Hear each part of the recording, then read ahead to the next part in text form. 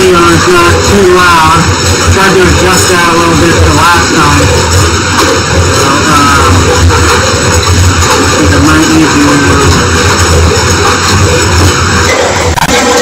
change just a bit.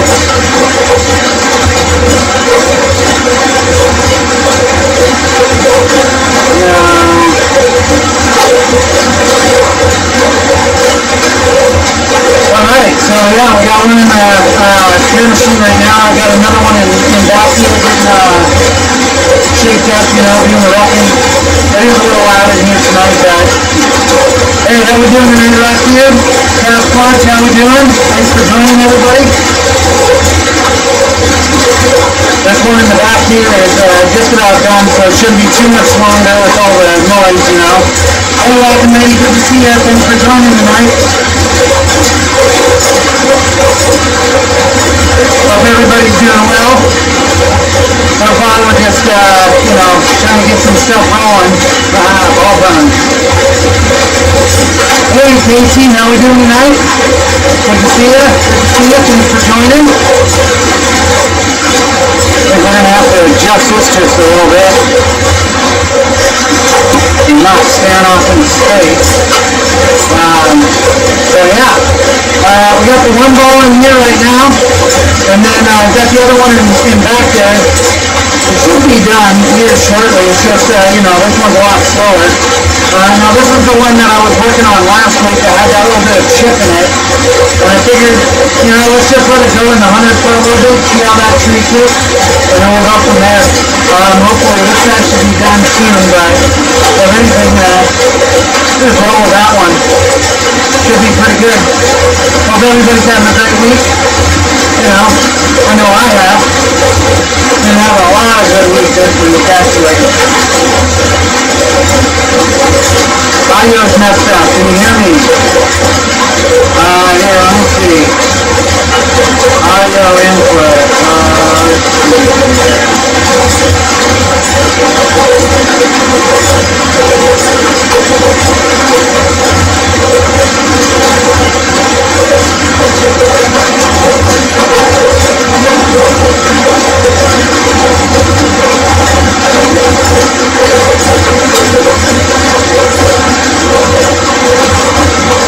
Alright, any better now?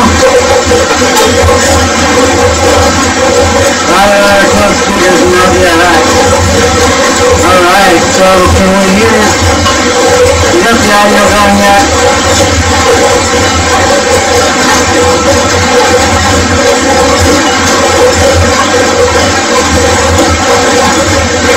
Did you get that taken care of?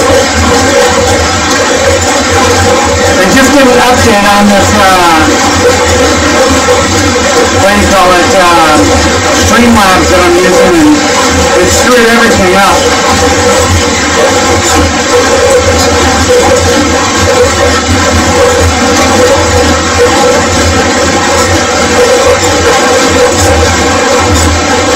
Geez, hold on.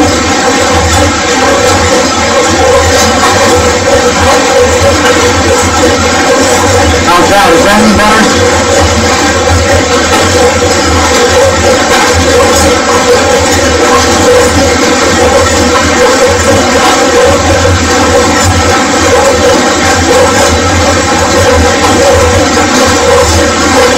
Yeah, sorry, they really screwed it up here. I had all this stuff.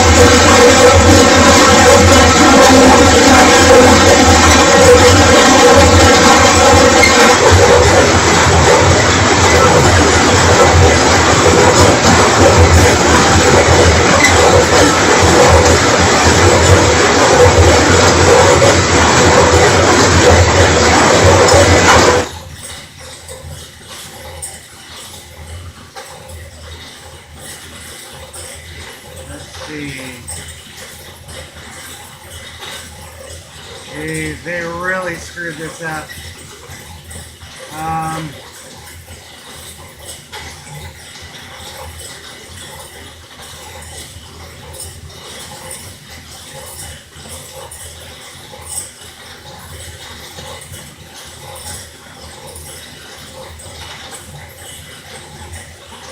I'm sorry about this, guys.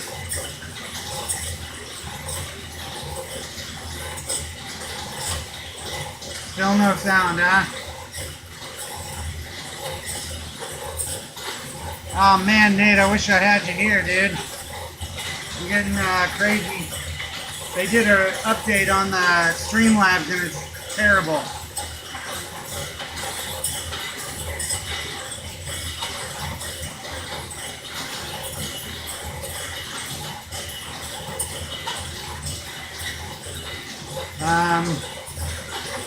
It's better though?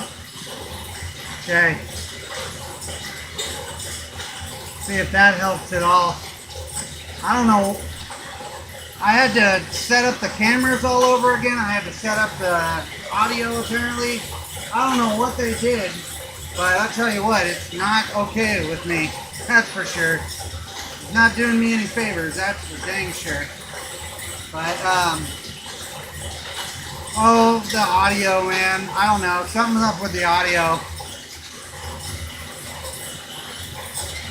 Let's see. Hopefully that's not too bad now. It's not really showing me.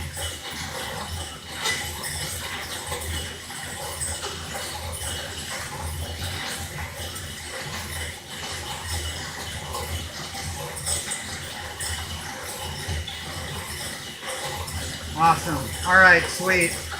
Sounds good now? All right, cool.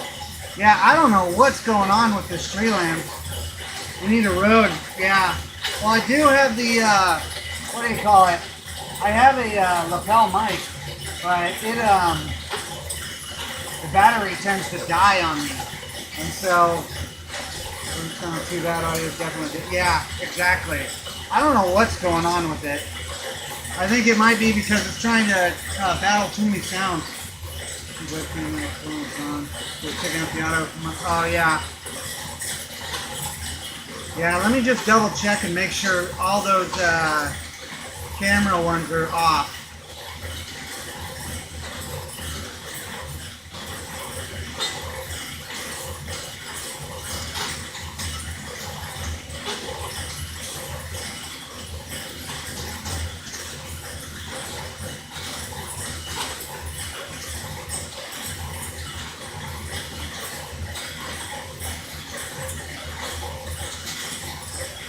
Yeah, it should be better there. Yeah, well, I had it figured out, but then all of a sudden they did this update, and now all of a sudden everything's wonky again. Hey, thanks, Eric. I definitely appreciate it, man. You know, that's what all this live streaming stuff's about, you know. Just showing you hands-on what it's about, the nitty and the gritty, you know. Even if there's mistakes, make sure we show you everything, basically, you know. So this one's actually looking pretty good right now.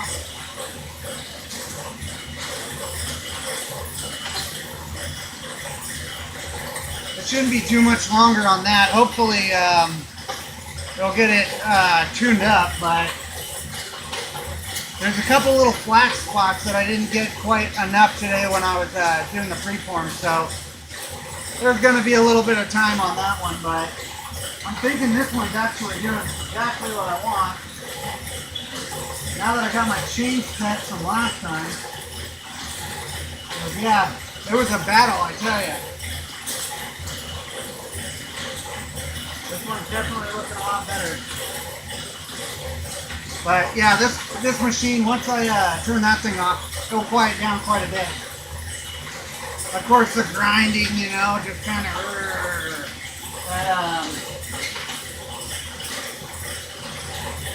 Yeah, I was trying to get this stream up and running by, 6 p.m. because we've been doing them at 7 lately, but it's just getting too late for some of those East Coast guys, so, making sure we're trying to think of everybody here, But, yeah, I also wanted to take the time, too, to thank all my members here, Nate and Epoch, definitely appreciate that.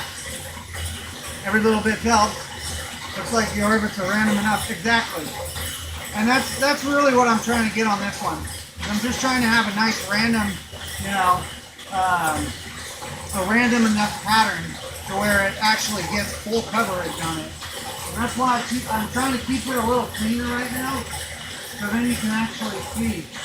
Fortunately, you can see that stripe in there that, you know, it's kind of moving just enough. So right now I'm just hoping that we can get that that chip out a little bit. We'll see though. You know, I just don't want to have to put it back into the roughing machine, because it could make that chip a little bit worse. But you know, I might just have to do that. Trying to be lazy right now and just see what we can roll on with this, you know. Plus, I've been wanting to do this spear for quite some time now, because it's got that nice chatoyant band around the top, and I'm really excited to get this one. So there's kind of a couple things going on there, you know.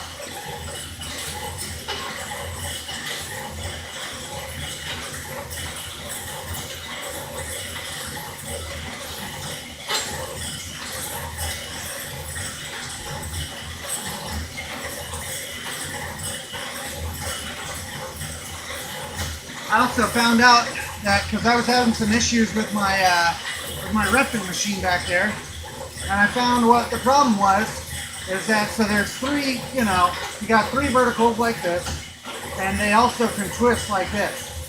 Well, they're supposed to be straight, and one of them had just a slight tilt to it, and so I think that's why I was getting such, you know, aggressive patterns with it when I was putting a new preform in.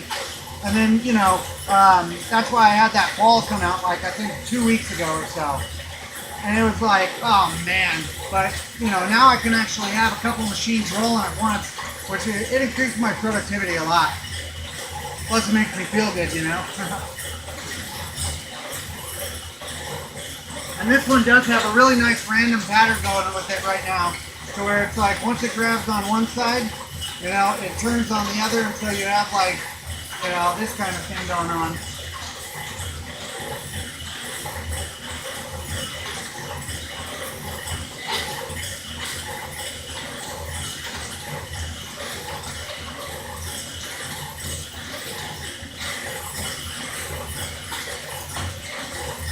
And it does kind of look like that shift is starting to just barely be, you know, round down.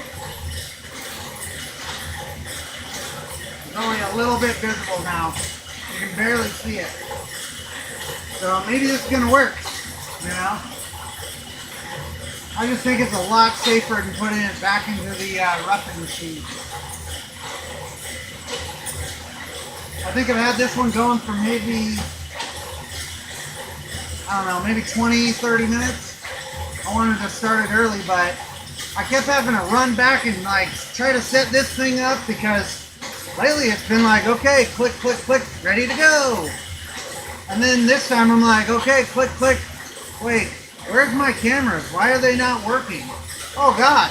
And so I kept having to run back and forth and back and forth, and it's like, oh, no. What do you do though, you know? There's all that troubleshooting.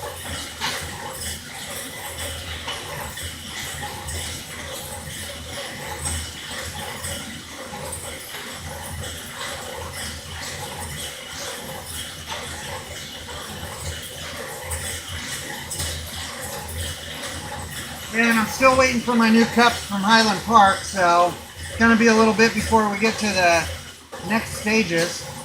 I mean, like, I really want to get these big boys done, you know. These are 5-inch. I haven't even been able to grind them down yet, just because I've been so busy and I don't have the cups yet. So, but we did get a whole lot of cores done this week, so I've got probably, you know, not including this one, I've probably got about 15 to 20 spears on the way. That does include all these little guys here. You know, I got these mostly roughed out. They're about ready to go.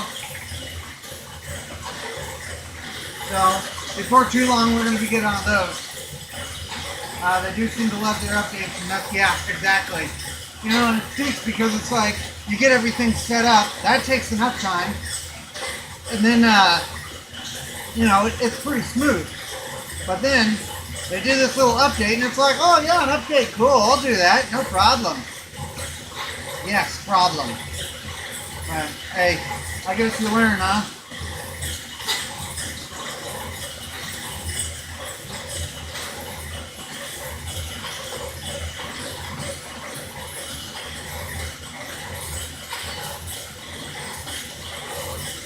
And I think what I'm probably going to do is I'll probably work on getting a different setup, because what I'd really like to do is have that roughing machine visible as well, because clearly you can't really see it back there. And I do like how we have this one set up. And so maybe what we'll do is get it to where, you know, we'll be able to switch back and forth on that one to like being able to see me. We just got to kind of work all this stuff out. Takes a little bit of time. And, you know, clearly I'm not like super professional with all this live stream and stuff yet. So I got a Nate. He's helping me out.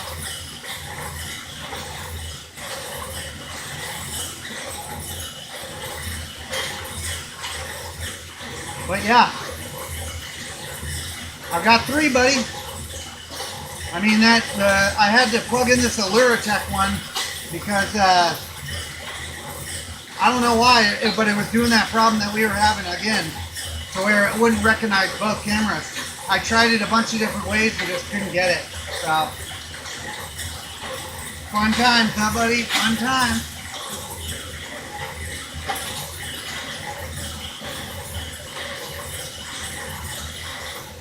So on this one right here, what I'm going to do is just tighten the chains up real quick so it applies a little bit more pressure. And then we're just going to kind of let this thing go for a little bit. You know, because I really want to see if we can get that chip out. Get that cleaned up. Make it look all nice for you guys.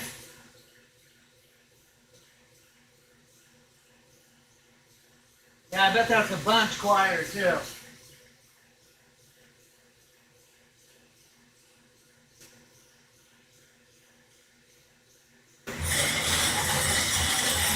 Fortunately though, the smoother that the sphere gets in the roughing machine, the quieter it actually gets, because it's not like clanging around and clink, clink, clink. That's a lot of what you hear.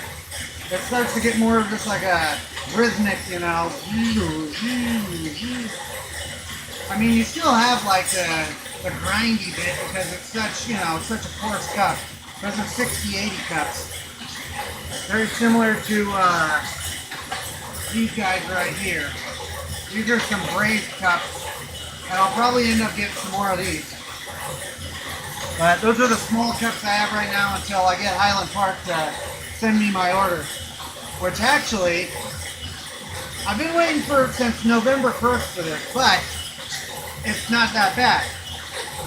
So the other day I was checking my order again so I could call them up and say, hey, what's going on here? Hey, Wooden Crown, good to see you again. And I noticed, and I don't know what happened, how I missed this before, but for some reason, I had the 2.5-inch cup and the 2 1/4 inch cups. Why would I need those sizes? It's a 1/4 inch difference. There's no, you know, it doesn't do anything. What I meant to do was have the 2 1/4 and the 3.5, because now I would be able to go all the way up from about 2.5 inch all the way up to 5 inch. And so fortunately I was able to catch it. I called him up. I had to pay him like $38 extra. But I was like, I'm just happy that I was able to catch it before actually order, you know, showed up. And I'm like, wait, what are these things? I don't need these. Here, send them back, and now I'm waiting an extra, who knows how long, you know what I mean? But once I get the bigger cups, we'll be able to do those 5 inch. And then we'll also be able to do our smaller ones a lot easier. You know, because even though these ones work right here, they're not great. They're really not. I think they just kind of, they don't grind quite as much as you would think they would. You know, because I mean, you can see, pretty rough, and that's diamond brazing. So somebody clearly had the diamond brazing rod, which, I mean, those things are expensive. But I don't know. They just didn't seem like they worked as well as like, you know, the actual production cuts. So it's kind of one of those things. But we'll get it all taken care of soon. Soon enough anyway.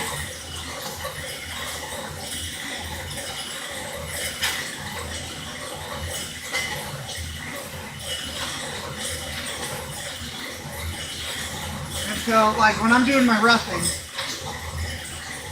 the more that the cups are actually making contact with the sphere itself, you know, it's getting more into a sphere. What I do is I kick the water up just a little bit to make sure I'm rinsing everything off. Because otherwise, you'll just have a mud ball before you know it if you keep it at the same pace. Now, fortunately, right here, this one's actually, you know, since I'm just keeping it in the 100 grit, the drip consistency is, you know, it's basically, I do have it a little bit fast right now, but that's primarily to keep it clean enough for you guys to see. Because otherwise, all you can see is like the cool little lines and stuff. Yeah, exactly. Oh yeah, and then wood and chrome. We got a ton of it this week, like a bunch. So I actually got a bunch of these here. See if I can show you some of this stuff. So like this one's going to be really nice. You can see that. Oh, backwards. There we go. So that stuff's going to be really cool. Same thing with this guy right here. Very similar. In fact, they might have came off of the same rock. I can't remember. I know that I went out and really got a lot of material this week. But you can see that one's definitely a lot greener.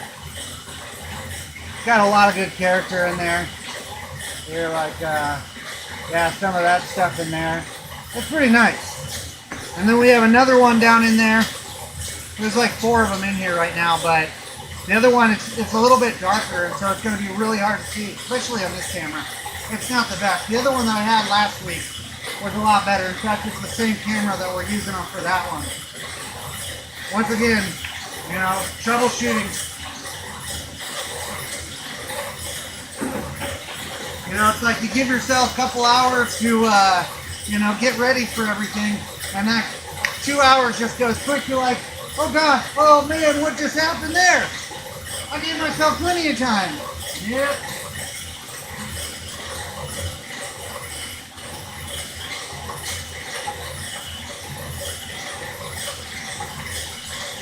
What in here?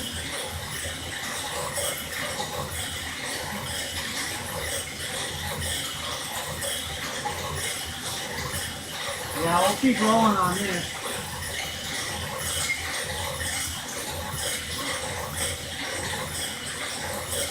Looking great though. Oh yeah, hey Zippadelli. Good to see you tonight. Appreciate you joining.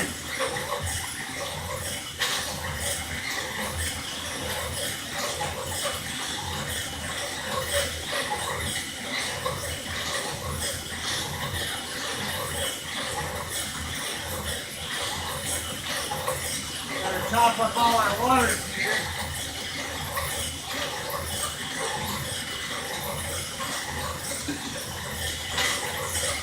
Yeah, and then Nate and I actually went out rockhounding yesterday and found some amazing material. We got pretty lucky actually. You know, that's what happens sometimes.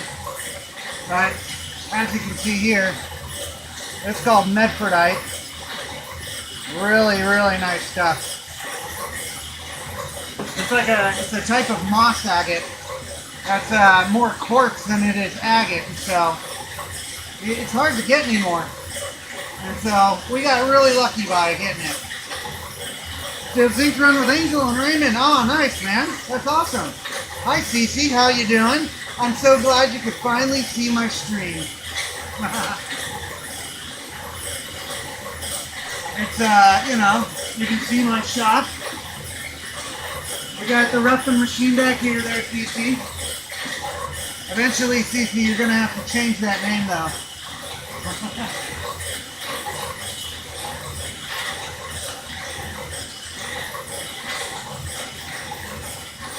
Appreciate y'all coming by tonight too. Definitely doing pretty good. Yeah, I saw some of my friends went over there to Zinc Creek, you know, as you heard from Zippadelli there. And yeah, there's pretty good stuff coming out of there right now. I just can't believe that they're able to get up there because of how cold it is. Ah, hey, that's all right, as long as you're here, right?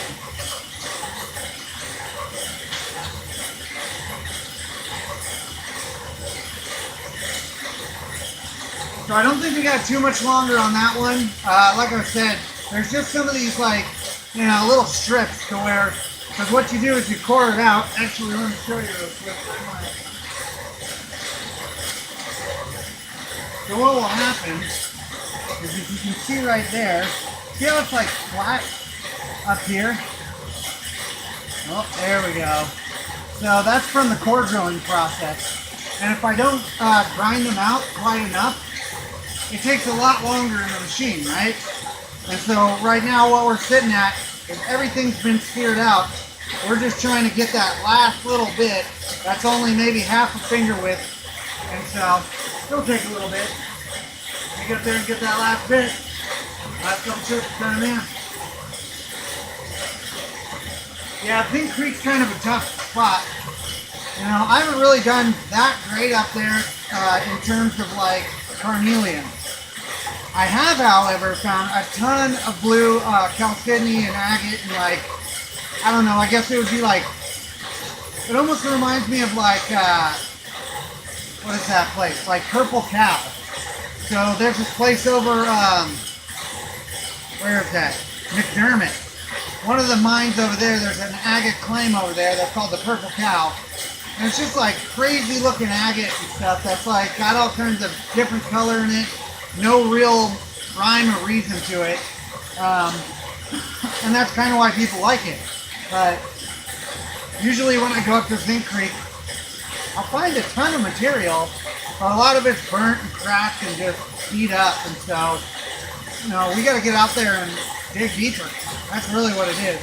But my problem is, don't be shy there, CC. We got love for everybody here. But yeah, so my problem is with digging over a place like Zinc Creek. It's like, if I'm going to be digging, why wouldn't I be digging sunstone? I mean, don't get me wrong, I love the carnelian, but I love sunstones a whole lot more. 50 pounds of the buckskin, huh? Woo! That's a good haul, man. That's a good haul.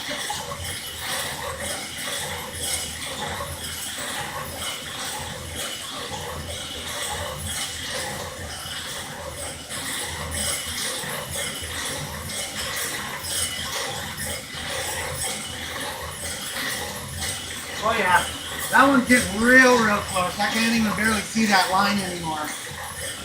Hopefully this one's going to give us what we want.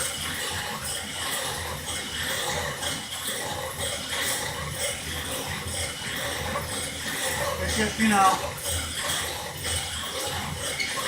this is probably going to be the best one I've ever done. Well, in my eyes, you know. They've all been really nice, and all of them that I've done so far have turned out really well. Especially considering what, you know, my setup. I don't have professional machines or anything.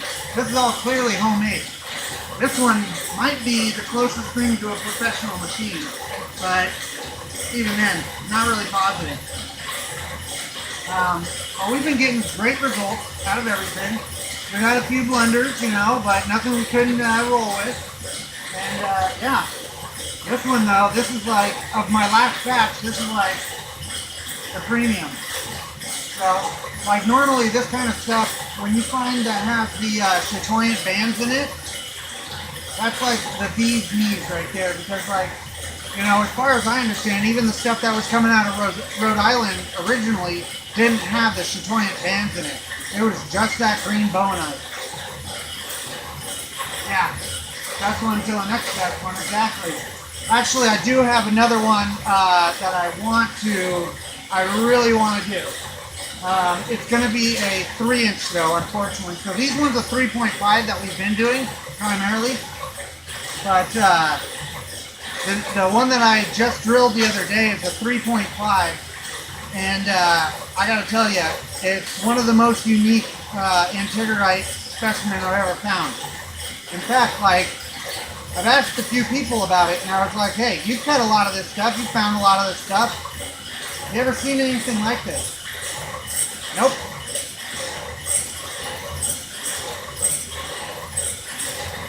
Actually, I should go grab that core for you guys real quick so you can see it. It would only take me 2 seconds.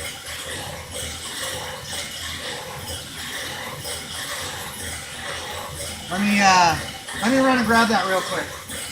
'Cause this work, I gotta show you.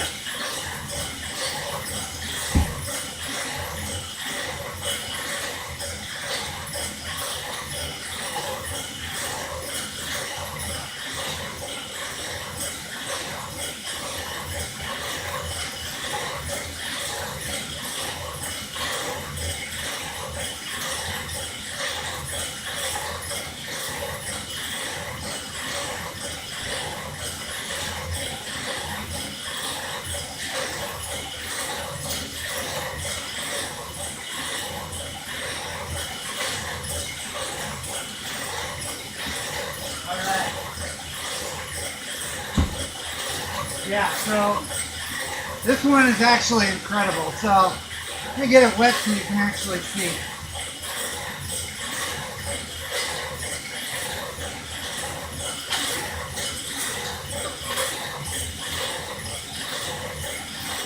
So first off, this is super cool right here. So you see how it's got kind of that landscape, almost like mountains? But then you look at this part right here. Look at that white. I've never seen white like that before. Every time I find this stuff, it's like dark green. Maybe you get like a milky green, you know?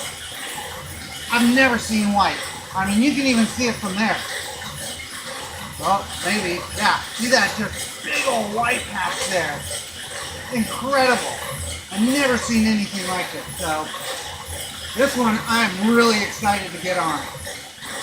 But as you can see, it's like a 3-inch, you know, not too bad. And then what we'll do is we'll core it 2 more times to make our preform. And actually, I think I'm going to be making a video, like a long form video, going through the entire process. I've got a bunch of core drill video that I've already recorded and stuff.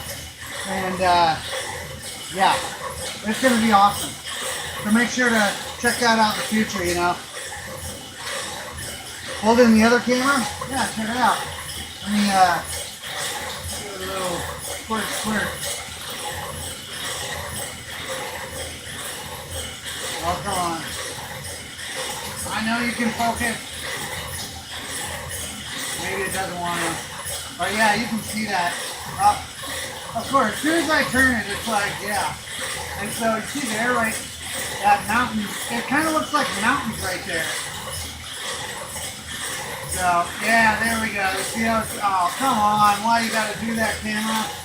Anyway, I am really excited about this one. Like, I would say this one is going to be, like, this one and this one, these would have been going on my shelf. Everything else, you know, it's hard to sell them, but, yeah, I'll let go of them. This one right here and this one, I don't know if I'm going to be able to be honest. I really don't. Oh, yeah. Super cool. Hey, Sticks and Stones, good to see ya. And, you know, I really wanted to make a spear out of this stuff. This is that, here. This is that Medfordite. But the problem is, this stuff is so hard. I mean, it's basically quartz, you know? Moss quartz. But like, check this out. See if I can get this one just a little juiced up. Look at this stuff right here. Look at that. Come on, camera. You can do it. There we go. Look. Ah, man. Yeah, look at that. Jeez. See, I gotta get another camera, Nate. I gotta get another one, buddy. But yeah, this stuff's absolutely incredible. You can't find this stuff anymore. You just can't. Not of that quality. It doesn't exist, I swear. We got so lucky. Unbelievably lucky.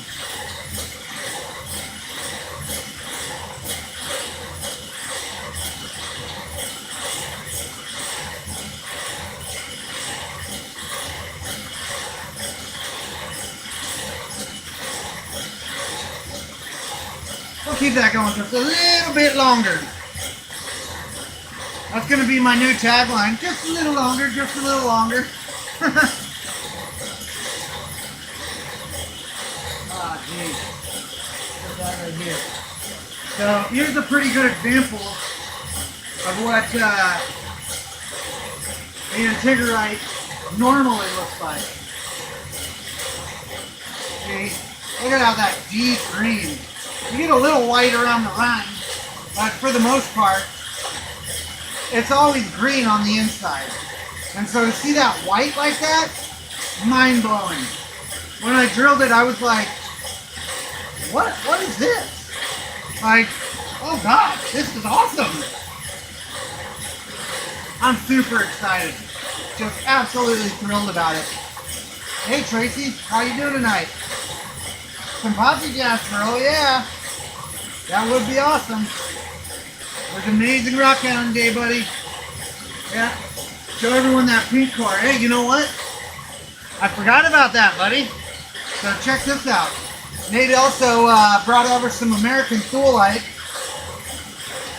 which is basically, well, in coring world, yeah. It's like trying to core diamond, I swear. It's so hard. Alright, cut that out. Oh, come on, camera. Yeah, it doesn't like me. Let's get it real close. Yeah, anyway, you can see that stuff is just going to make amazing spears as well. But it was incredibly difficult to core that stuff.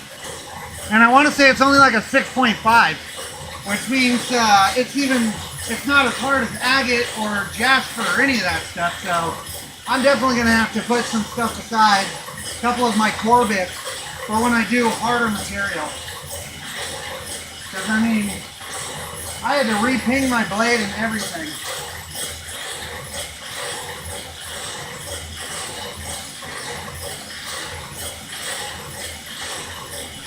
Alright, so let me check this one real quick, see where we're at.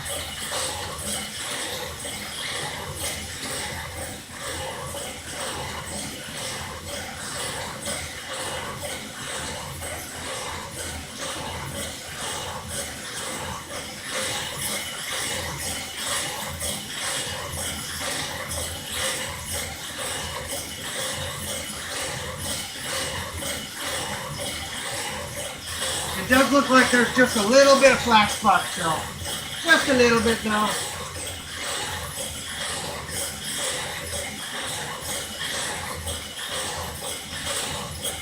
I'm really hoping this is going to get that chip out though. Man, I really hope. Because I mean, like I was saying, this material is absolutely incredible. You know, if I had my gem torch out here, I would I'd put it up to that and it would, I'd show you, it has like probably about ½ inch or so, maybe 3/4 of an inch of light penetration, which is almost as good as this one. Almost. And you gotta remember, there's little chromite or magnesium, magnesiochromite inclusions in this, which means it's eventually going to hit those, and it's not going to let the light penetrate as deeply. That's why you always want to try to look for the smallest inclusions, which of course, easier said than done, right? Fortunately, actually, all that back there is my good stuff. that I found and polished over the years. And then I got this little bad boy right there. It's the other piece of this. So, got a bunch of it. You know, I just need to, well, need to get to work, you know?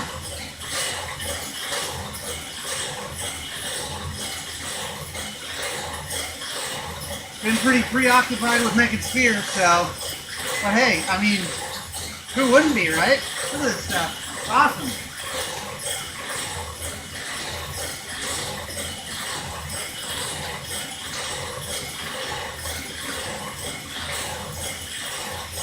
Yeah.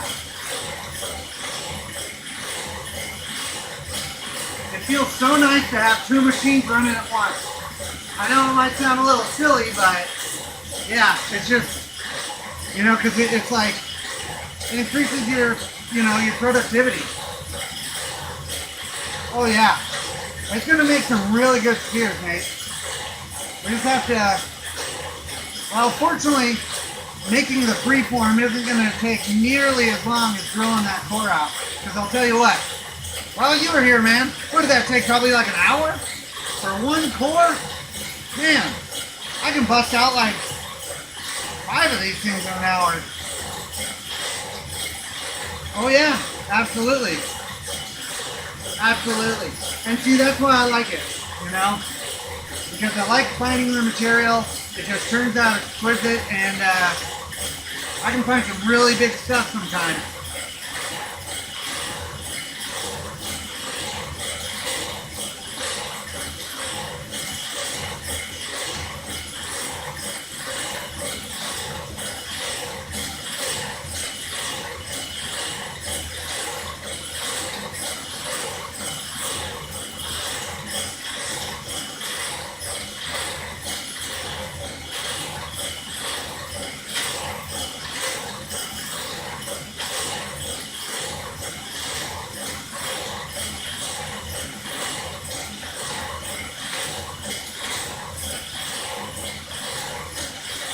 Looks good, looks good.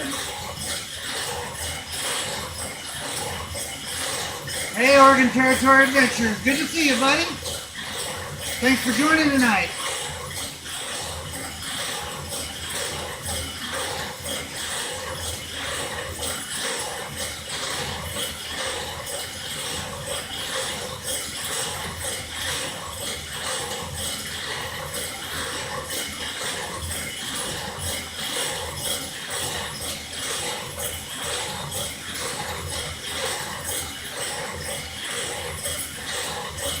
Oh yeah.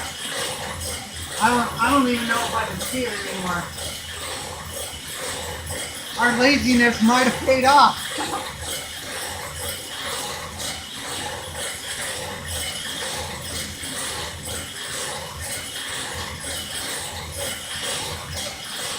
Oh yeah, buddy.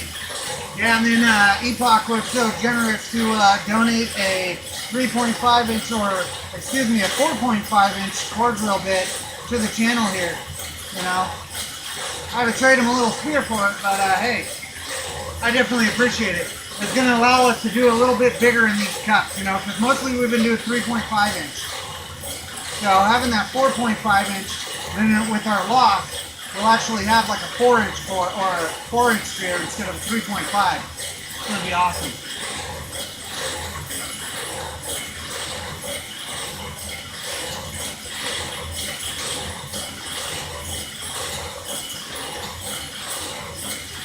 Which, by the way, you gotta make sure you let me know what you think about that spear that I sent you, buddy.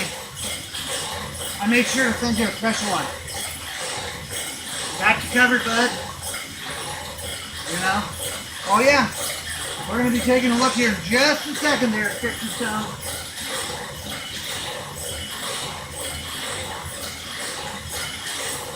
Gotta build up that anticipation, you know.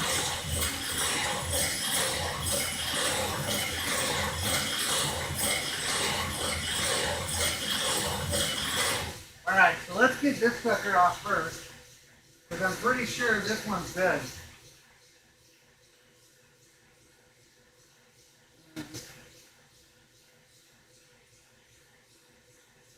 So, and then, as you guys see, I've got this bungee cord on here, and really, that's not so much for like tightening it as it is more for like stabilizing, because they tend to do this a little bit just from the wobble of the machine, right?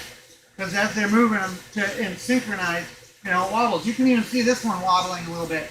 And so if I wrap this cord around there, it actually keeps it a little bit tighter and allows the cups to really do their job.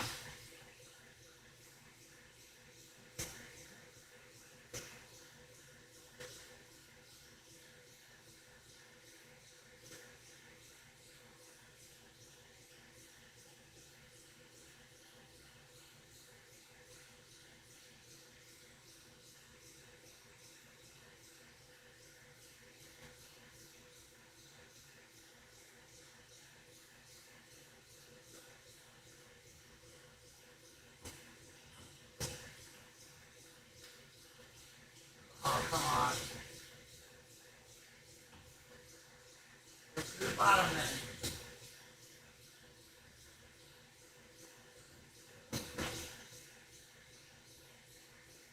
Alright, let's get this sucker cleaned up real quick. Oh yeah. This is going to be a good one too.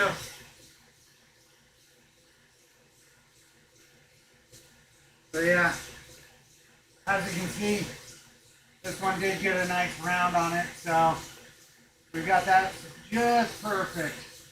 All ready to go. This one's going to be really nice as well, so we'll set this one aside for just a moment. And we'll give this guy a little look-see here. And I want our squirt. And so last week we learned that this machine operates a little bit funnier than the other one. And so I have to make sure that I put my chains exactly where I had them in the past. Because what it does is it, instead of being level, as it should be, what it actually should be doing is it dips down a little bit, has a, you know, kind of more of an angle like this. So they should be level, but it doesn't work like that for some reason. So let me get this sucker cleared off.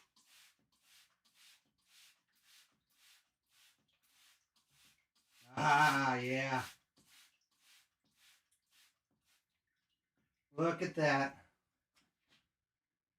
So it does need to go just a hair longer.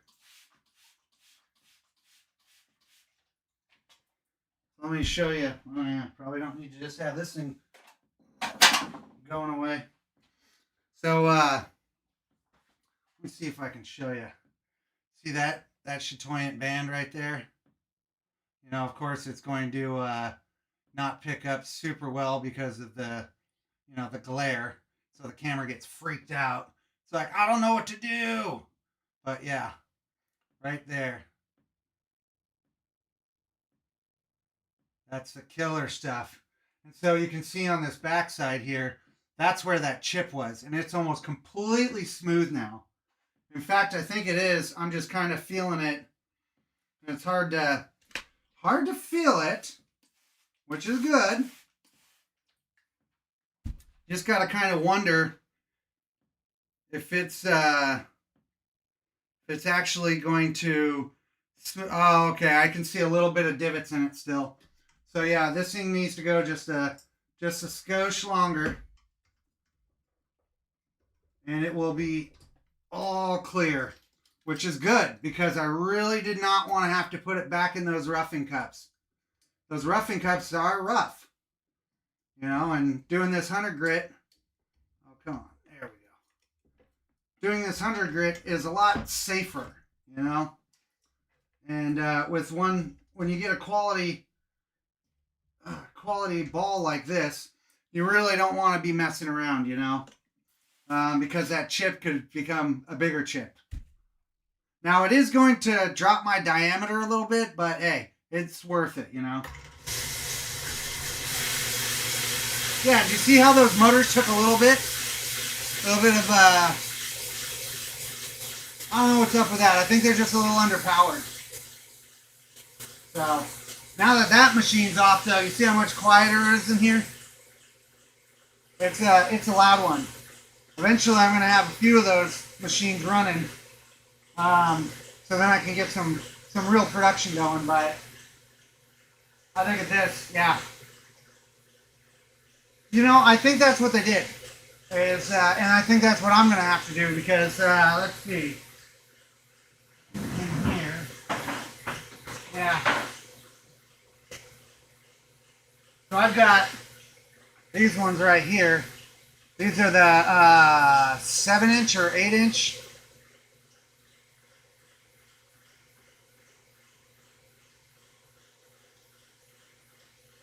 Yeah, these are 7s.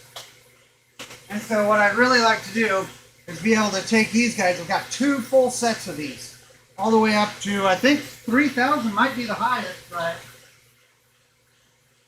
yeah. And so if I got 2 full sets of those, and I can get those, you know, cut, I'm going to have a bunch more rings, especially when I get more of these cuts. Because I'm thinking I might go and try to get somebody maybe 3D print or something like that, a little bit bigger cups on these. Because I'm okay using the Highland Park roughing cups, but at $65 a cup, times 3, times 8, I can't afford that. It's just too expensive. It's way too expensive. And who knows how long I'd have to be waiting, you know? I mean, I get it that, like, you know, whatever, they've got, like, overseas buyers or whatever, but, I mean, I've even got a bunch of these small ones that I can make. You know, compared to the production cups, how much are these little things? Hey, who cares if they're disposable? I can buy those things on Amazon, full sets of them for like $20. Kind of ridiculous, you know? So, and they last. I mean, in all reality, these things last quite a while. Why is that camera wobbling?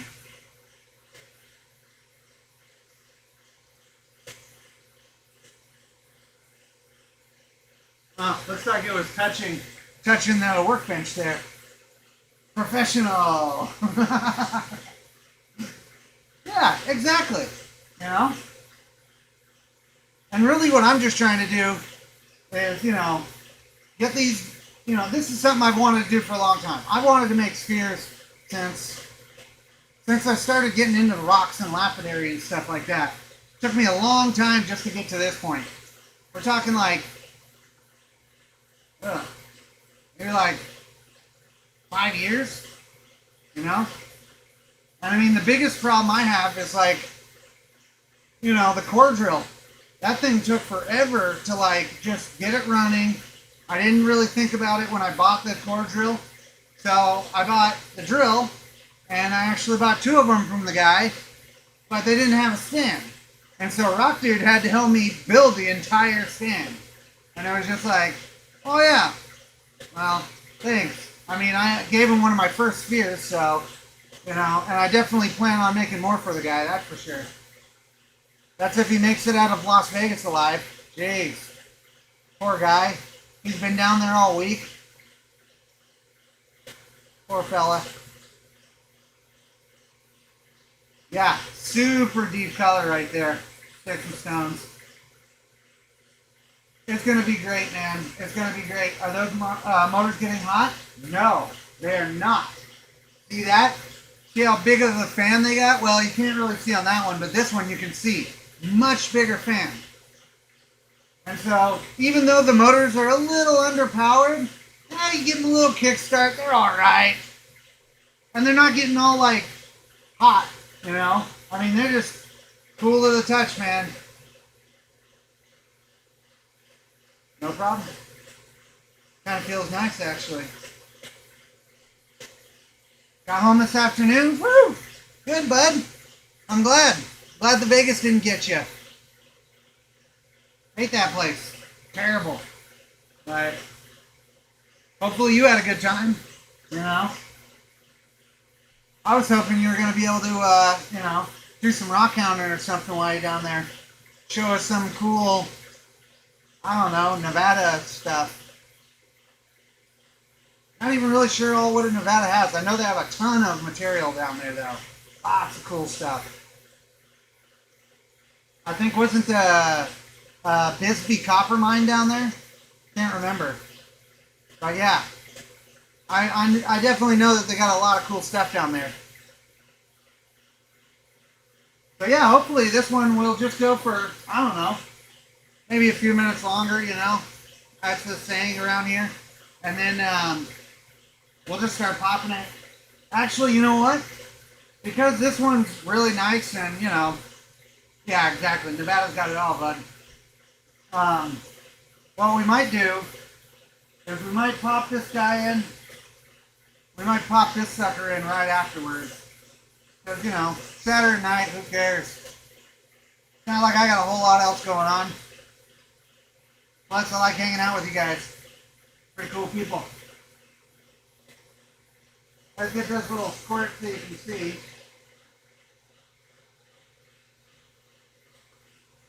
Oh, yeah.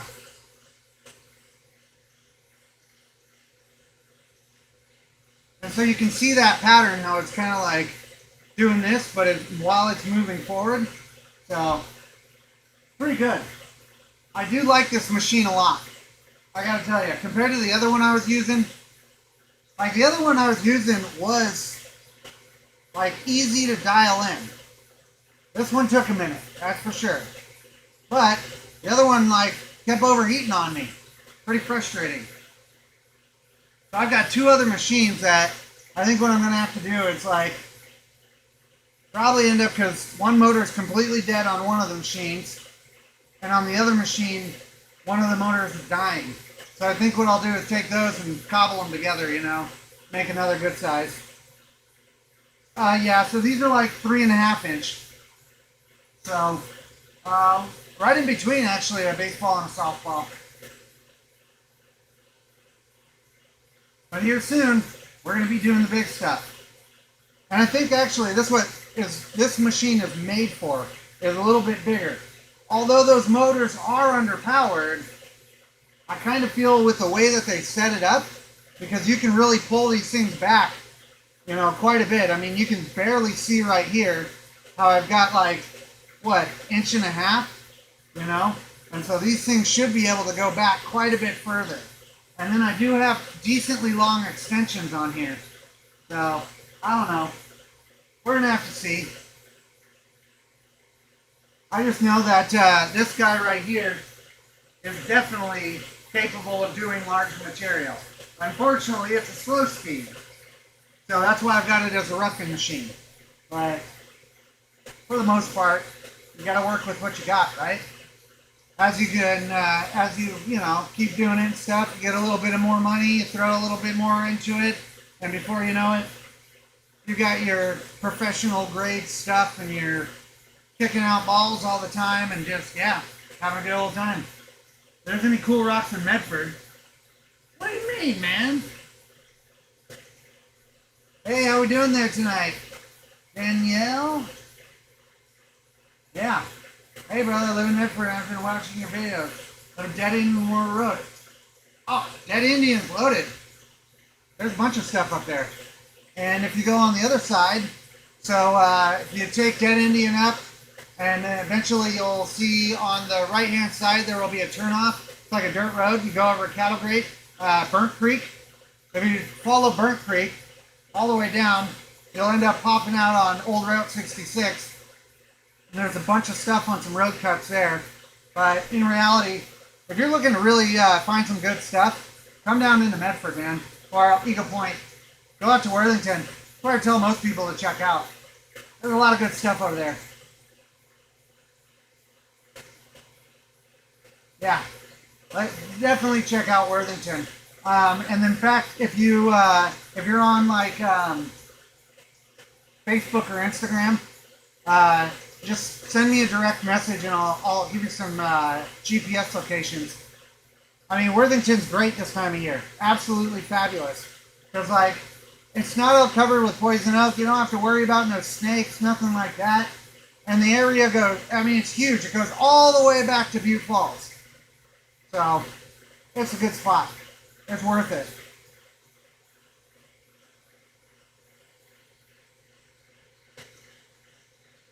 See if that thing's got that little bit out yet.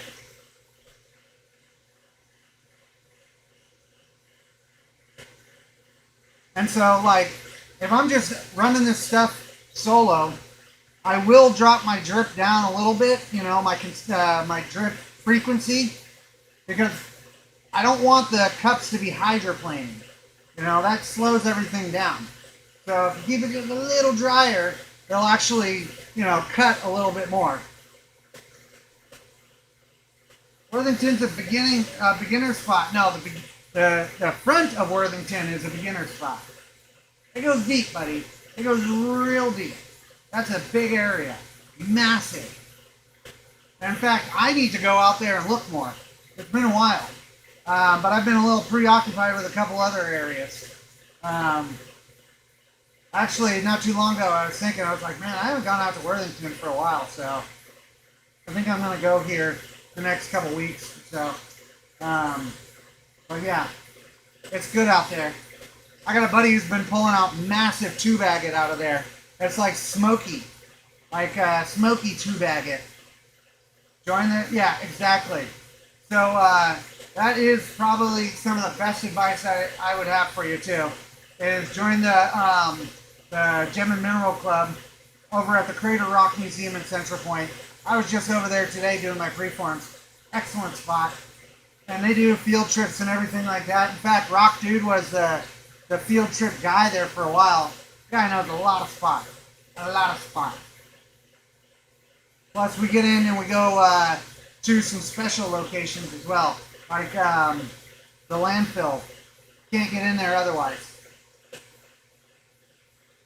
I don't, just because I'm usually preoccupied, but Nate does, and his wife definitely does.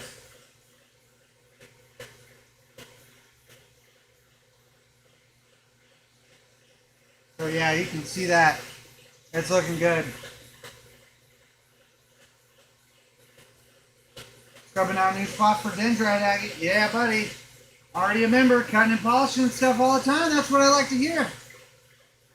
Well, yeah, so definitely come in and check out, well, if you're ever there on Saturdays, that's usually when I swing in because, you know, Nate and his wife come in there and they do some volunteering on Saturdays. And so I come down there, hang out with them, maybe cut a little bit of preforms or something like that. So yeah, definitely come on in. We'll get you taken care of. We're always looking to, you know, make sure everybody that wants to look for rocks can. Especially the good stuff. Like this. Look at that Medfordite. Woo-wee! Sorry, I know I've showed you guys already, but I'm just so happy about this. Nate and I just like absolutely just crushed it the other day. It was such a good feeling, you know? When you just, you know, you think it's going to be really tough, and then you actually do it, and you're like, whoa, man, this is going great. Like, we're getting lucky on this stuff. Pretty awesome. Oh, yeah. Come on Saturday. Oh, yeah, absolutely. Saturdays are the day. If you see me, just say what's up. I'm always willing to help, you know. Crushed it. In fact, I was telling Nate we're going to have to start calling him Wesley. Wesley Crusher. You know? From Star Trek. Yeah. I know it's lame.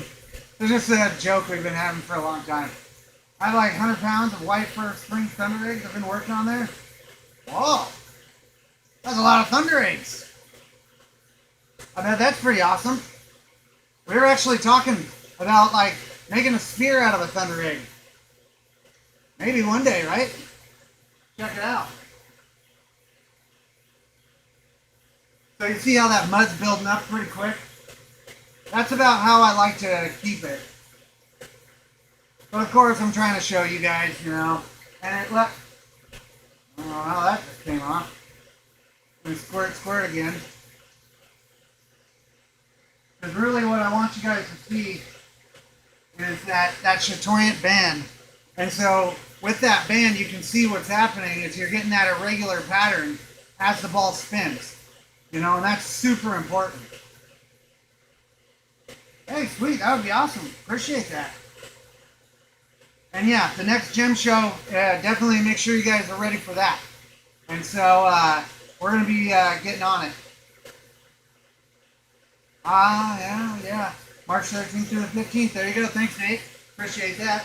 Yeah, exactly. Didn't know what to grab, so I grabbed it all. Exactly. So that's actually, I don't know if you've ever been to McDermott, but that's the way I was. Like, at first I got out there and I started seeing just in the road. The whole road was just chalcedony, jasper, petrified wood, agate. Like, massive veins of it. The whole road.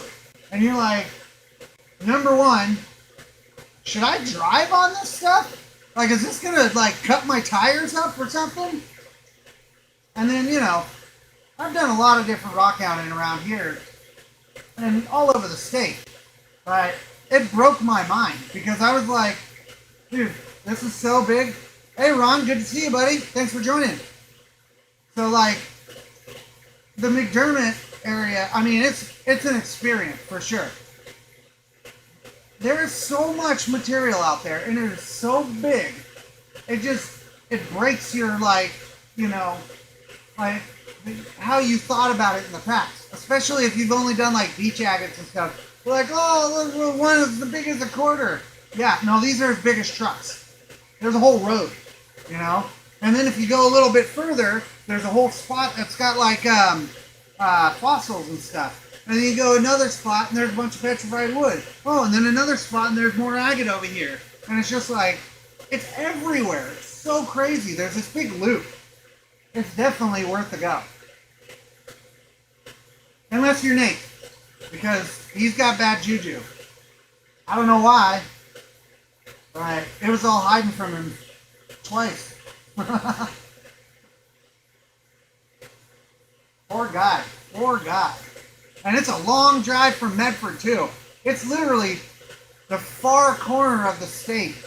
Like, you know, real far away. I want to say it's like an 8-hour drive or something like that. It's a long drive. And so to get out there to a known spot like that, there's just riddled all over. And, like, not find anything, it's like, no.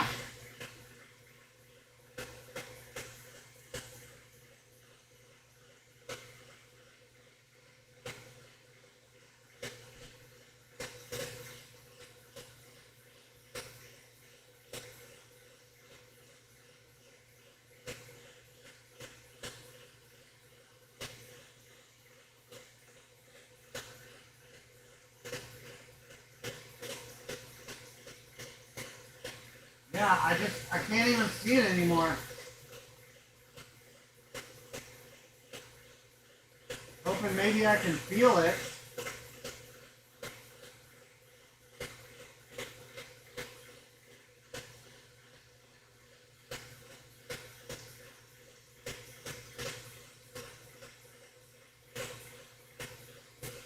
It might be good.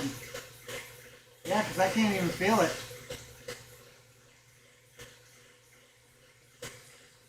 Still got a lot of water too, so kicking it.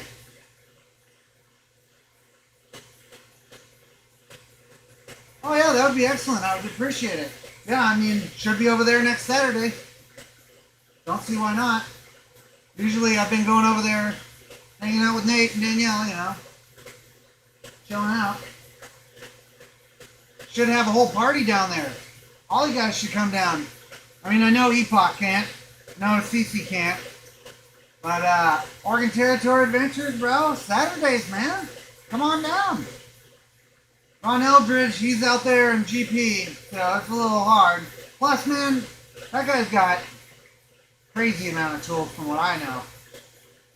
Rhodonite Sphere. Actually, that block of Rhodonite you gave me a while back, I think it was you. It was either you or Jason. I can't remember. I had that thing prepped up, ready to go. Ready to drill. I've just been, you know, doing all the soft stuff.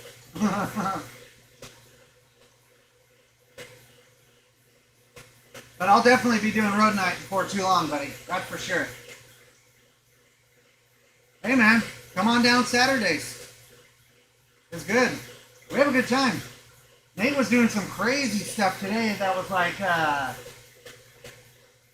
oh, what was it? Something like plasma fire or I don't know. Really cool stuff though.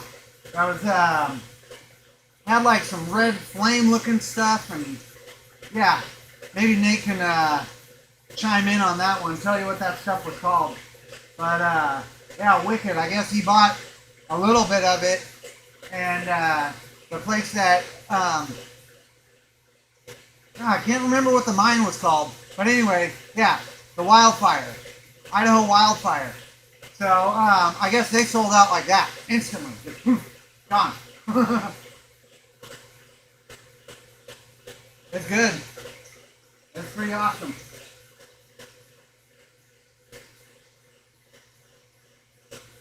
So usually I've been getting there around like, I don't know, maybe noon. Just because like it's been cold in the mornings lately. And so what I do is I like do a little core drilling before I go. Go to the Cordero mine outside McDermott. Bigger than my truck.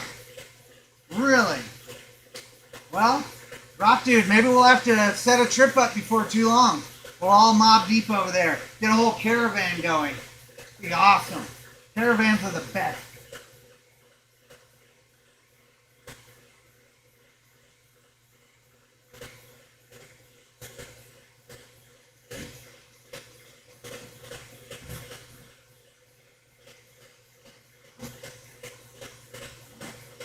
Get a little bit more juice.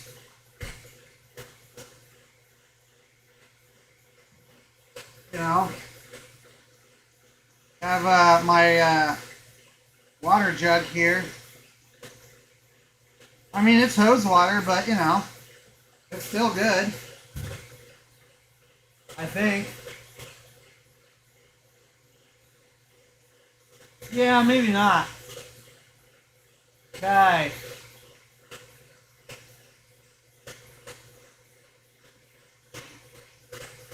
Boo! Guess I need to clean out my water jug.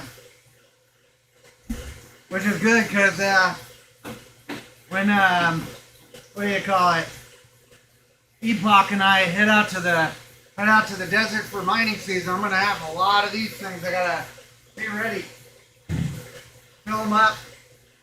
We're gonna be out there for a long time, so we're gonna have to have plenty of supplies and everything. Can I find you in the lapidary shop? That's where I usually am, lapidary shop. One day, yep, exactly. We gotta join us there, Sticks and Stones. Went to Zinc Creek this morning. I was expecting frigid, but it wasn't that bad, huh? Wasn't that always pleasant, you know? Kind of stinks if you're wearing like a bunch of thermals and stuff, because then it's like, oh god.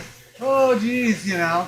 But, tell you what, I'd rather have that problem than just be like, oh, God, oh, trying to dig to stay warm. Ugh, stinks. I want to get up to something decent, I think. Everything we bring back every time is fractured. Yep, unusable. And because those fires have just gone through there so many times. It's like, what do you call it? Happy Camp. Not even gonna go there. Stuff's ruined. That's all they have down there is fire. Alright. Let's take a look at this guy real quick. Because I'm thinking we're probably gonna be safe. Do not fall. There we go. Let's get this little squirt.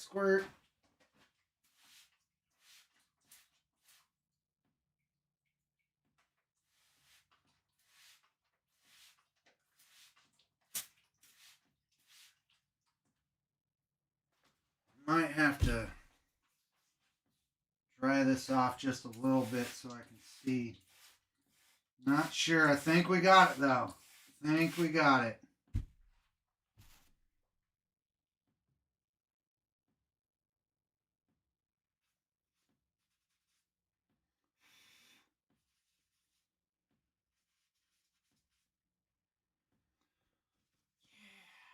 going to be a good one. I tell you what, I am excited. All right, so let's do a little examination there. Yeah, looks like we got it here. Let me show you. So as you can see, that's where we had our little chip right here in our light area that the camera does not want to focus on. Come on.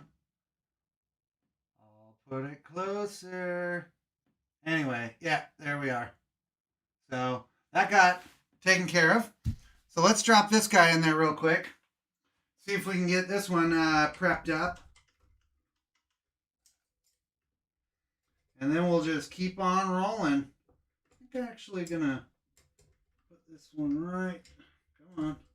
I don't really like these chains. They're, I mean, they work, but they're kind of a pain in the butt because of the little tiny little cuts, the little notches that whoever built these machines, you know, they're really hard to like slip in there. So what I've been doing is just give it a little squirt for lube. Oh, yeah, that's what it's got.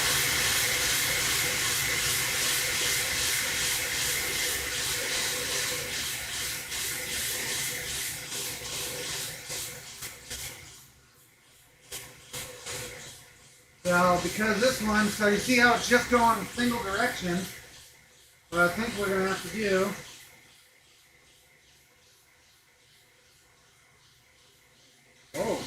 is not push it off the bucket.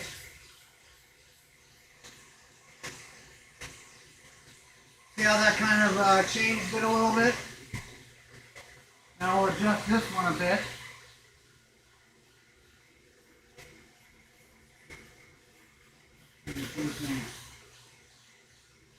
Thinking about maybe there. And then we'll push this one up just to there.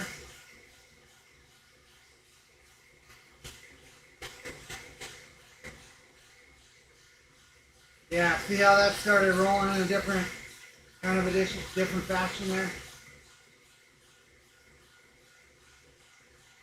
So I think we're going to tighten that down temporarily. And I think what we're probably going to have to do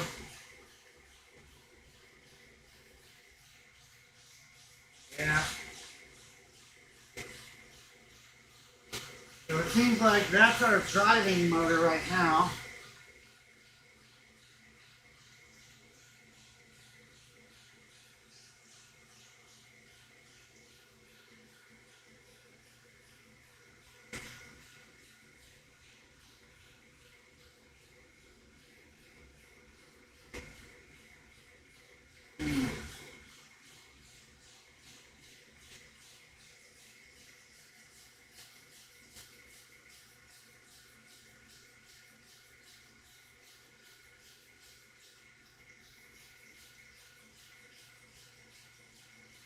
So you see how that line's wobbling like that? That's good, but it's not quite good enough.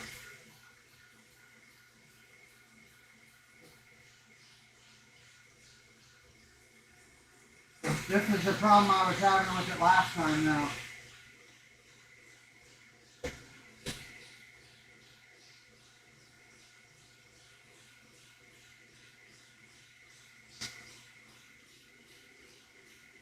So what I'm going to do, loosen these all up.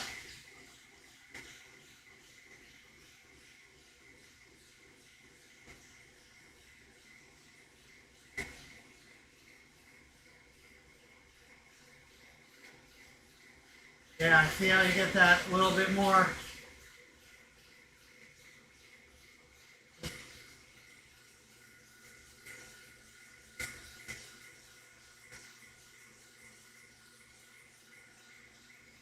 A little bit of this so I can see.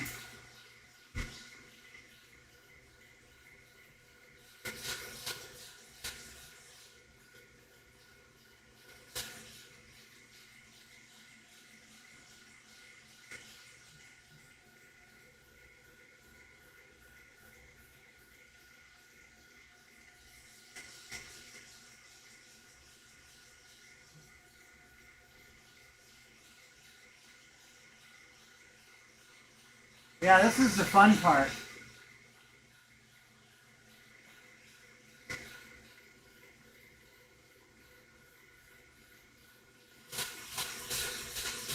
There we go.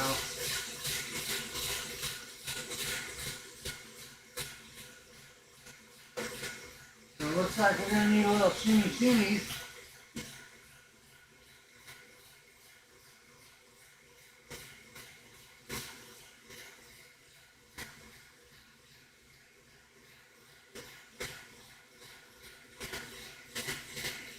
Yeah, see how it's kind of doing that now? Where we're looking. How much for the green spheres?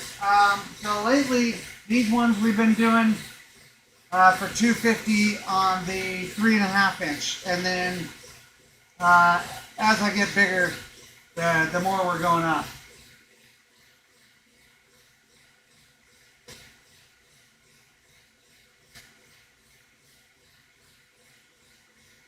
That's actually why I'm trying to make more of them. Is because I don't have any more. Got too many people interested at this point. Kind of, you know, need to get my inventory up. So I'm really stoked to have the higher or the faster machine now.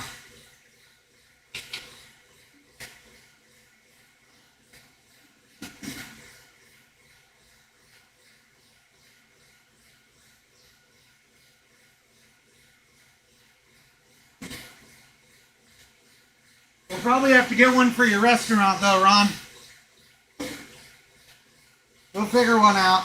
We'll get a really nice one and put it in one of your cases.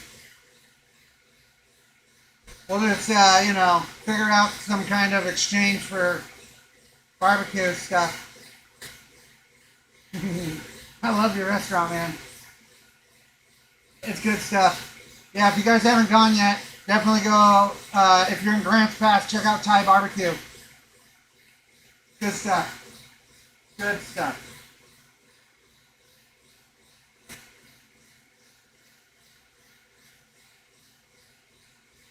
Yeah, so you see how it's kind of doing this? Kind of like a serpentine, you know?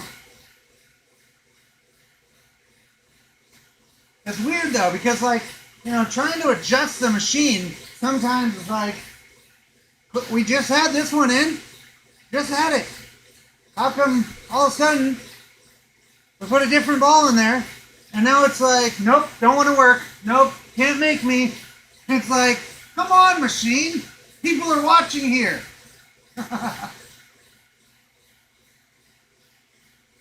Oh, yeah, buddy. We'll get one in there. I'll have to do, like, oh, man.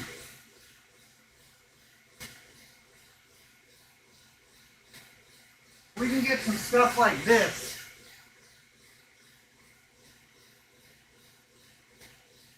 Because that will really pop, you know. When you get the darker ones, it's kind of hard to see. Plus, this one, get that, actually, I don't know if you can see that if I rock it back and forth. But a lot of those metallic inclusions, they actually do polish like metal.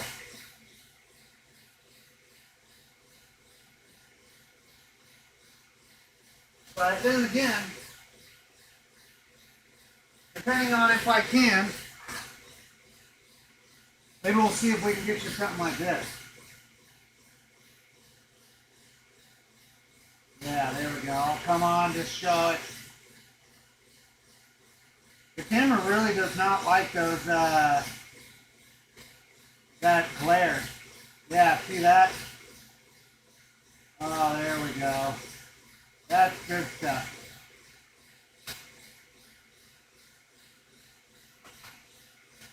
That's some of the best stuff I've ever found.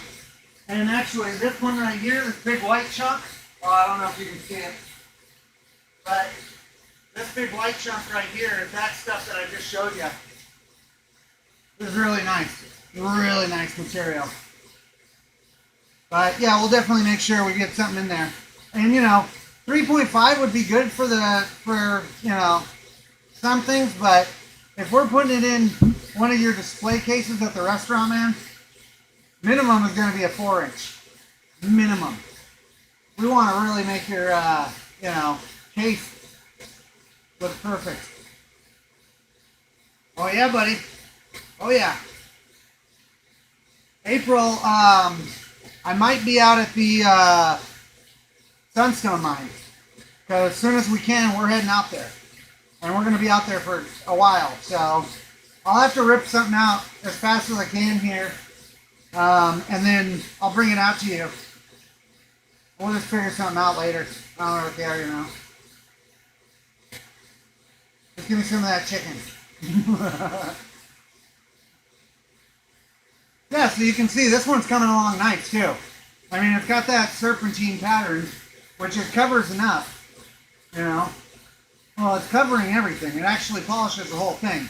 But it's not a perfect, like, random, you know, what are you going to do? Home build machine. And if I go like this, see how that changes it?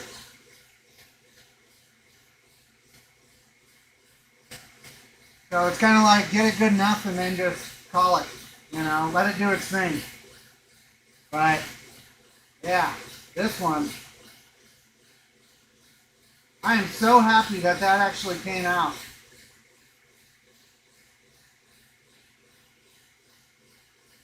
And I didn't lose all my chatoyancy in the process. Because that's really the kicker. That's going to be a great one. It's a little small. A little small. In fact, where's my thingy? They gave me,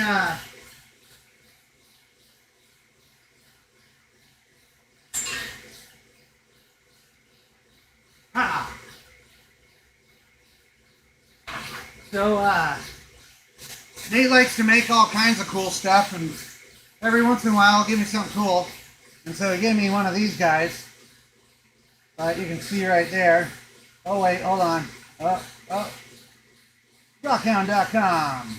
Anyway, so we'll see here. It looks like this one is about a 3-inch.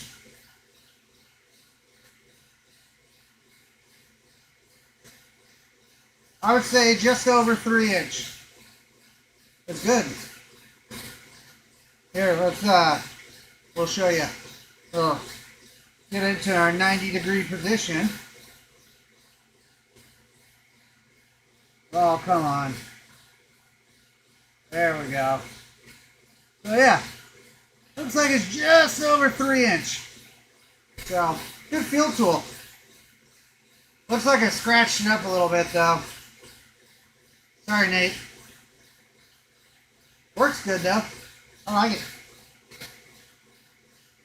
Fits in my pocket nice. Except I had too many rocks in my pocket last time, so I had to put it in the bag, and I forgot, and then it got scratched up because I filled my entire backpack to the brim with a bunch of Metrodite.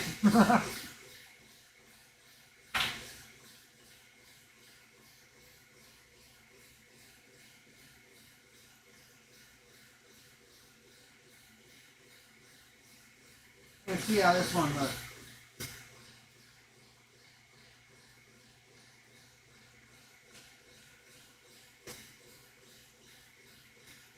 So yeah, when I'm going through these, usually I like to do the first stages a little long. Clearly I went extra long on this one, but that was for a whole different reason.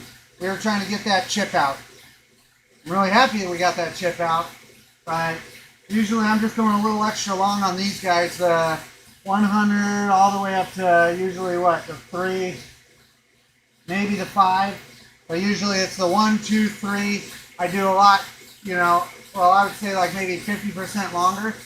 And then once I get to 5 up to 8, I start slowing it down, or, you know, speeding it up a little bit. And then once we do the 1,000, 5,000, and 10,000, those things go pretty quick.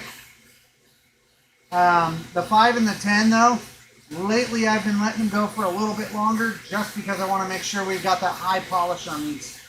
Especially something like this, because it's a harder material This actually will take a really, really nice polish.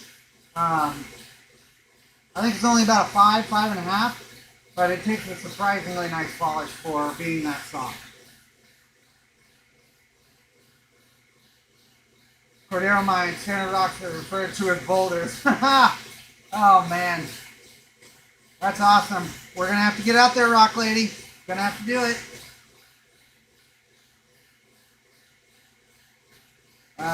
Exactly. Pocket rocks. My pants are falling down at the beach. Exactly. So, Travis, E-Block, that's why I wear suspenders now. Because I got to the point where I was finding so many rocks, and I'd have like a backpack on, and my rocks, you know, I'd have pockets, all my pockets full. Especially the, you know, the, what do you call them, the cargo pockets. I'd have it full, and I don't have much of a backside.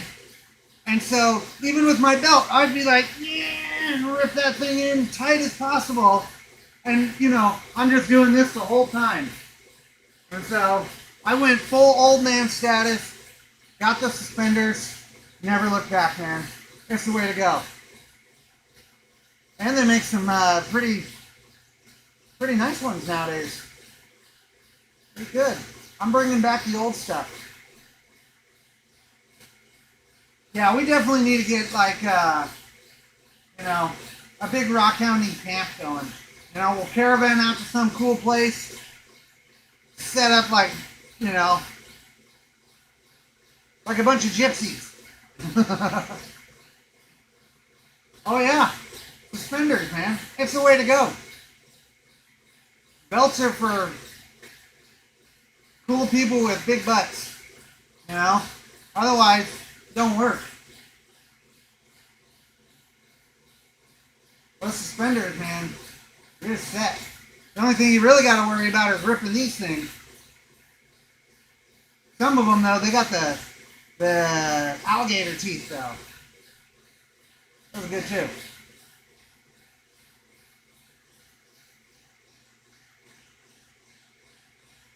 All right, let's pull this guy, huh?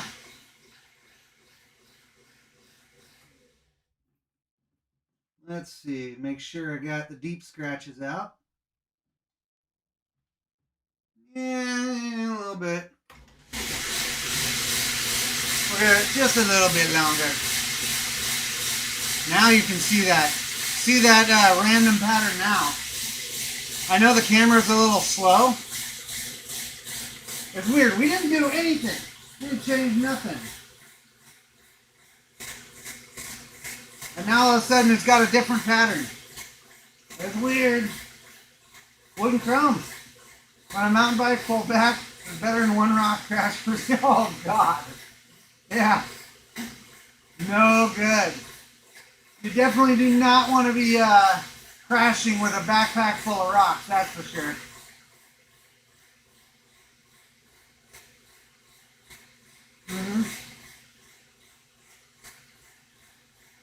Yeah, except E-Buck, you and I are going to be preoccupied out at the mine, buddy. Got a lot of digging to do. A lot. More than you've ever dug in your entire life, in fact. We got to be ready for Tucson next year, bro. That's the ticket.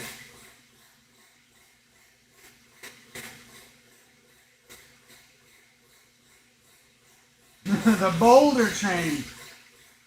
I think we're going to have to get Nate to make us up like those magnetic things that we put on the car, you know? And so we'll all just have boulder train going down the road.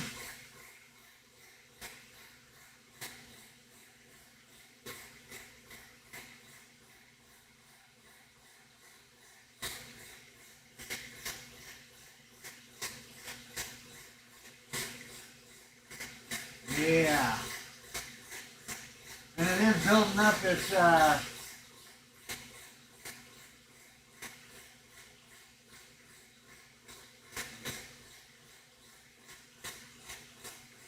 building up that slurry pretty good.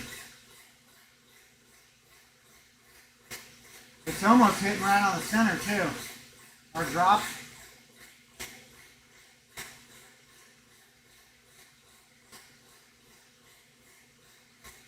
Which, I mean, it doesn't have to hit on the center, but when it hits in the center, it feels so good.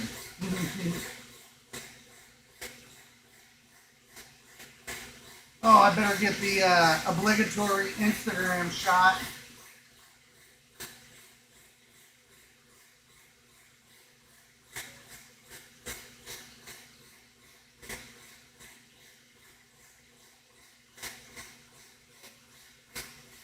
Yep, gotta share the love.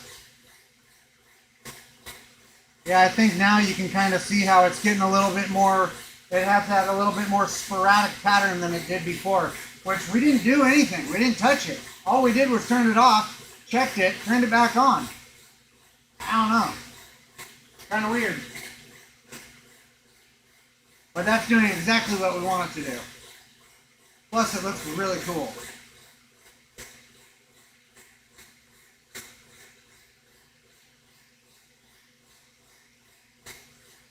It's pretty cool when that drop hits it too. It's like, and then just disappears. I don't know. I'm an old stoner or something, you know. Get all like, oh man, that's cool.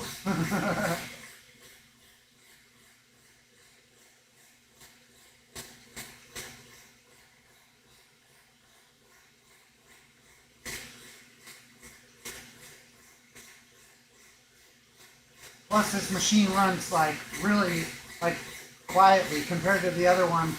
Last time, I feel like the other one had like you could hear a bearing or something going out too. So not only would it overheat, but it also was kind of crunchy.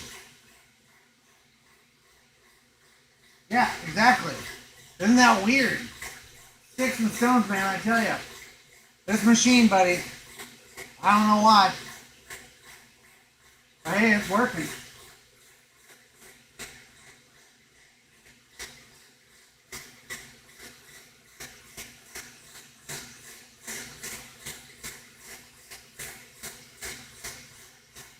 So, in case you're wondering why I also spray the cups off, is because I want to see like how the mud is building up in that water there that rides on the cups. And so because they're spinning enough or fast enough, what happens is it doesn't drip off. And so it kind of lets me see what's going on with like the slurry.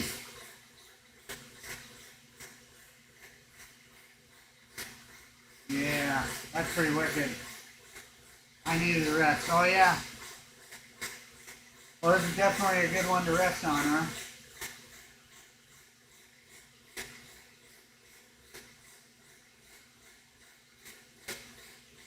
Hey, that slow motion is so cool.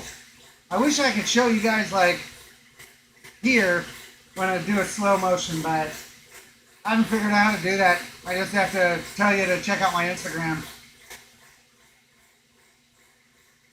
I'm thinking this one's about ready though.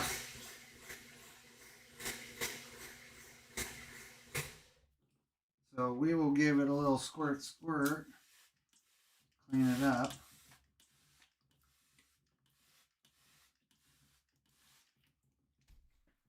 Oh yeah, this is going to be a nice one. And it looks like I got all those scratches out too. So before when I checked it, I could see little orbital scratches, and that was like definitely from that machine. So we're going to just hold this in place because it definitely instantly wants to fall. Oh, did I do it like that last time? I think so. Maybe I can just pop that. Yeah, okay, good enough. Nope, not good enough. Oh yeah, that's right. Would have been good enough if I didn't have my blocks in there. So yeah, let me get this one cleaned off. We'll swap over to our 200s. Let you guys see this one real quick. And it's all of its moist glory. So yeah, you can see this one's looking pretty sweet. It's got a lot of swirliness in that. Oh man. Yeah, there we go. So yeah, this is going to be a nice ball too. So let's get these cups swapped out, or these rings, I should say, nice and gently so we don't rip them preemptively. Need them to last as long as possible.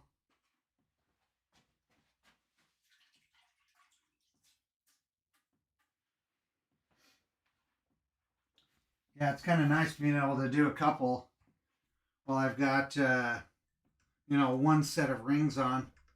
Soon enough, I think what I'm probably going to end up doing is doing more of these live streams throughout the week, just because I need to ramp up production. And yeah, why not just turn the camera on? That's the way I see it. So, well, actually, since we already have it set how we do right now, let's put this one back in. And then we'll, come on, there we go. We'll do the other one next. There we go. Put this guy in. Come on. I know. Oh, there. Right there.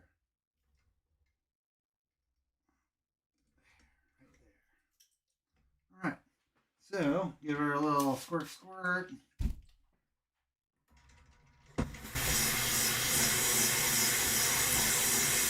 Huh. So yeah, gotta love that. I don't know why all of a sudden it wants to change. So we're gonna brace that thing up. Tighten this guy just a little bit.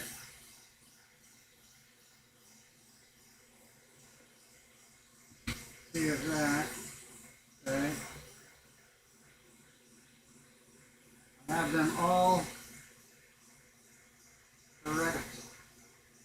Let's brace this thing up real quick.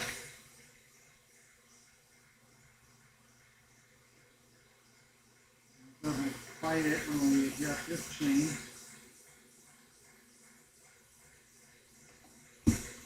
So now maybe we'll have to change this one. And I suppose we'll brace this side up as well.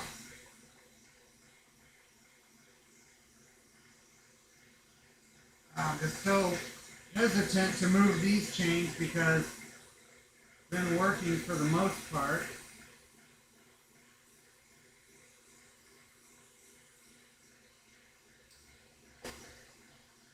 Now that we got those, yeah, you see all of a sudden we didn't do anything. But now all of a sudden it doesn't have the pattern. So what we're gonna do, clean that off, do some adjusting. It looks like this is our driver. So what we might do is pull this one back a hair.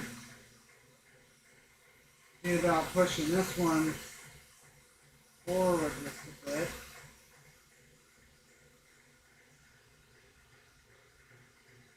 No?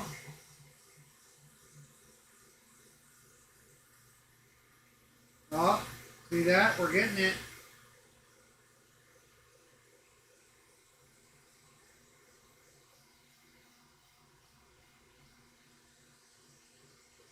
I think it is that one, this guy right here.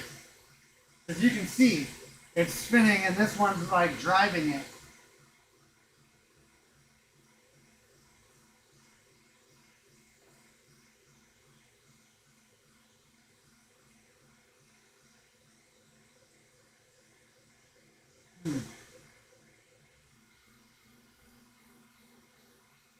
Alright, different plan.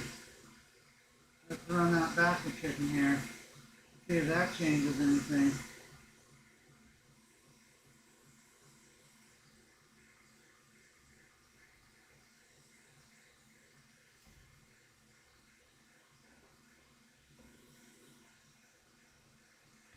Oh yeah, you gotta love the constant adjustments.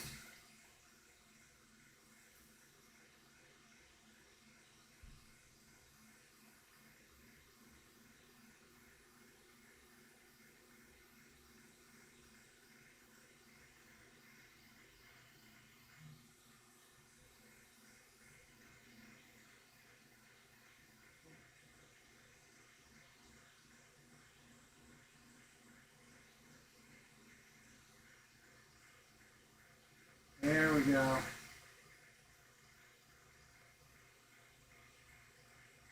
Getting a little better.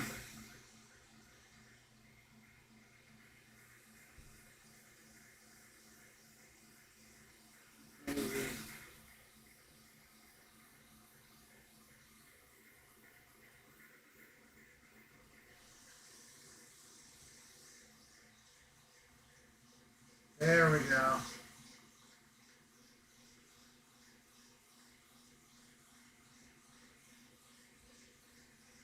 There's probably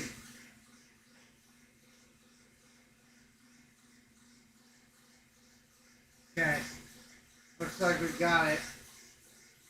Yeah, there we go.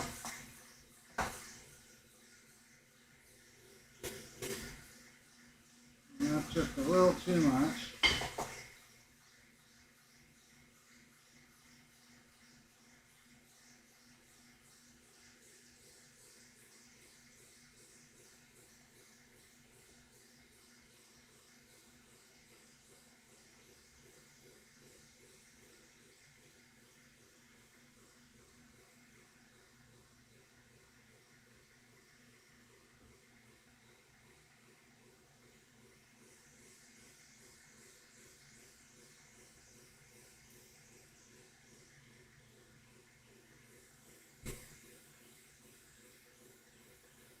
Hey, maybe we'll try like last time.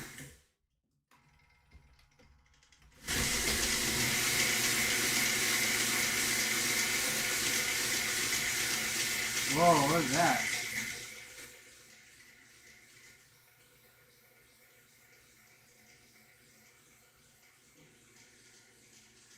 Wow, that actually cleared something up.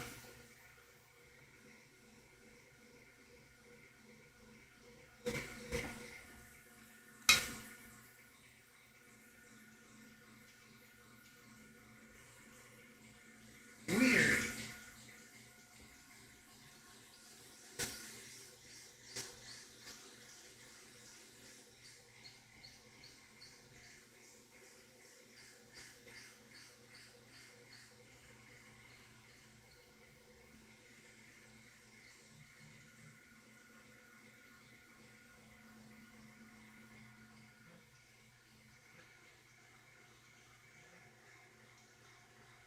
There we go. What a weird machine.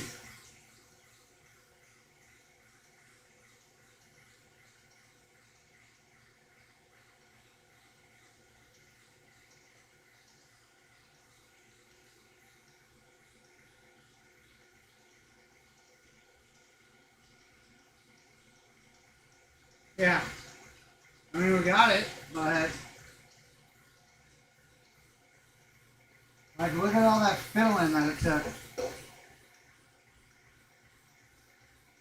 It's gonna break this.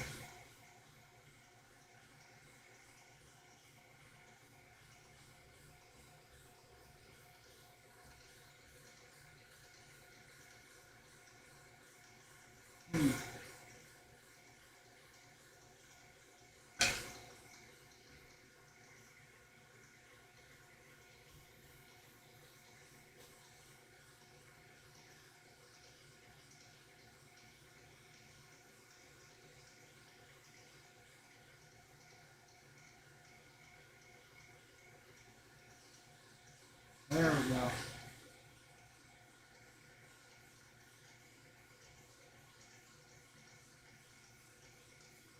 Such a finicky little machine.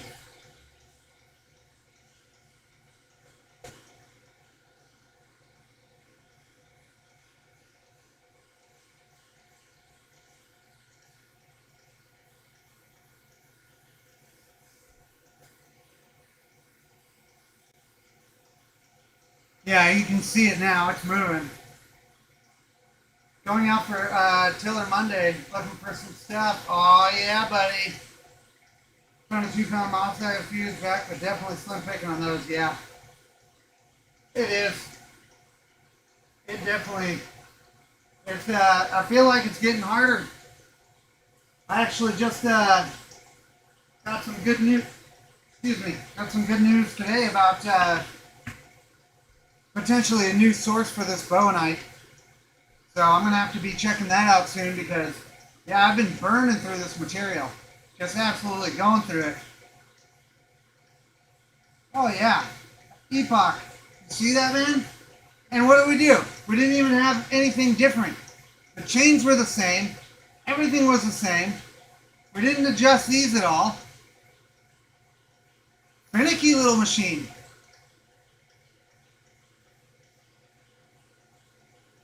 But you can see now how it's got that, you know, that's really what we're looking for. Oh, thanks.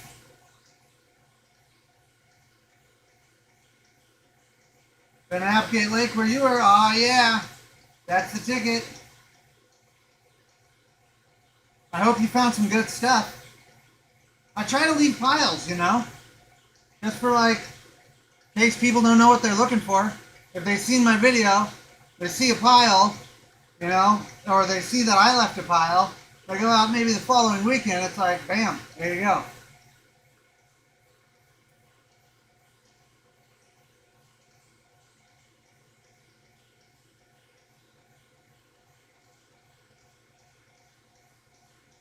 Did you find some good stuff, Denise? Hopefully. Maybe one of my piles?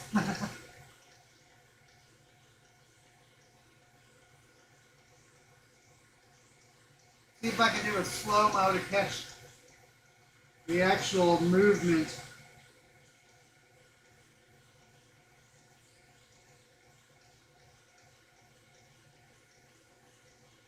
Yeah, movement's good. You can see that buildup is quick though. Getting muddy fast. Definitely doing what we needed to do, that's for sure. Just weird that we have to have it at such a tilt. We didn't have to before. Funny little machine here.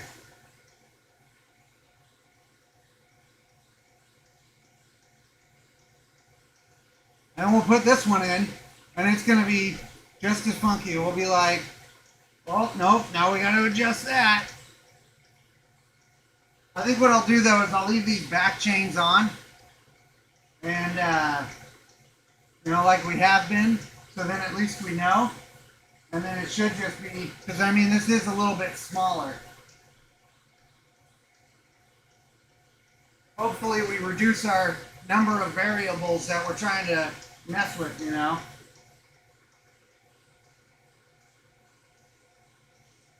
Maybe we'll just increase this drip just a little bit.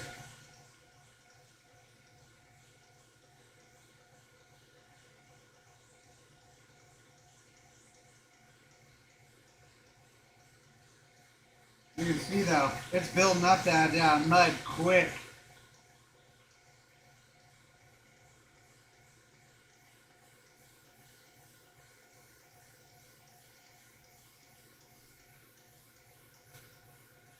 If I remember correctly though, there was a spot on this that was kind of soft. Like, not in a bad way or anything like that, but when I was grinding off my edges, it was like, whoa, that actually is going pretty quick. Should be alright though. It's gonna look good.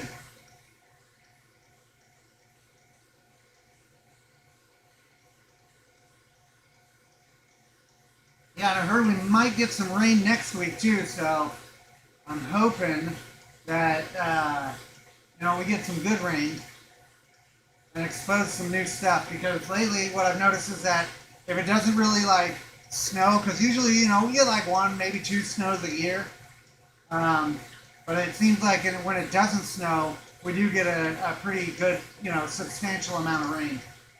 Like, you know, it's tough to say in Oregon anymore.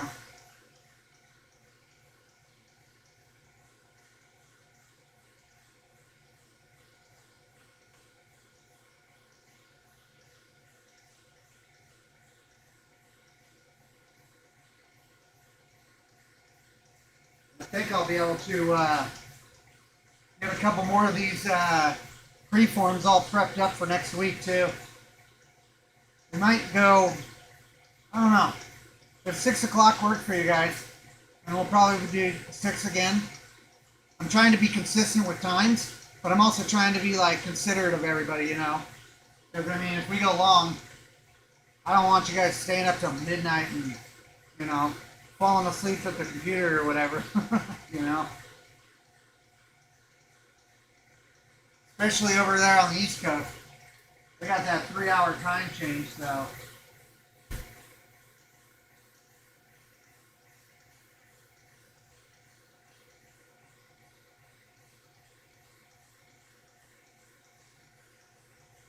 Feeling silky.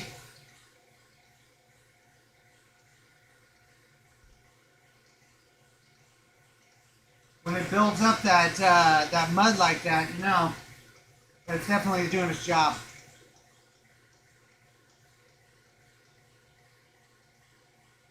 Kind of weird though.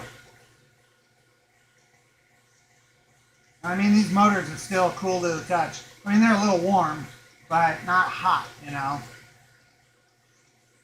Actually feels kind of good.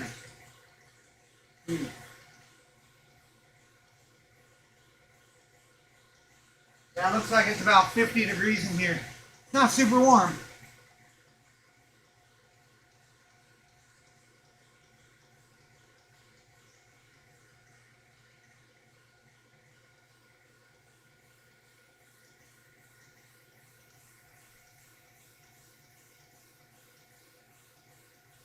Definitely got a nice pattern going though.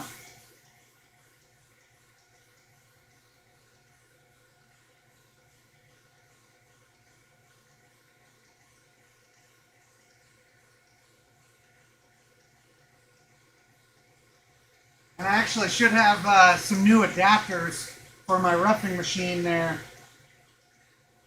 Uh, they said Wednesday. So, because these ones, the adapters I have on there, I actually had to drill them out myself because I didn't have the ones that I needed. And so they wobble a little bit, which makes the whole roughing process even rougher. Um, so getting the new adapters that are true is going to help out a lot. Any good material, East Fork, Illinois? That's a good question, man. It's been a while since I've been over there. I'll have to look into that. Check, get back to you on it. Now you get a time spare. Yeah, exactly. Yeah, I mean, yeah.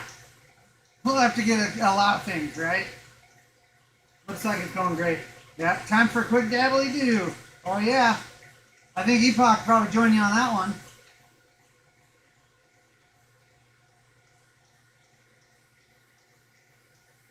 I think we're probably good on this. You know, when it goes, I mean, when you get the higher speed machine, it definitely makes it a lot quicker. That's for sure. And I swear I'm not just anxious to get this one in. No, not at all. All rock. You know, I really need to get back over to that Illinois River to try to look for the awaruite because that's some super cool material and pretty valuable too. A lot of guys were back in the day; they were just tossing it out, thinking it was garbage because it wasn't gold. Now they're kicking themselves. Well, most of those guys are gone, long gone actually. But yeah, I'd really like to find some of that stuff.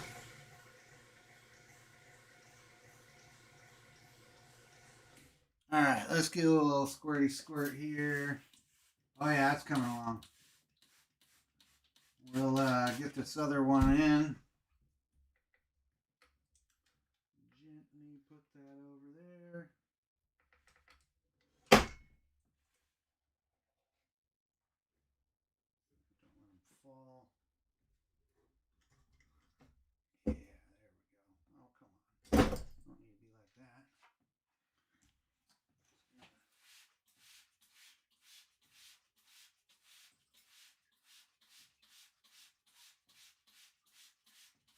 See if I can show you this one real quick before I throw the next in there. Yeah, you can see right there. Yeah, a little bit. Come on, camera. Yeah, so you see in there. It's going to be a good one. It's got all those white speckles in there and stuff. Makes it look really like, like a planet. All right, so because this one's going to be a big pain in the butt because it's a bunch smaller, or it's marginally smaller anyhow, I'm going to put this guy. Come on. Oh, that's good. There we go. So, put this right back where it was. On the very last link, we're going to put our ball in here, up through the bottom, go into our last, come on. Swap this over.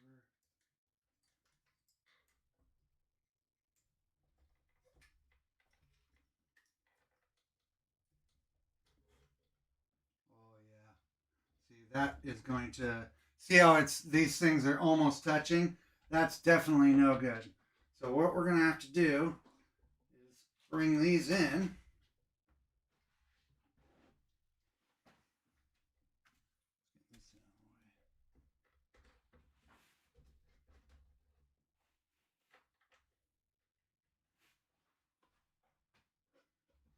And we'll probably push this guy in just a little bit as well, just so we can kind of get more of that.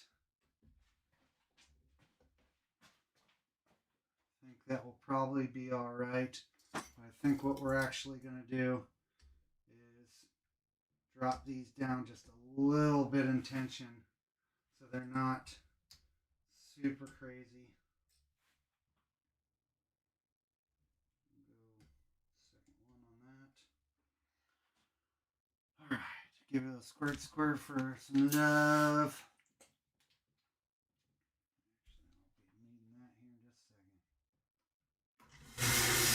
Hey, first try. Look at that. Wicked.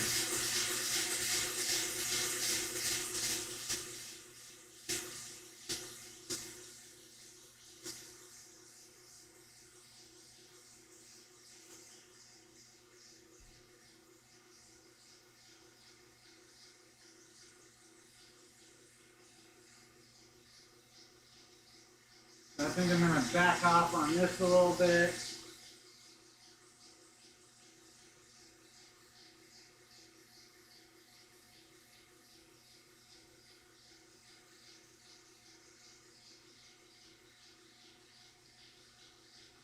Yeah.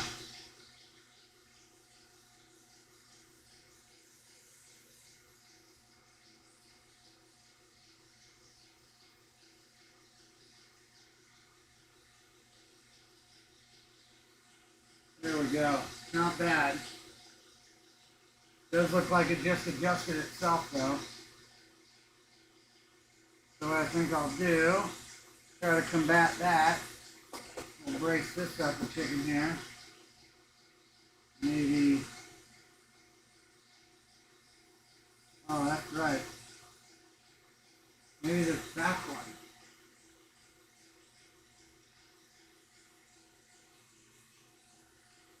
Yeah, let's give this just a little bit of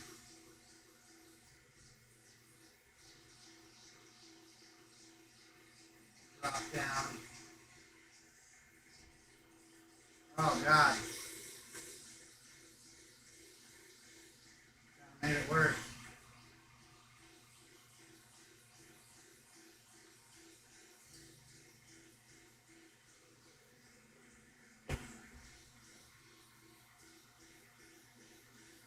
Wondering.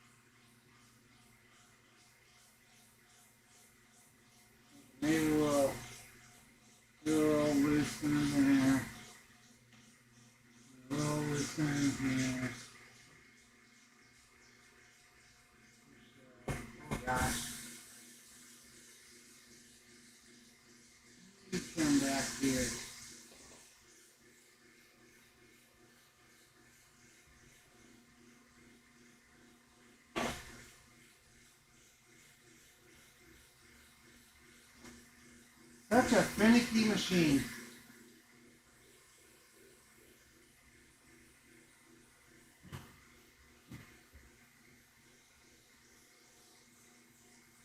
There we go.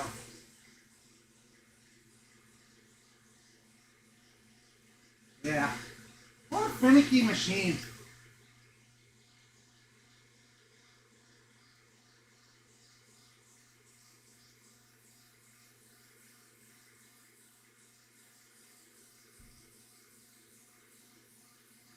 What a weird machine, huh?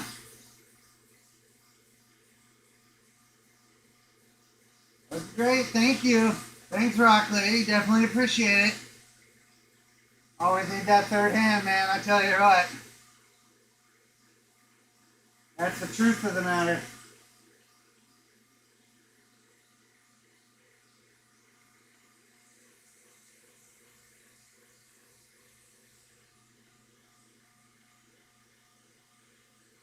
Yeah, I'm seeing now. Being funky. There we go. There we go.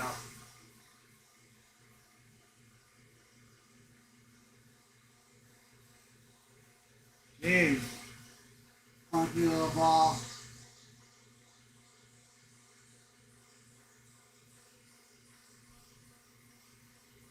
Yeah.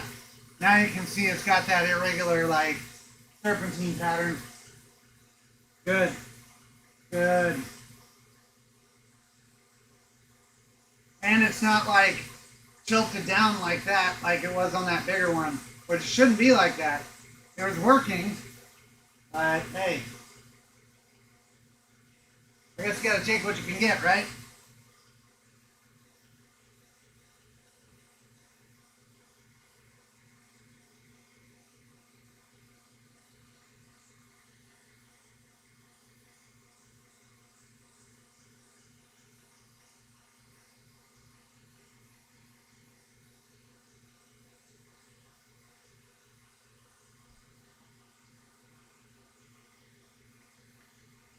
Yeah, you can see that.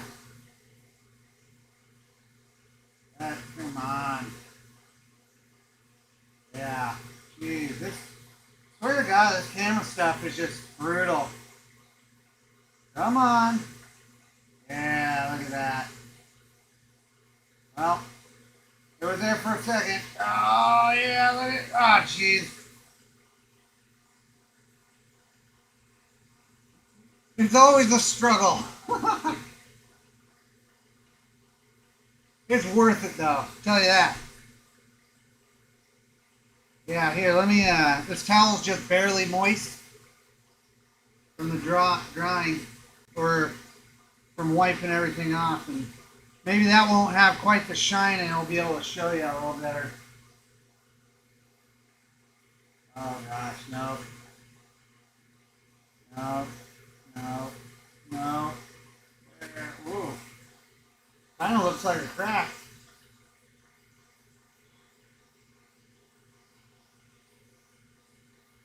Huh.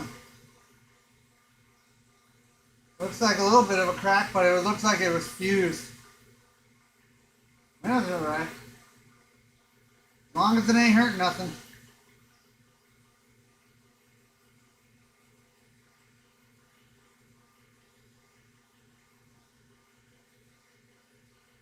Sweet. Yeah, and look at that thing going now. Finally.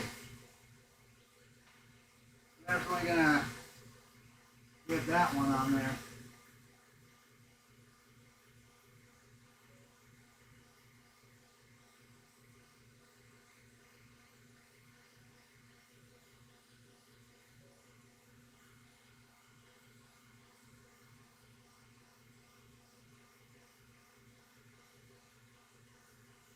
Oh yeah.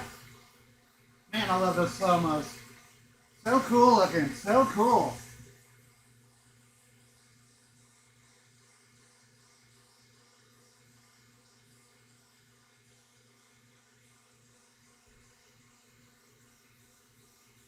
See how quick we're building up.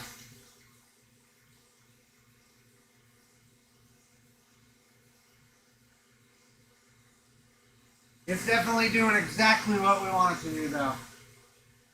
For the most part. Because, you know, we can't make it be perfect in this one. That's part of the home build game, you know.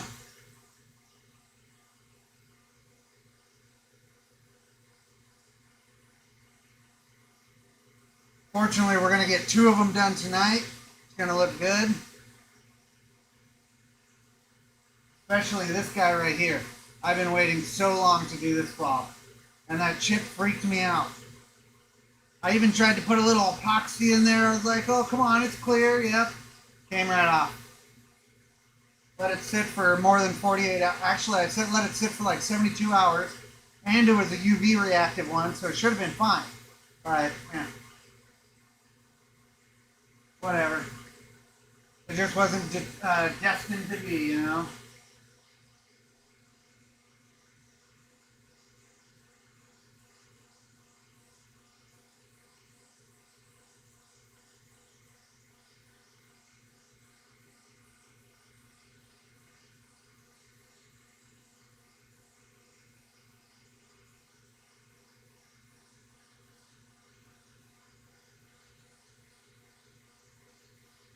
Definitely building up quick. Means it's cutting.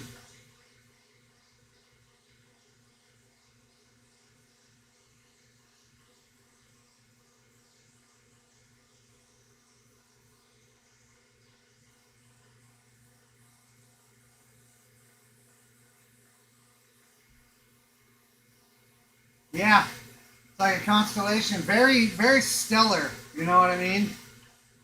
Nice and smooth too. That's the weird part, you know. I feel like kind of looked like there was that crack in there. Definitely being fused, but like I don't even feel it. I can kind of see it, but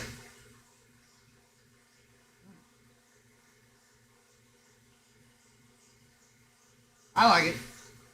Pretty awesome.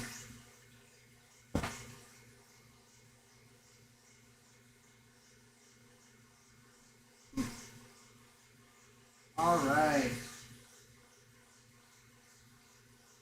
So see how it's not building up quite as quick now?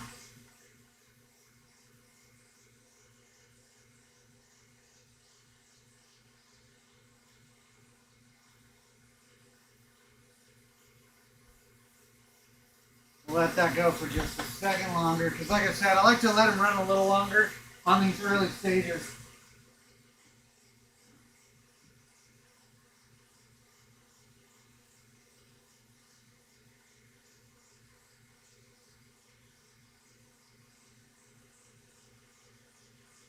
Might as well throw a little more juice up in this.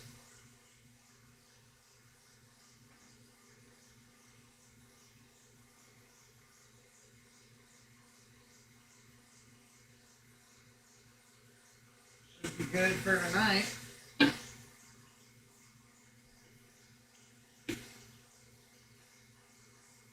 Yeah, it's not building up nearly as quickly now. So I would say we're probably about ready to go on to our next stage. Got that guy there.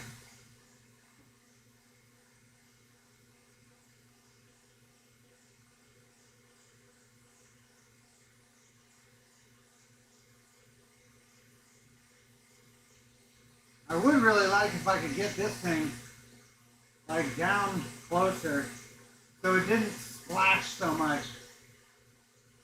But yeah, it's just another thing that I'm gonna have to dial in, you know.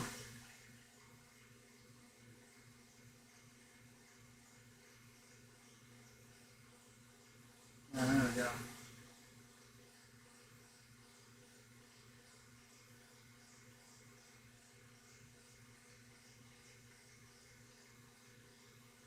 Alright, let's get this cleaned off. Move on to our next stage.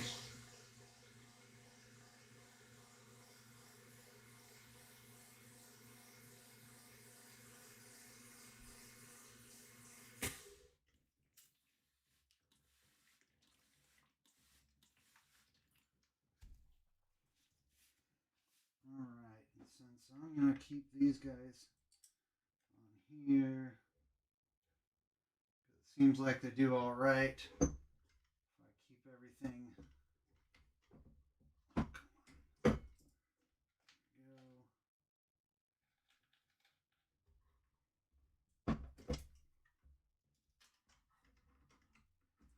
on. Huh.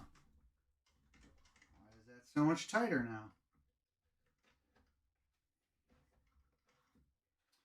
All right, let's get this cleaned off.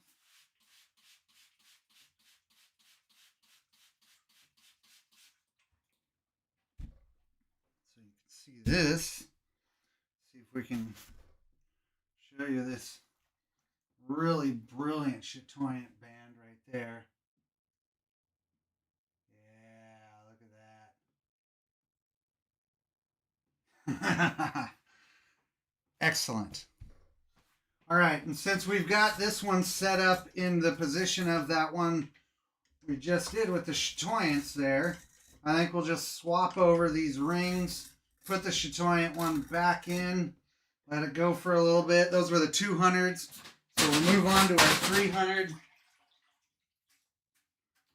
And we'll just keep on rocking. Because, yeah, I am excited about these ones tonight. They're going to be super nice. Everything is coming together. You know, we're having to fill with it a little bit, but that's all right.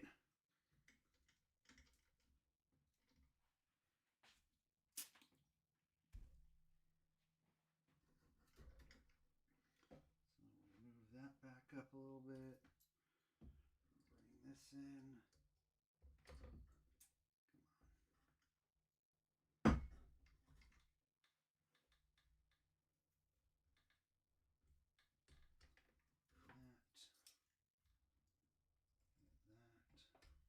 Oh, I see. Didn't notice that before. So my chains aren't, or my springs are not quite as even as I thought they were. So that is definitely part of the deal. So those are all down. Let's see if this one goes.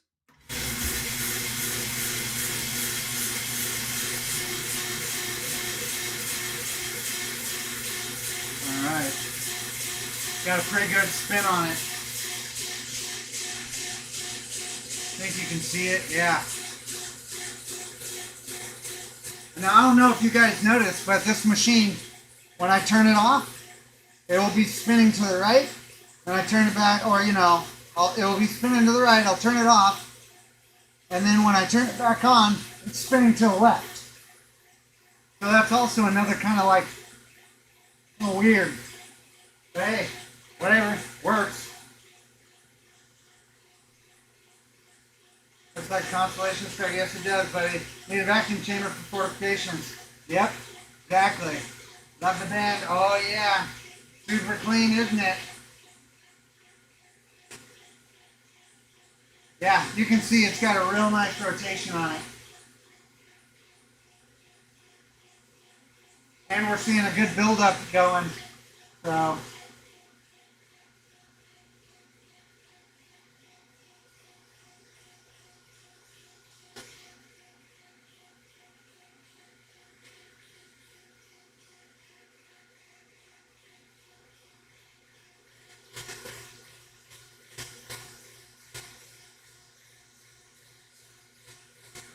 Feel like I need to brace that hip just a little bit. We are getting some pretty heavy wobble, even though our rotation's good. I want it just to not bounce so much, because I feel like that does, oddly enough, change things.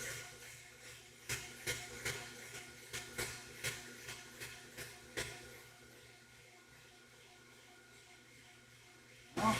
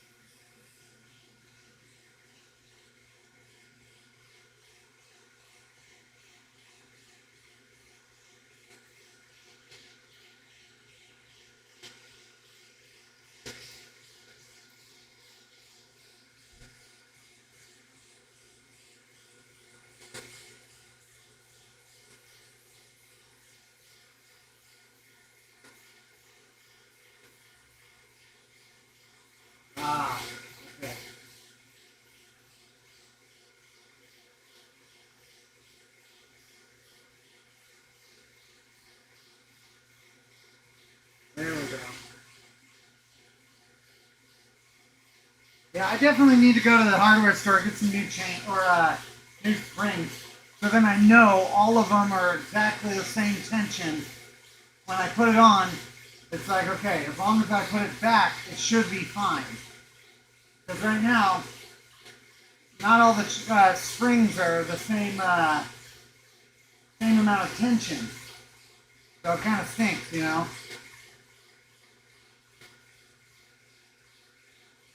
Yeah, it's weird, isn't it, sticks and stones? It's just like, I guess part of the feature of the motors, you know?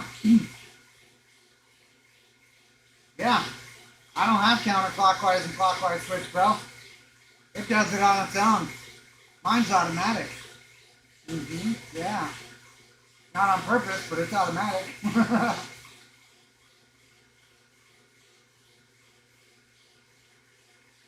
You know, I wondered about that Oregon territory. But since I'm having enough time getting it to be consistent with the pattern, I just haven't really, you know, experimented much with it. I've just kind of been like, get it to where it works, then kind of hands off, you know. Maybe with different material, it might like, I don't know, maybe it gets different scratches out or something, but yeah, might be something to check out. Maybe I'll do a video on it.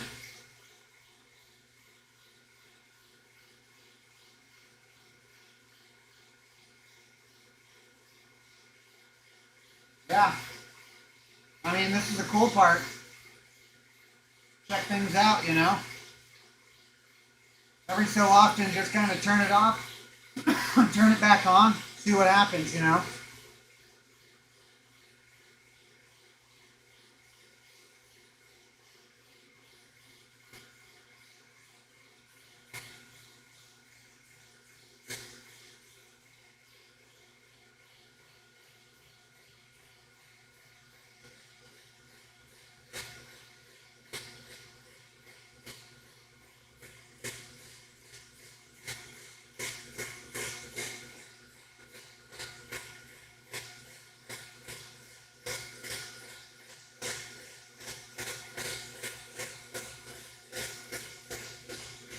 There we go.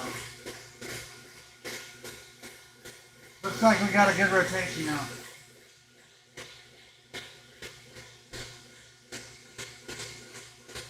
It's kind of hard to tell on the with the webcam because it's like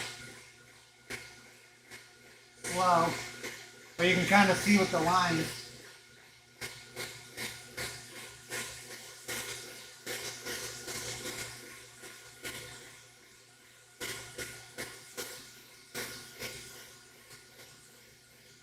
Kind of makes me wonder, like, because we have gaps in between here. Can't really see them that well on camera. Maybe back here you can see it a little bit, but I feel like this one moves a little bit more than the others. Makes me wonder if I kind of threw one of these guys in there, if that would have any effect.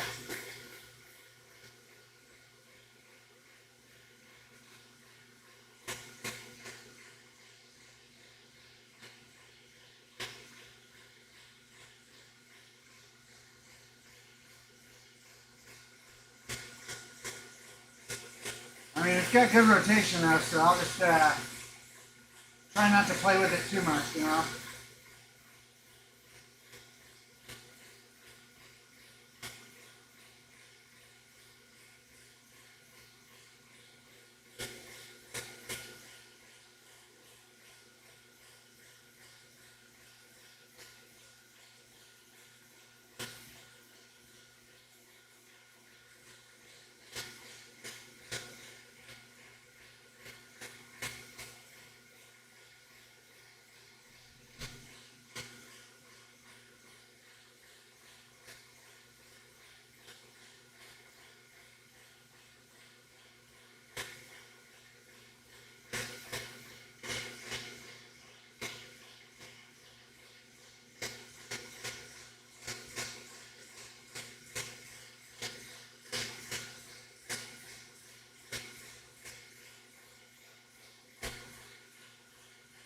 Sure is cutting pretty nice though.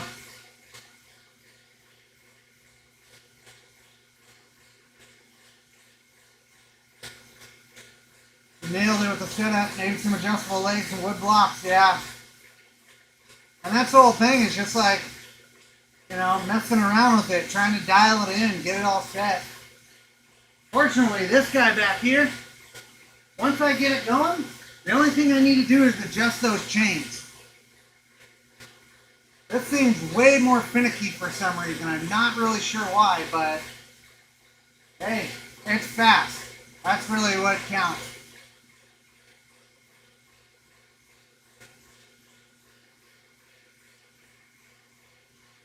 Maybe we'll bump this up just a little bit. Because it sure is building that mud up pretty quick.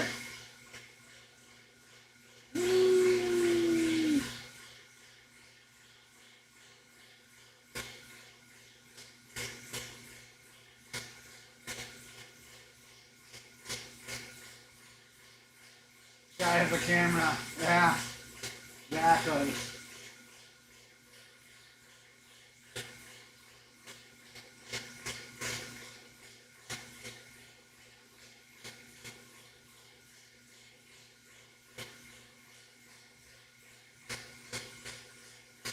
Yeah, and once I get some better cameras and stuff going too, I'm definitely going to want to be able to get closer on here. Because I can kind of like, you know, like I can zoom in a little bit, but it starts to get pretty grainy pretty quick.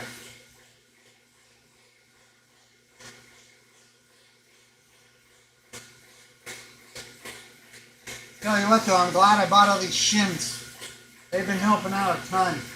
And actually, I've been using them when I do my core drilling too. Because, you know, all of my jigs and everything are all made out of wood. Because, you know, that's what I got.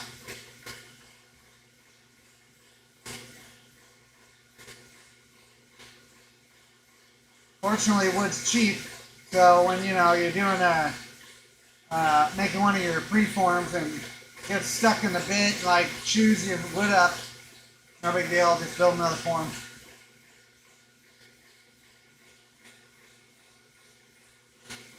Had that one happen to me earlier. And in fact,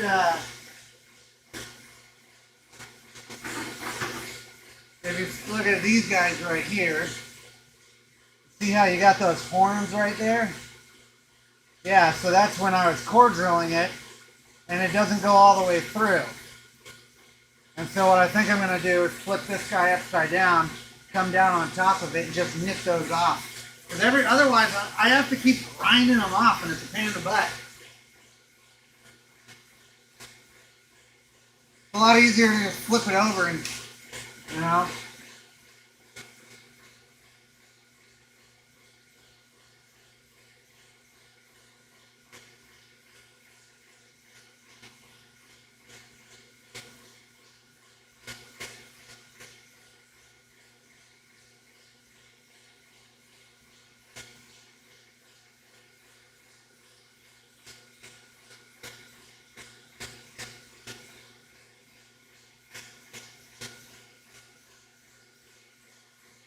Still feeling good. I think we'll give it maybe a, I don't know, minute longer. We'll pop this one out, get this guy in there, and keep moving on. God, they feel so smooth. Part of why I really like the spears, you know? They just feel like good in your hand. Yeah, so definitely, you're asking earlier, that's a little bit bigger than a baseball. And a whole lot harder. Oh, man. Woo! Imagine getting hurt with one of those. Woohoo!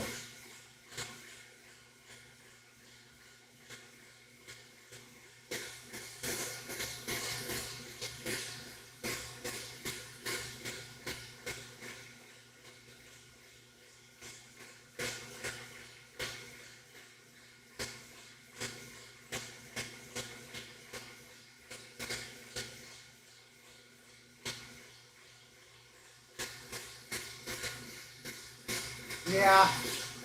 So you see that rotation it's got right now? And then look at this. You put that wedge in there, It's a lot more stable.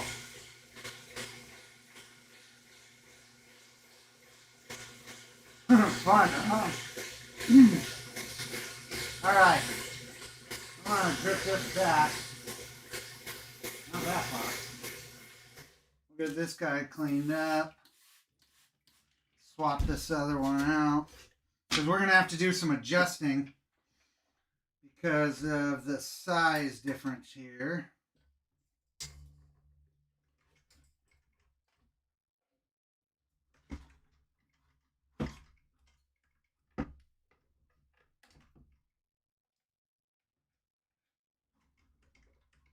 I think we'll move this one back. Get this guy cleaned up.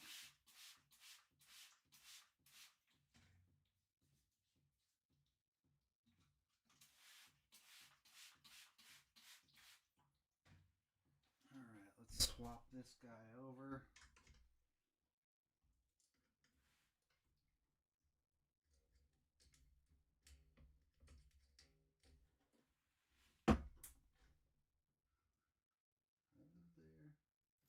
Don't fall.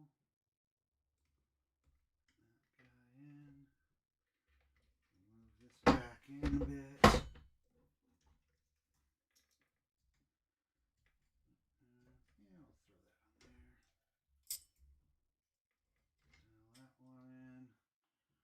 Squirt for love.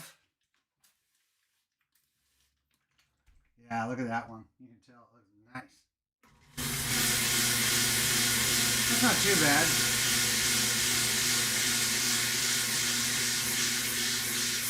There we go. Alright, we're getting it figured out. That's all I care about. It's actually getting it figured out.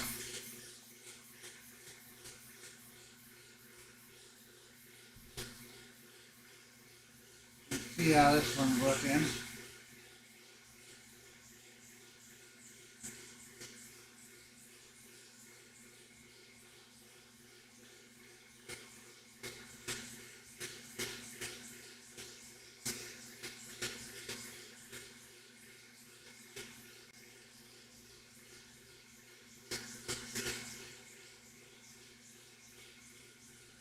Yeah.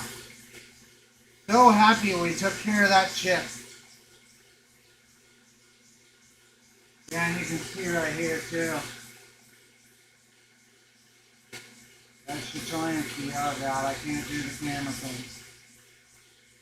Yeah. Coming along. Coming along good. Oh, you got this. Looks like you're pro. I'm trying, buddy. I'm trying. Oh yeah, man. We'll definitely appreciate it. You know, that's kind of what these live streams are about.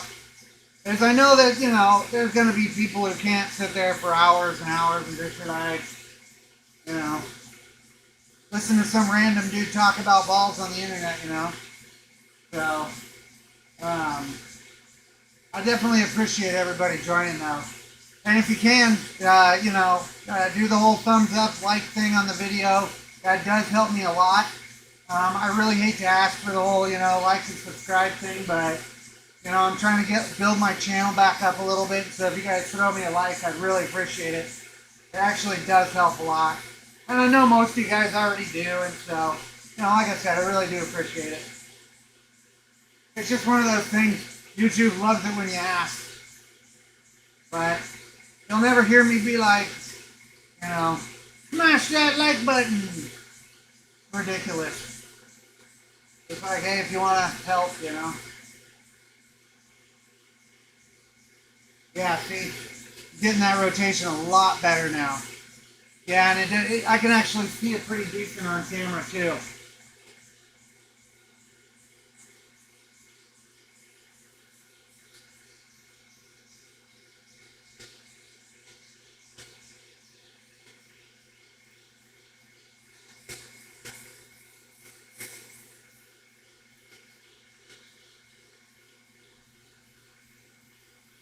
Yeah, got a good rotation on it.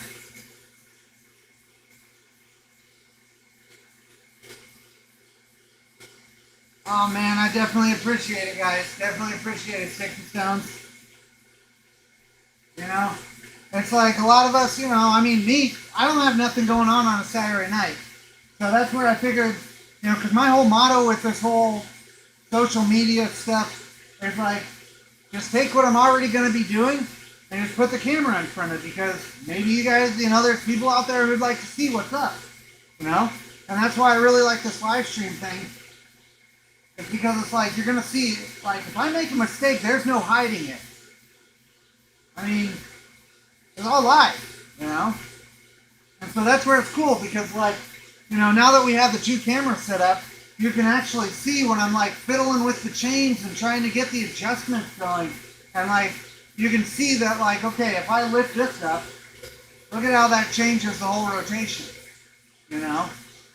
And so those are the types of things that I'm really trying to capture here. And that's also what we're going to be trying to capture out at the Sunstone Mine. You know? Yes, it's going to be a little bit different than this, like quite a margin, right? But I think there's going to be a lot of stuff out there that we're just going to be able to share with everybody. And there's a lot of people out there that will never be able to go to a place like Rabbit Basin. Too far away, you know? Or maybe they're just disabled, or they're a homebody or something like that. It's too expensive, you know, one of those things. And so we want to be able to share this type of stuff with you.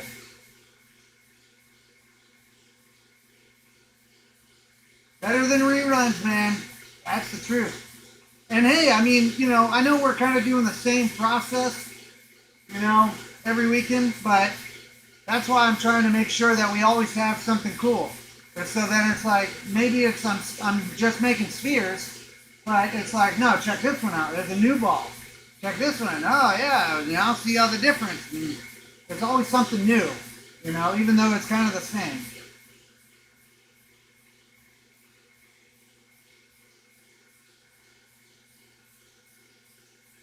Does feel like it's getting a little cold out, though. I have to turn that heater on.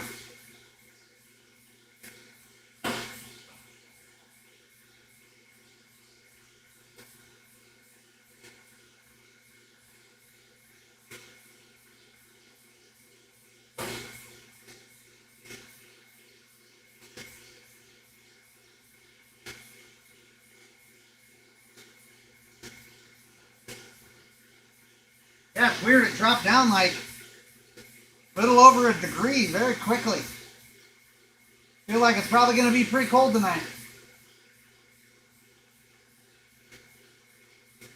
I need to get my teapot set back up.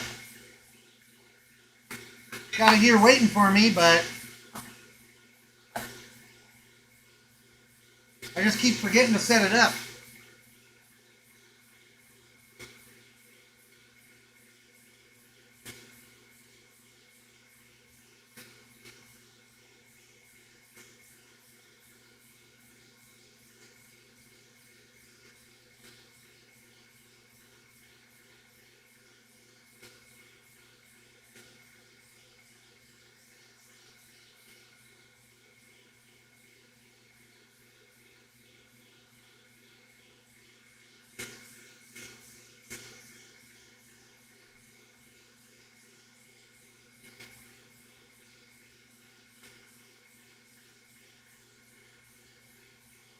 We'll increase that drip just a little bit.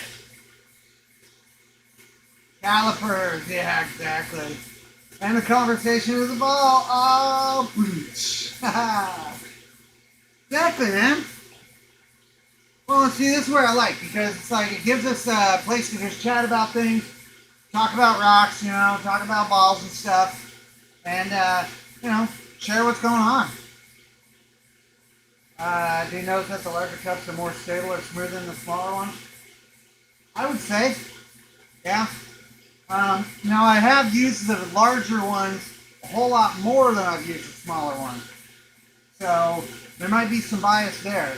But I am going to be doing, in fact, you know, these little ones that I was showing you earlier, these guys right here, I'm going to probably start doing these like during the daytime. Because I really want to start ramping up production. And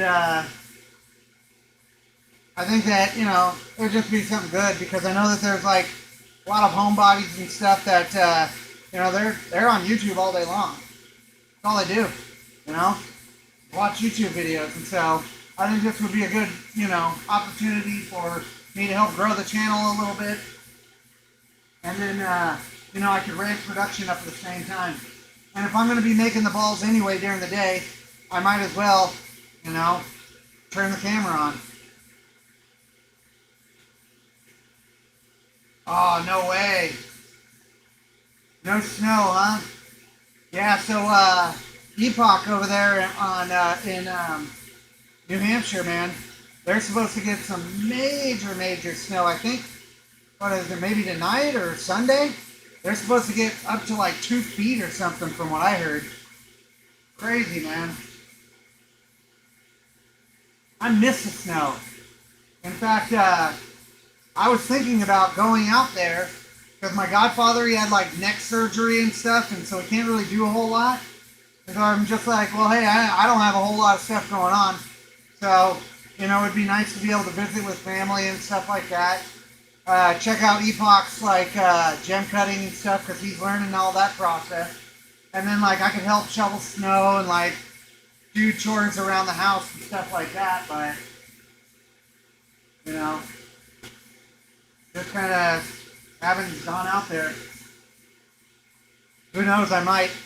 But if I do, I'll let you guys know so then we're not missing out on the live streams here. And if I do go out there, what I will do is we're going to probably do some live streams of like Epoch doing some gem cutting or something. Which actually I'm kind of probably thinking that because there's a few of us here in the valley, right? What I'm thinking about doing is, you know, not just doing the spheres. What we'll also do is we'll probably bring on, you know, like friends of the channel or however we want to name it. I don't know, but like, you know, there's some guys in our crew here that are making some really wicked stuff. If you guys are part of the Southern Oregon Rockhounds group, one of our buddies over there, Angel, which, yeah, I think you guys might notice him, he's making these little guitars out of rocks that he finds and stuff. Rock guitars. Pretty awesome. So I think I'm going to meet up with him soon and do a video. And then I'm thinking like, what we'll do is we'll also get on the live streams and stuff. So if like some of my buddies or whatever, if they're doing something cool, then it's like, come on over, dude. Come into the shop. We'll do a little live stream stuff. You know, you can show people what's up. Maybe like do a little chat about it. You know, tell us what you're thinking, basically. But that's all that really I'm doing here. It's like, okay, well, you know, here's how I make the ball. Here's the stuff that I'm thinking about. You know, it's pretty cool. Plus, you know, I think that it helps build our community up because really that's what I'm trying to do, is I want to create a community here. This isn't just the me hour, you know, or, oh, me 3 hours. Woo! I guess we're going long tonight, boys. Good thing we started early though, right? Because look, it's not even 9 o'clock yet. Which means it's like midnight out there almost for Epoch.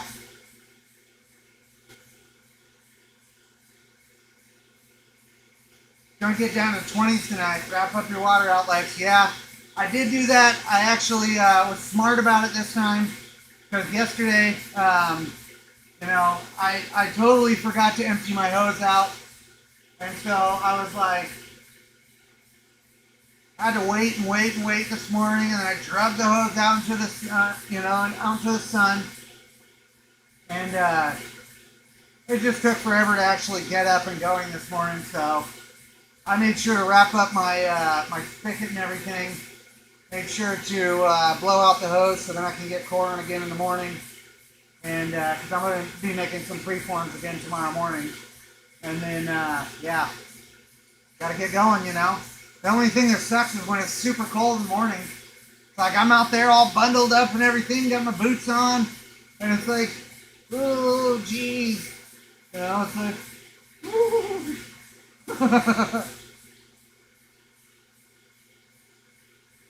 Oh man, the steel ski sled for ice, yeah. Brutal, brutal. Traveling to see some snow, not the same when you were younger. Not even close, buddy. Not even close. Yeah, Epoch's definitely going to be getting a bunch of snow, though. And I'm kind of jealous about it. Monday through Tuesday. Gotcha. So I didn't know if it was like today or Sunday or whatever. But yeah. So better stay warm, man. Better make sure you're getting ready to do some shoveling. No snowblower either, man. It's cheating. An hour ahead here. Oh, yeah. Yeah. It's like Epoch, man. He's 3 hours ahead. And so that's when I'm trying to dial in a time that kind of works for everybody, you know? Oh, yeah. That heater's warming me up quick. Good. Alright, let's swap this guy out. Turn this down first. Yeah, that's looking good. Get this cleaned off.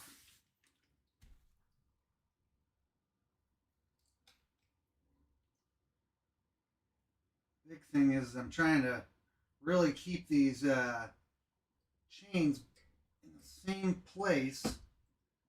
And if I just kind of willy-nilly rip them out of their little slots, see,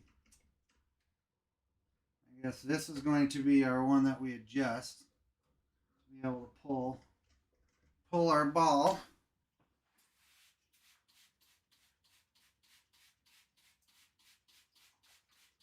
Oh yeah, this is really nice. Let me see if I can show you real quick without the camera just freaking out on us. Oh, yeah. Oh, maybe. There we go.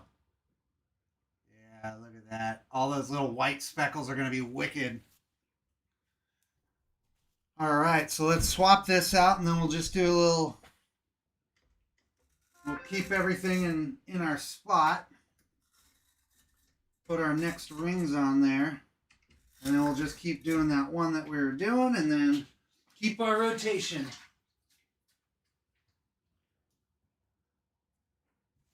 see here. So now we're going into the 5, which means I'll start to speed these up a little too. Which is going to be nice because, yeah, it looks like we're already at about pushing 3 hours on this. And although I don't really mind, it's like, I know that some of you guys might need to get off to bed or something like that. And so I'd like to be able to show you the finished product.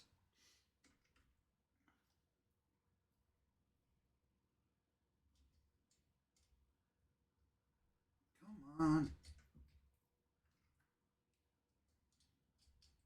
Get in there. There we go. All right.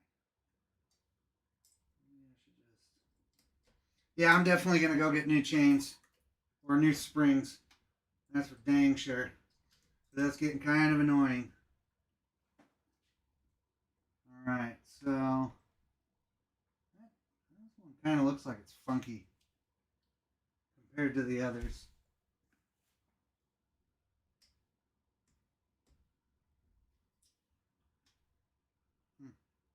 All right, let's give it a little squirt for love.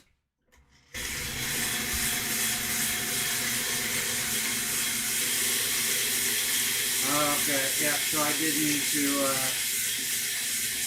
brace this up real quick and I'll swap that out. Tighten this back up to where it should be.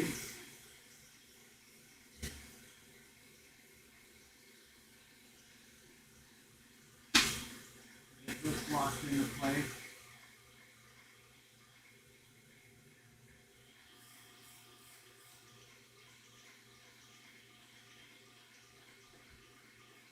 Oh, come on, why are you fighting me now?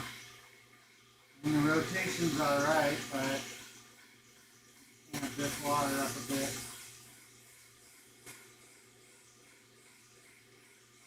I mean, it's not bad.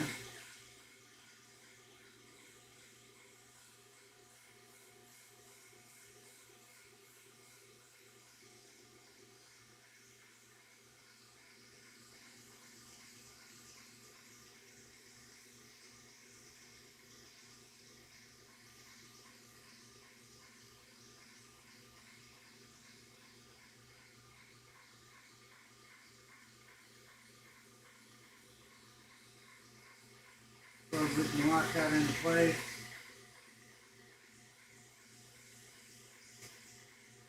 And brace this up just a little bit.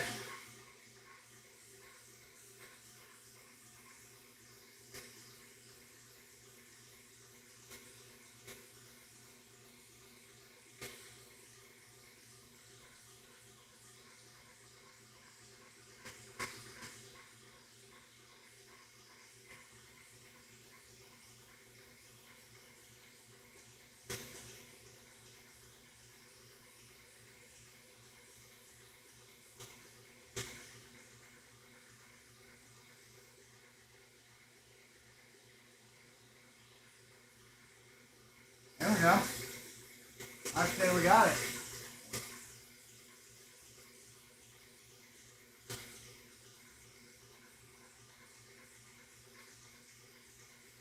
Oh man.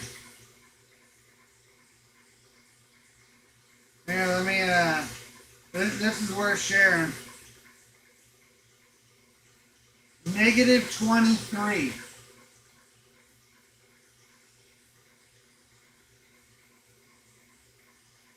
Yeah. So my mom just sent me a text. She lives in New Hampshire as well.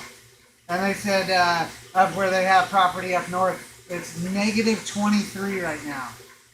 -23. It's so cold. Here I am complaining about 51. Oh my God. That is cold. Woo. Oh man. Hey Luminous, thanks for joining tonight.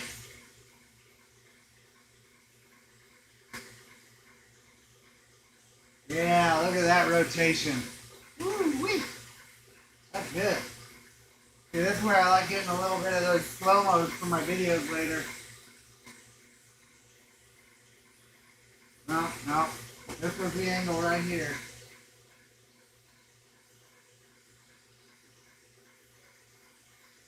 Probably draw this back just a little bit.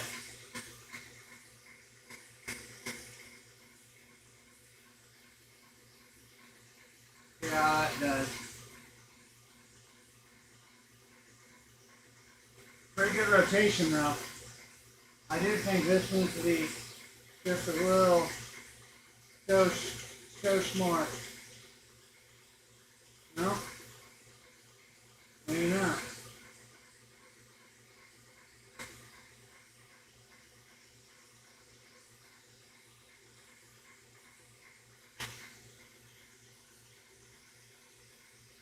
There we go. Yeah, there we go. Takes a little fiddling, but we got it.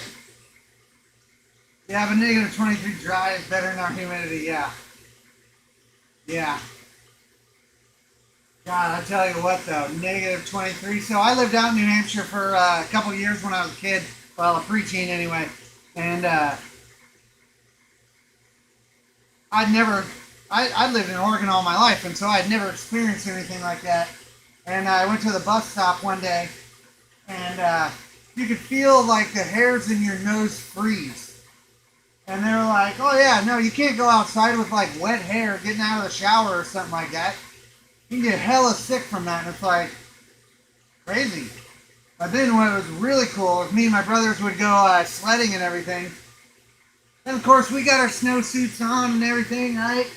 And of course, you know, you're running around like a kid and you're running up these hills and everything, just getting hot, right? And so what do? You take off your hat. And you could see just steaming.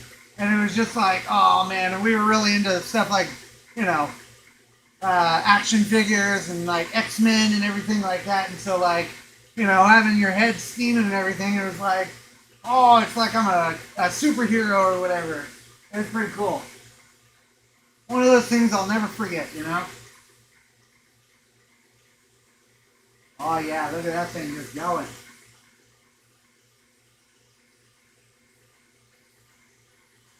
You know what I am going to do?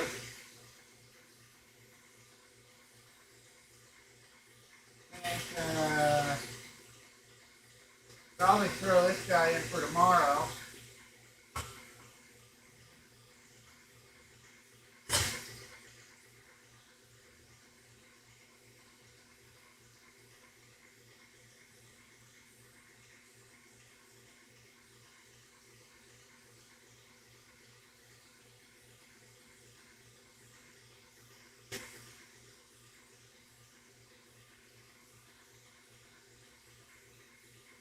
Yeah, because I'm going to be out here early. Hopefully I'll be able to jump out here in the morning, get a bunch of these preforms done, rounded them out, and then by the time it actually warms up enough for me to be comfortable outside, I'll be able to then get to drilling, you know.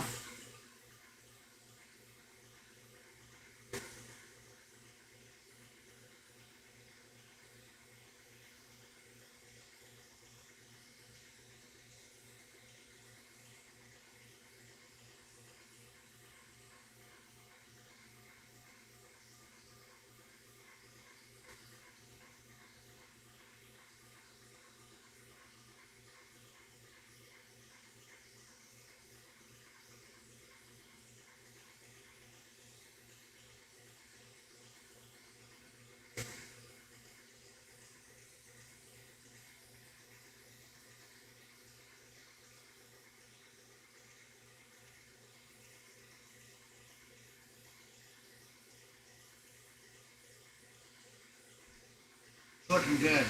I'm super excited about this. Hey, Pack West. Good to see you tonight. No, can't say that I've ever really done it over there. Never really, yeah, Pork Chop Bill there, Epoch, exactly. You knew what I'm talking about, bud. Yeah, you know, I haven't really done a whole lot of gold.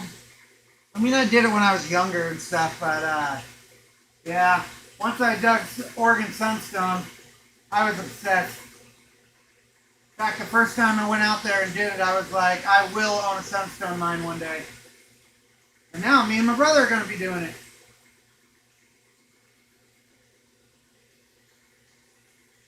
That's pretty hard to beat, I'll tell you what.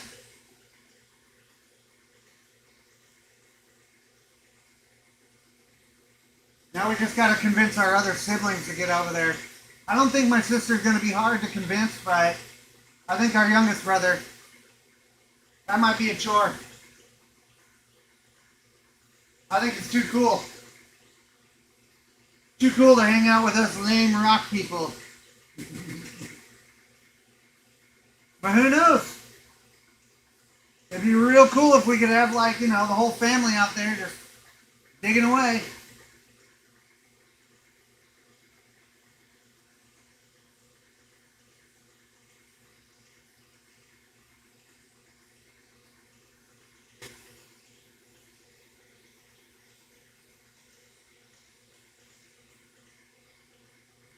See, I'm gonna bump this up just a hair.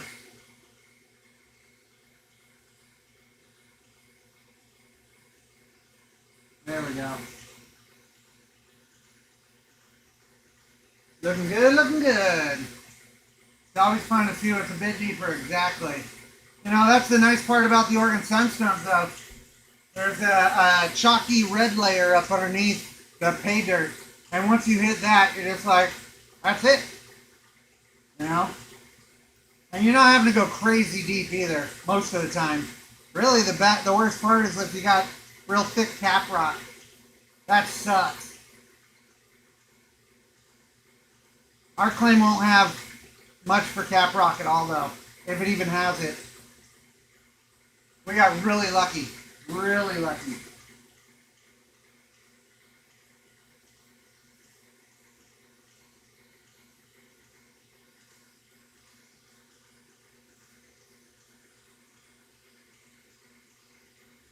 Let's see what we're looking like.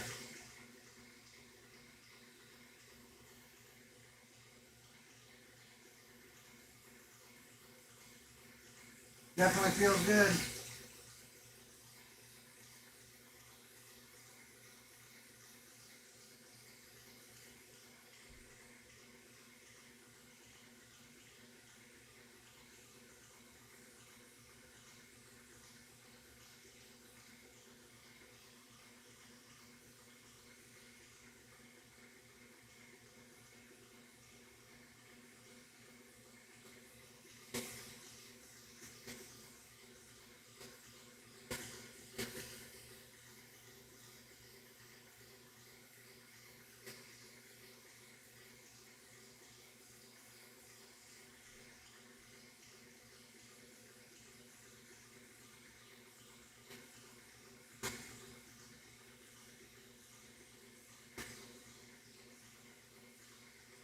Alright, I think we're about ready. I'm going to ramp this up just a little bit.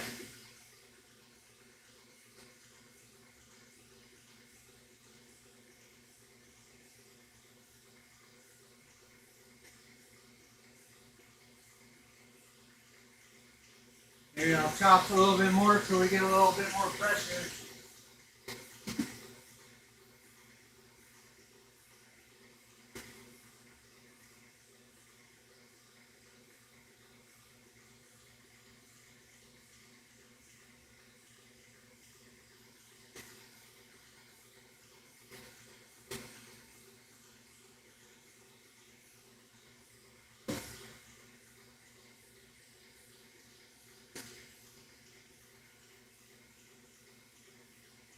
Alright, should be alright. Yeah, exactly. Sunstones has that perfect pay layer.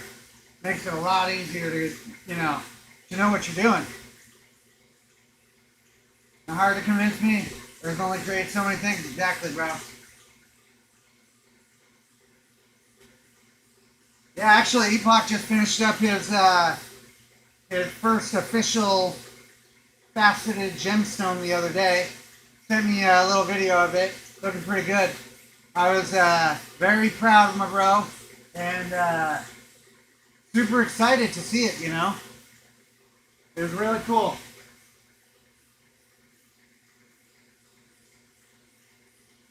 Definitely the first of many.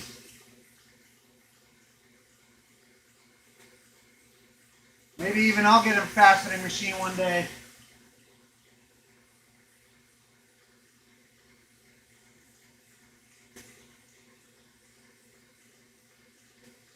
Alright, let's get this sucker cleaned up. Swap over to our chatoyant ball. So let's see, I've got that on second, that on first. Okay, so we're going to actually leave that one on that. That's both number one tight.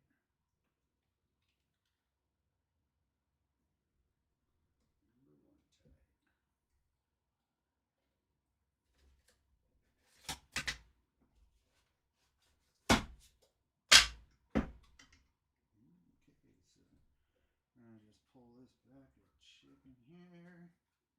Get this guy rinsed off.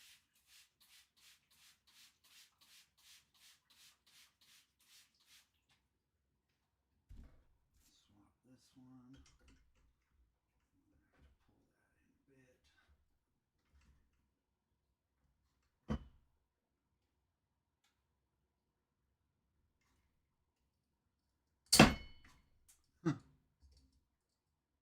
Yeah, this whole chain mess is I wish you just would have made these cuts just a little bit thicker, because that's really the biggest pain in the butt there. Trying to get those chains back on there. Alright. Looks good. Okay.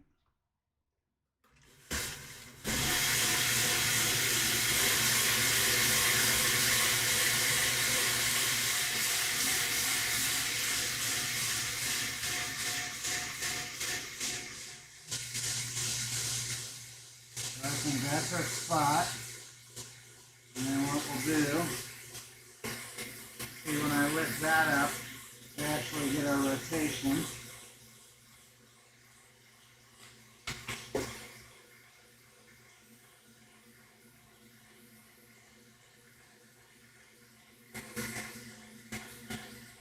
So that's going to be a little thicker than I want.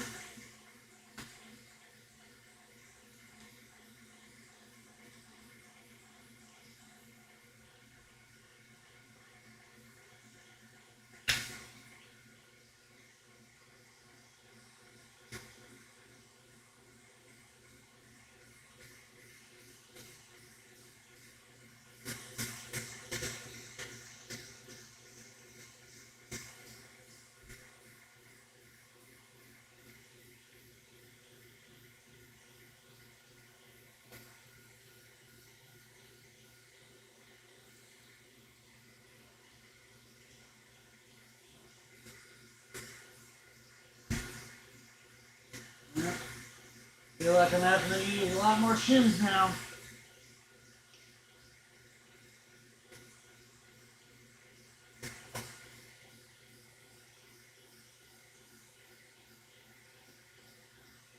But hey, we're getting that rotation pretty quickly now. And that's really what counts, as long as we're figuring it out.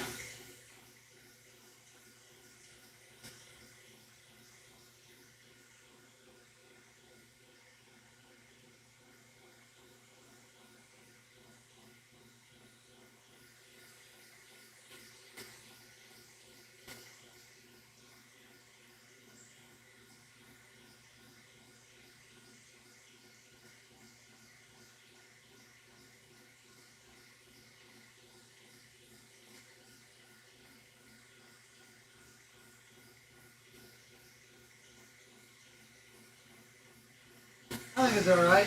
As long as it's doing that like serpentine thing, it's pretty good. First time that I did. You have a nap. Well, maybe, dude. We'll see, buddy. We'll see. What happened if you reverse rotation on the motors? On one of the motors? That's a good question. I wouldn't be able to actually do it with the way it's set up because they're all wired together. But that'd be interesting. I wonder what that would do. Huh. Maybe when I rebuild the other machines, we'll give that a whirl. See what happens.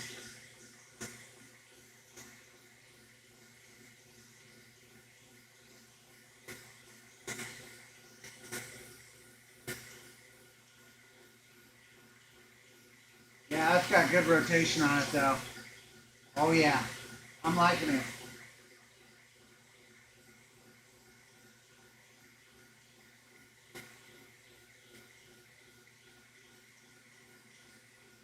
See how this bad boy is looking?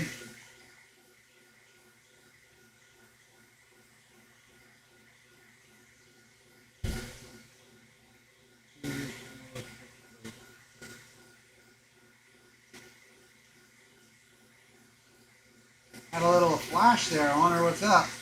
Hopefully we're not drawing too much power. I don't think I got plenty of power out here.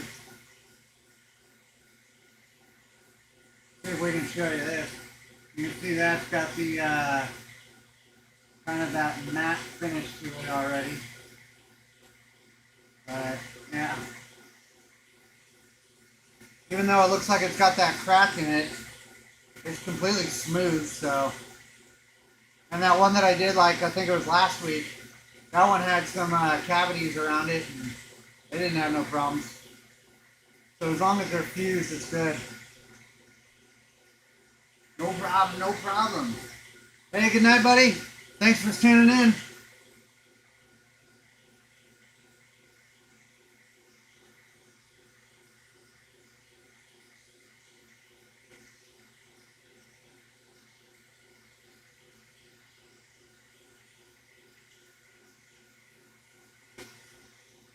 What's up with our water now?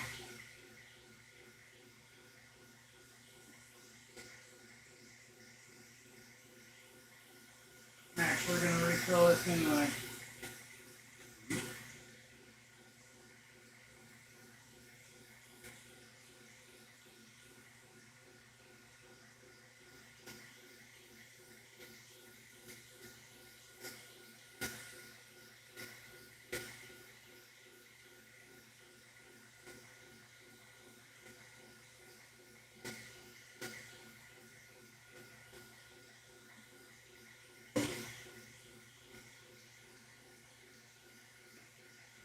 Yeah, look at that rotation.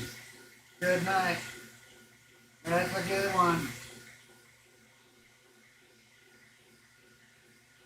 Yeah, we're coming right along. Yeah, this stream's doing pretty well.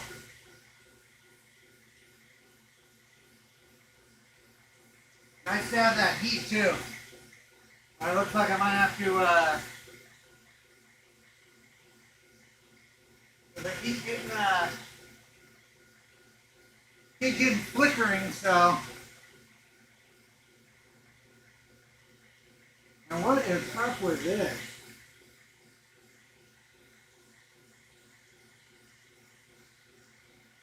All of a sudden it's not dripping.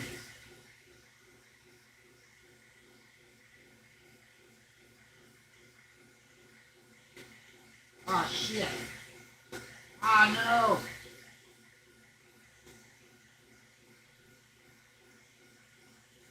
What the heck is going on here? There's a bubble in it.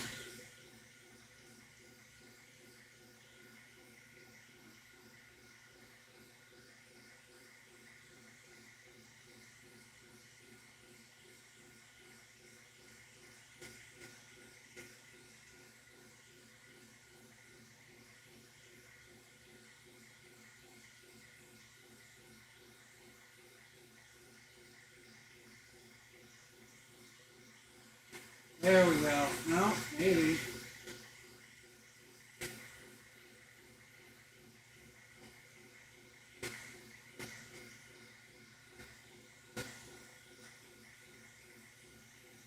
Funky little system, man. Finicky little machine. You will see.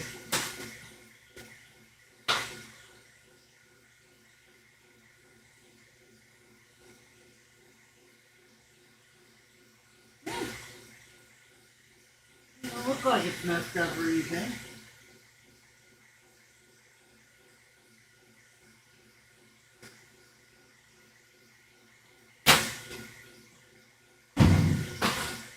Just being wonky.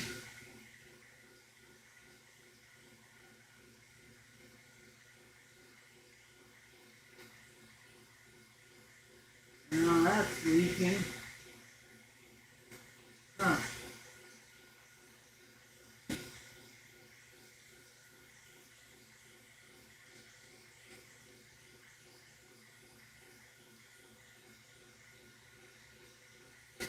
Weird.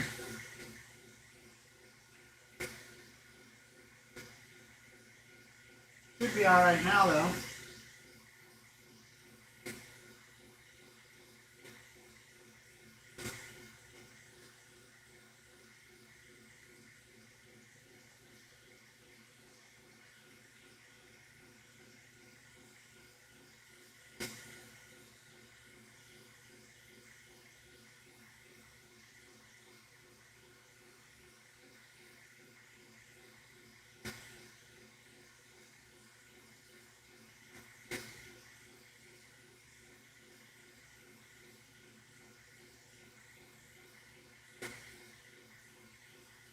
There we go. My motor's going counterclockwise. So I was going that way. Going that way.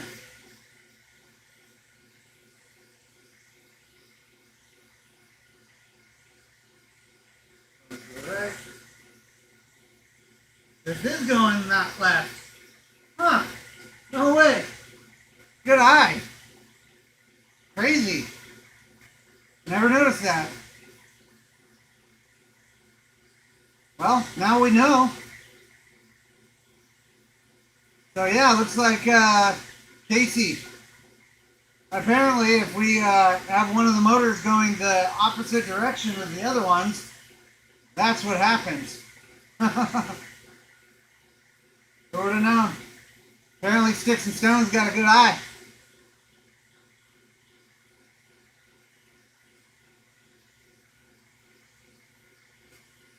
That's so weird.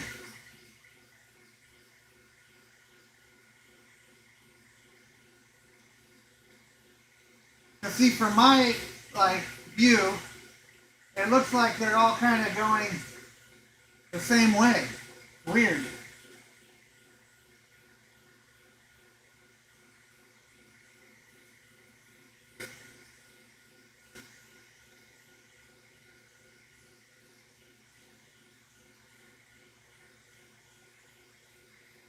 I don't know what is going on with this watering system, but now it's starting to leak. Probably have to just change the hoses out.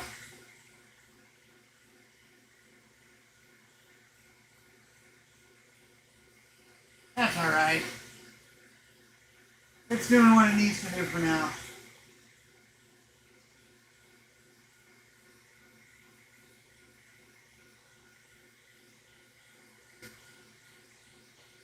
do though, put a little oil. Ah, here we go.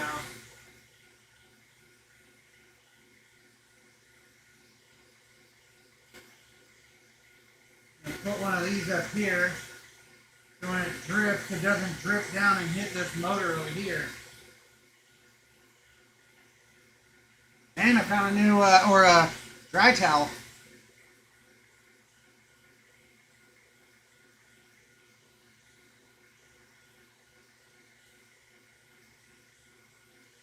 Alright, I think we're about ready to swap this out.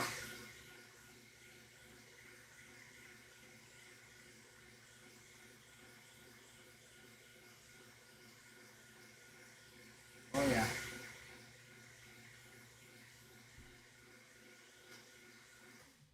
Get a little clean up here.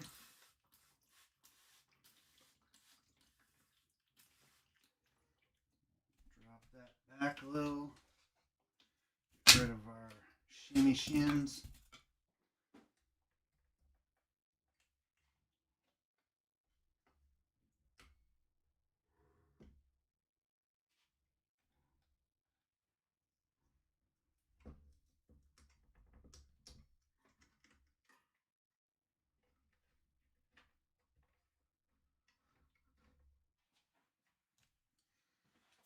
Swap her out.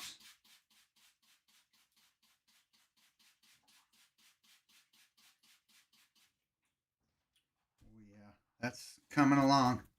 That's coming along real nice. So you can see in there, that chatoyancy is really popping. If the camera would actually be able to focus on it. But even there you can see it. Yeah, look at that. Sweet. Alright, so let's get these swapped over.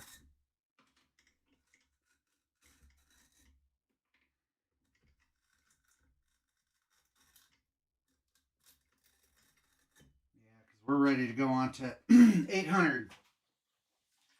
And once we get to like the 1,000 is when we actually start seeing the proper polish. Or at least it starts going from a like a dull finish to more of a glossy finish. It's one of my favorite stages.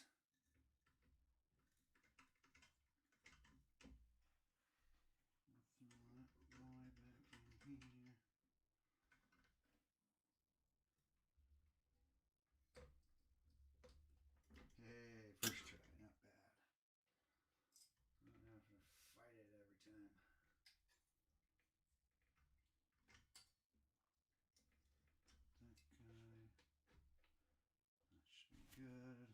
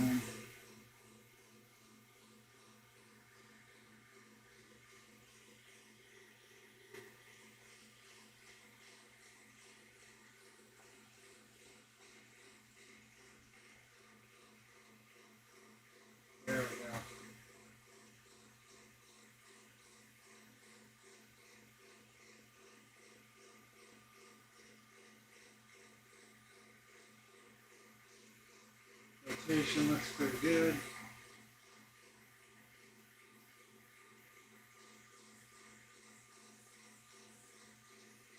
I think I'll raise this guy up just a bit.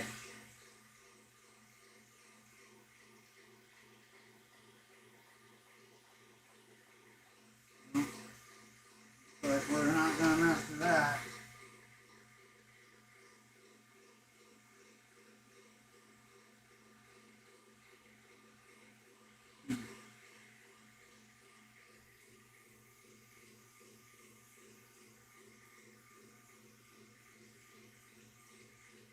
I feel like this is where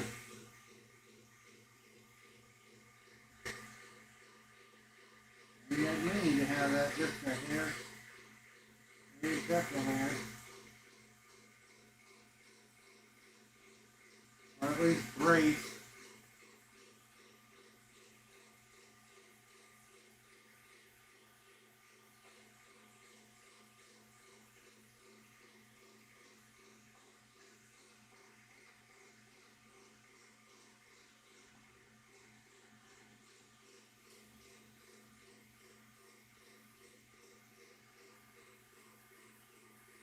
There we go.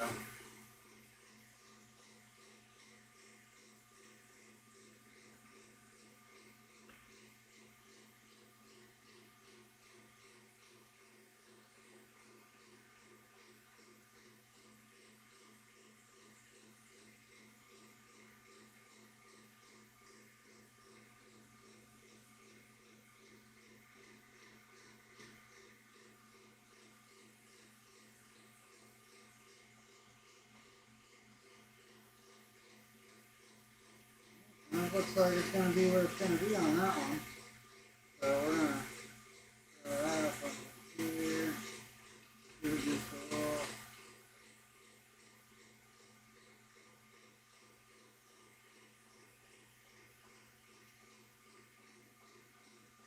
Looks like we got good rotation, so we drop back on this a little bit to see where we're at.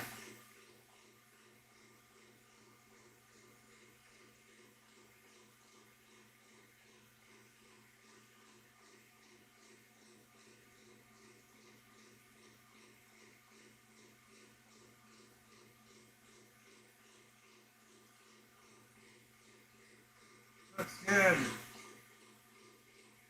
They were all going the same direction, and then when you turn off, they switch, but now one of them is going off with it. Yeah. It's a funky machine. I'm not really sure what's going on with this thing.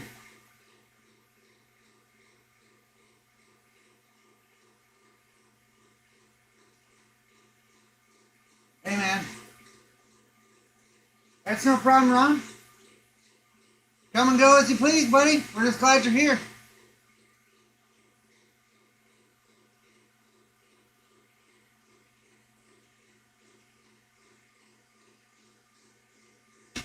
See what's up on this guy.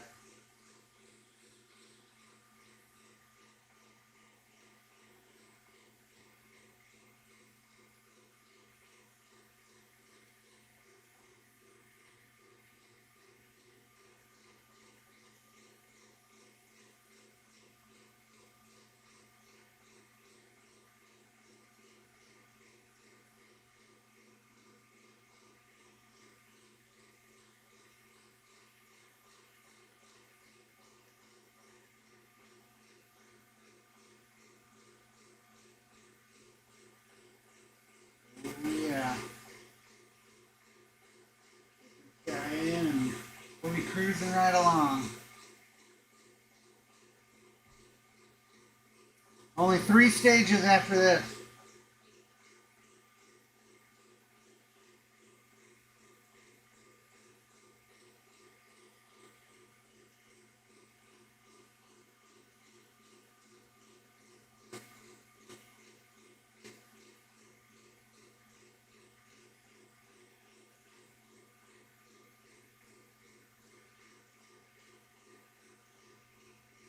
Yeah, definitely. Yeah, you're right, Casey. I mean, it's, I think it's a combination of that and, just kind of dialing the machine in. you know, figuring it out, remembering where I had my springs last and whatnot. Wondering here.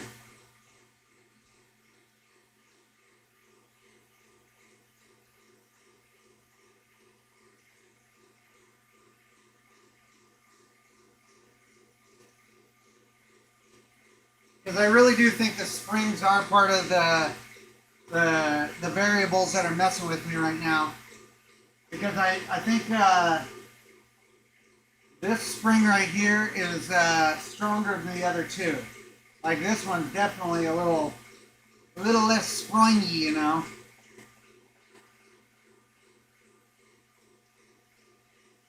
Nothing a trip to the hardware store won't solve.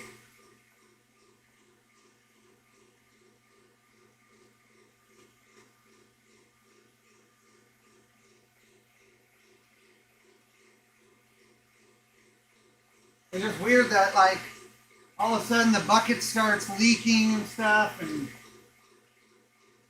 it's just weird.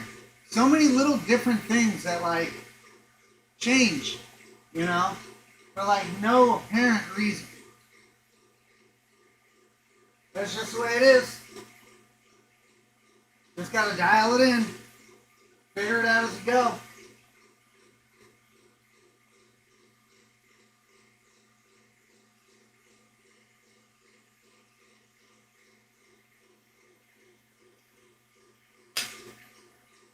Hey Tina, thanks for joining tonight.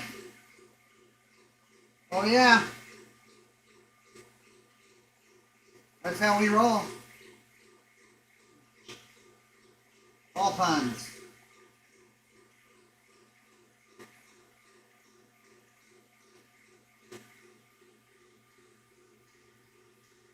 Yeah, I think this one needs a little bit of boost. Not that much boost. That much boost. Alright, so let's dial this in a little bit more.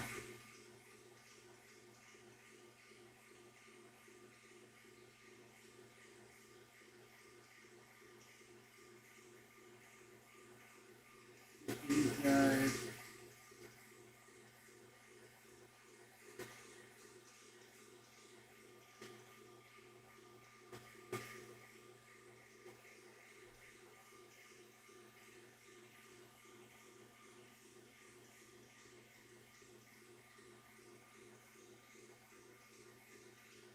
Yeah, this looks.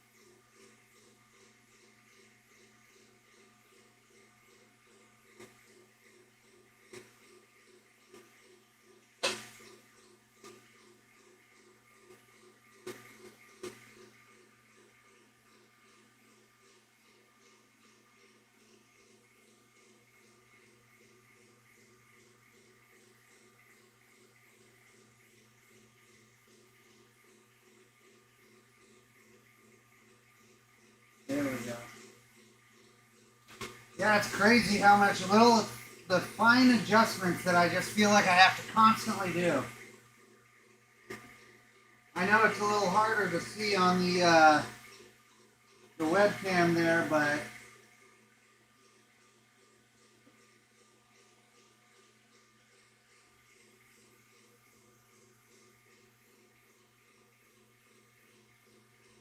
it's definitely coming along. Unfortunately, this 800 doesn't take very long. So we're going to let this go just a minute longer, swap it out to this guy, and move on. Really looking forward to getting to that 1,000 grit.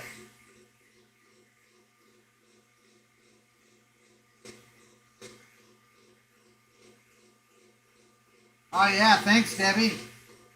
That's my favorite stuff.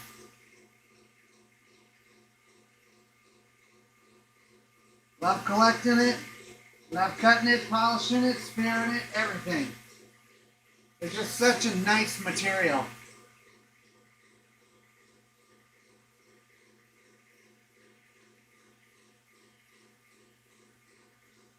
Alright. We'll try all that. We'll clean this stuff off.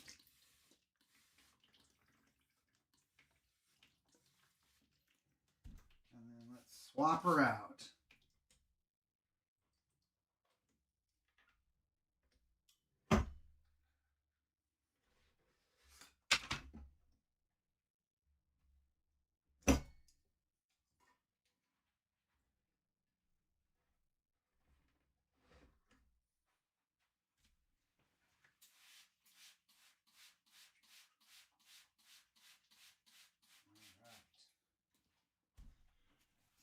This one looks real quick. Just want to make sure we're looking all nice.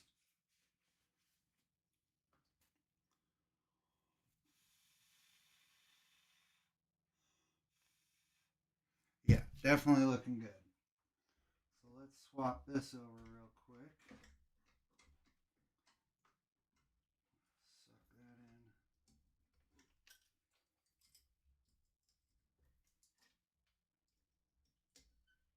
Alright.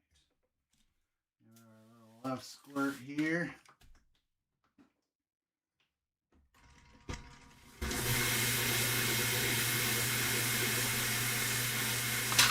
Alright, so let me bring this. There we go, right about there.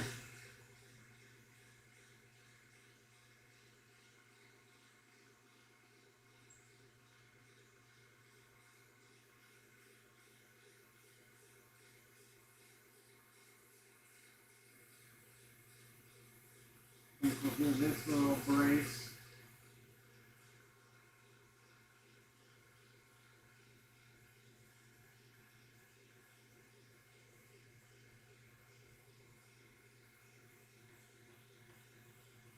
Yeah.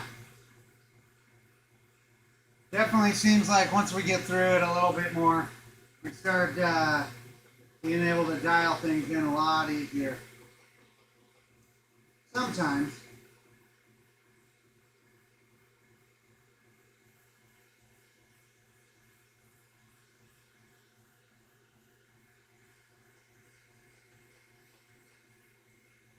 This one needs to go back to where we got it.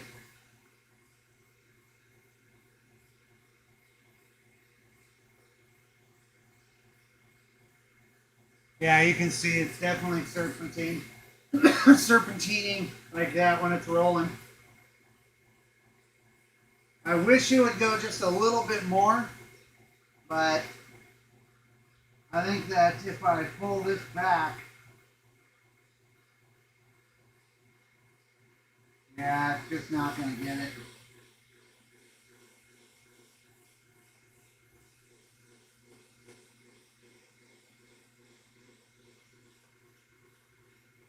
So we'll just tighten that guy down for now. Call it good.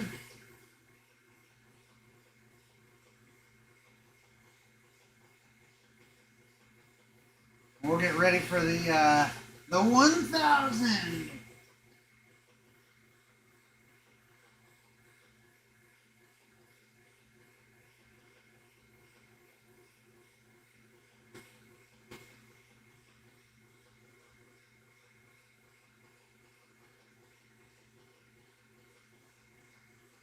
Yeah, I'm super excited to get these, especially this guy. This one's been a long time coming.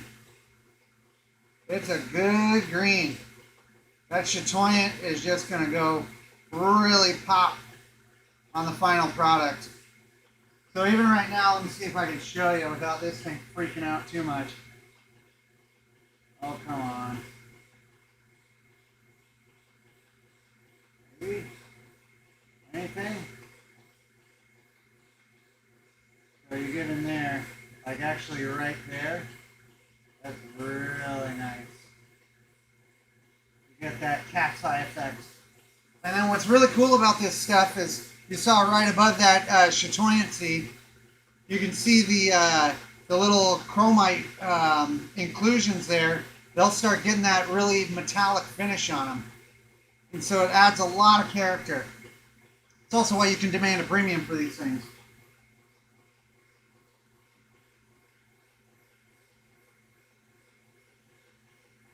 Now let's dial this back just a hair.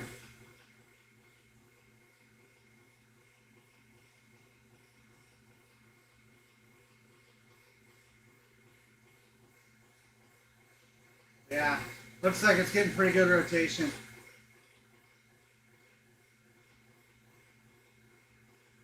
Should clean up real nice. Bring this back just a little bit more. And so you can see that white, the clay that's building up there, is a lot more white than the other stuff. And I think that's happening because you see the little white inclusions in there. It actually does affect the mud that we're building.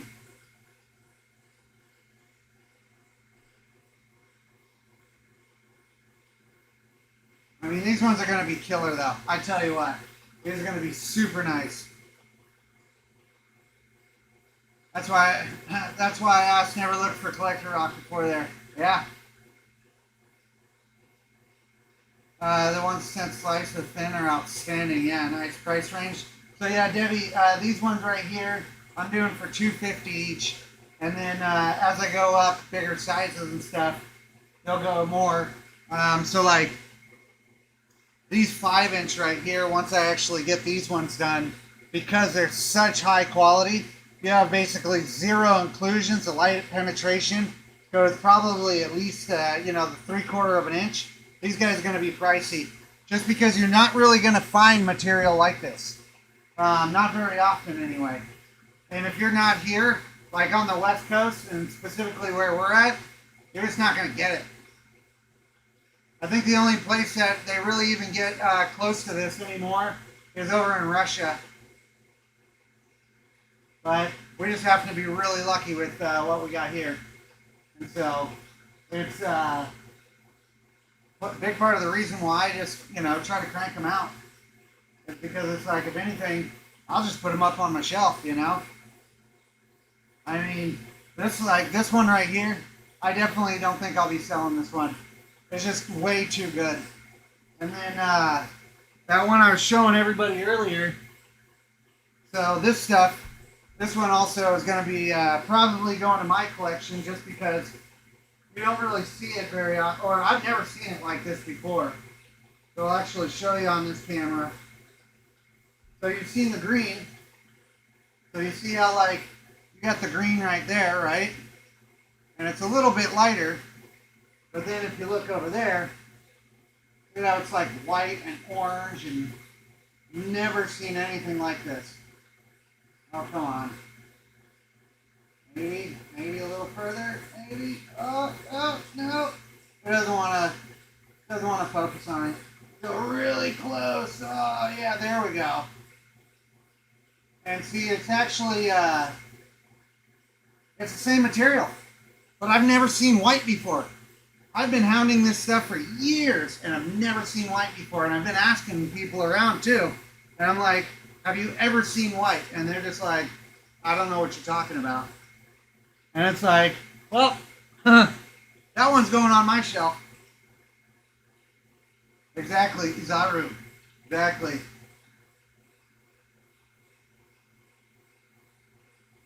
So it looks like this one's cleaning up pretty well. Not really getting a whole lot of gnarly buildup.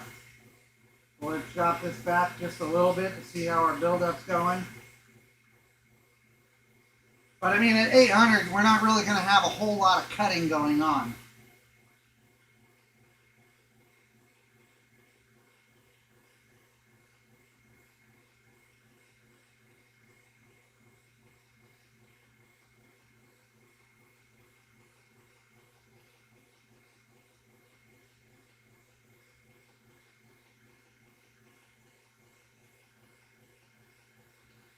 See about that one.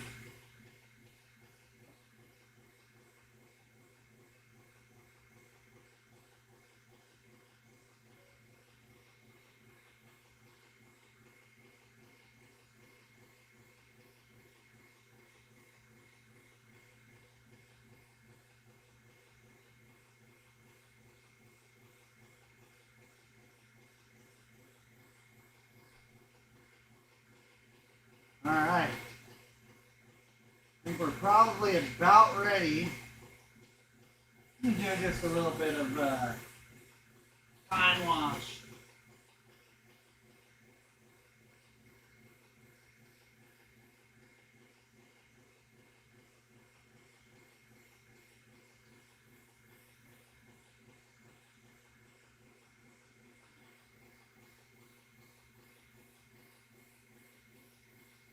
Oh yeah, I would say we're good.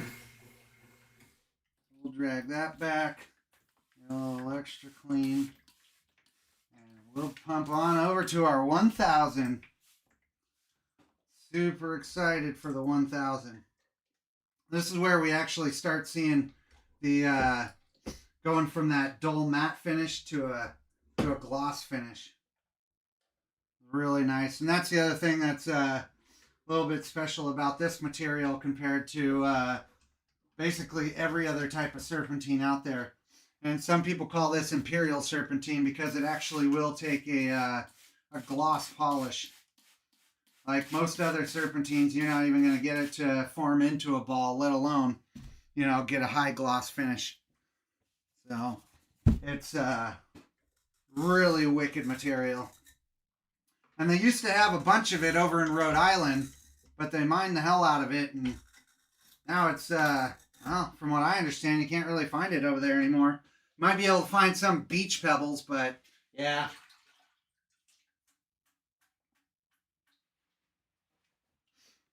All right, let's move on to this 1000. We'll throw that ball right back in, and then do our little swap dance.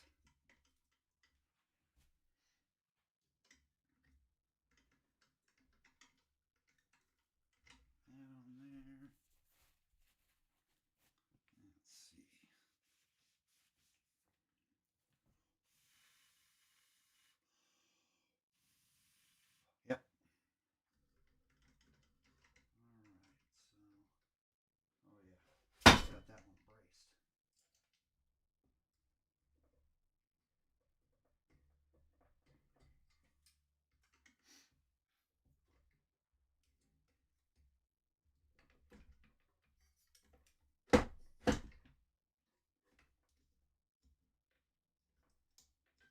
There. Leave that loose for now so I can do some adjustments.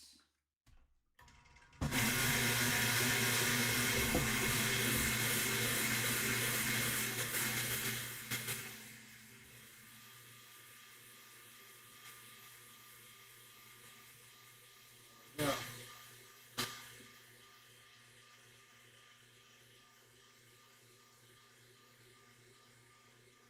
Motor's staying nice and cool too. So that is really nice. Oh yeah. Let's get our grippies on.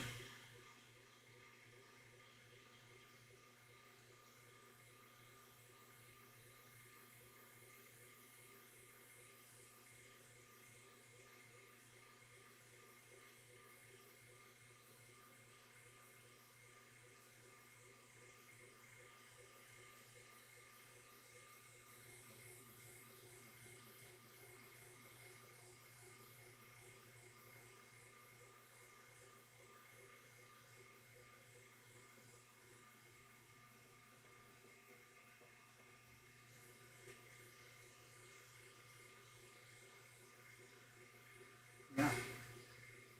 It's weird because the on the camera here, this one right here, I can actually, if I look on there, sometimes it's easier for me to see the spin, because like if I get it like this, then it's like, oh, okay, I can see it doing that, which yeah, it's definitely what we want. Like.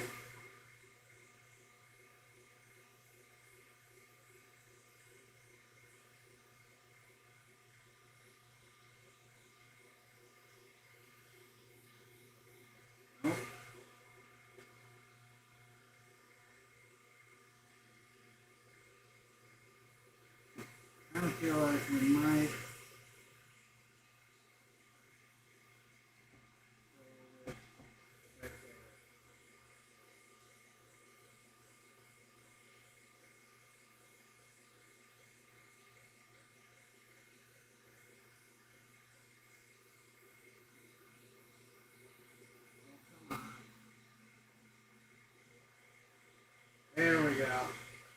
that's much, like,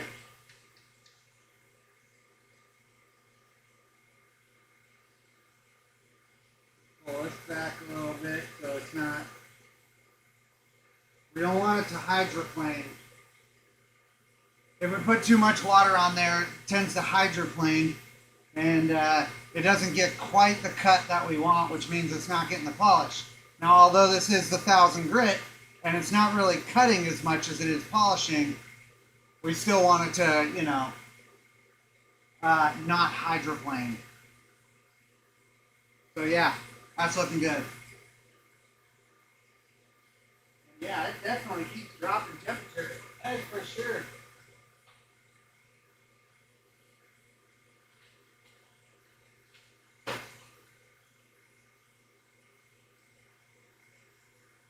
Just drop that down to the 1300. Oh yeah.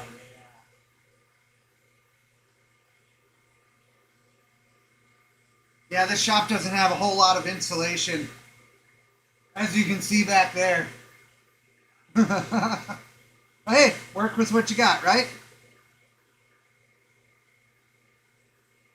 Eventually I'll have a nice warm shop to work in and be able to be cozy, warm, have a little fireplace or a wood stove. It'll be nice. Looking good, looking good.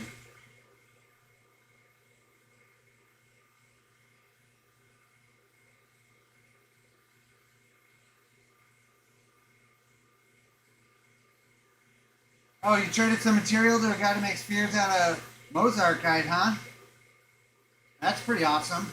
Yeah, I've been having people ask me if I would be able to, or be willing to trade material. And it's just like, at this point, my main thing is like trying to get ready for the show in March. And then I'm trying to raise some money to get over, because Epoch and I are going over to our Sunstone claim this spring and basically all of the summer. And so I'm trying to get as much money built up so when we go over there, we'll have all the funds we need to, you know, buy food and gas and all that stuff. Because, I mean, basically, we're going to be out in the middle of nowhere, out in the desert, and we ain't going to have a whole lot of amenities. Like, we're going to have a little pop-up trailer and stuff like that, but it's not going to even have, like, any kind of plug-ins or refrigeration or anything. So that's why we're trying to build up a little extra capital for that. Because once we get mining season going, I mean, it's going to be crazy over there. I'm going to be doing the live streams over there, doing the whole mining operation. Show you what's up from scratch, too. So it's going to be pretty awesome. Eastern Oregon, Western Idaho. Yeah. Oh, yeah. I think I saw the other day, I was talking to some guys that, well, he's been in stream before, but he lives over in Plush, over by the Sunstone mines. And yeah, it's been getting down into the teens at night and stuff. It's pretty dang cold. And we're going to be basically glorified tent camping at first. So, yeah. We're going to want some extra funds for everything, you know.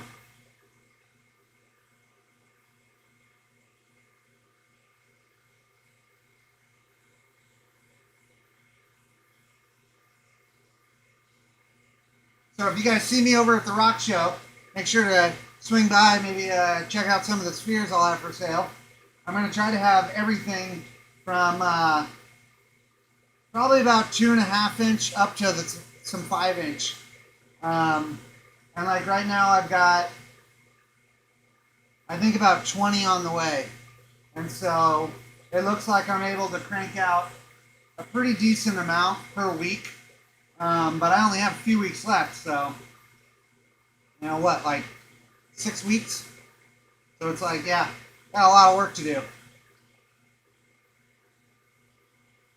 I mean, I've got some specimens and stuff that I might put up for sale. We'll just have to see, you know. At this point, it's like everything for the Sunstone mine.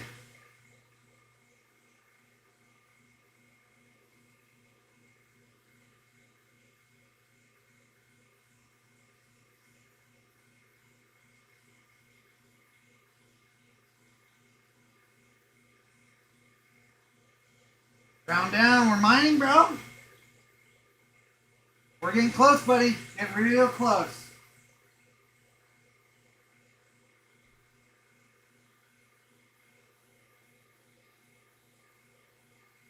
I'm super excited. I really can't wait. And especially doing some digging this weekend. It got me in the mood. Got me really amped to do it.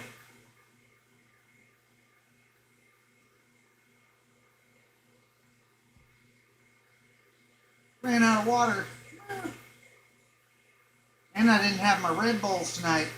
Figured I'd be doing a 2-hour, not a 4-hour, but hey, we're getting 2 balls done tonight. And this one, especially, worth it. Thanks, Tina. It was good seeing you. Appreciate you coming by.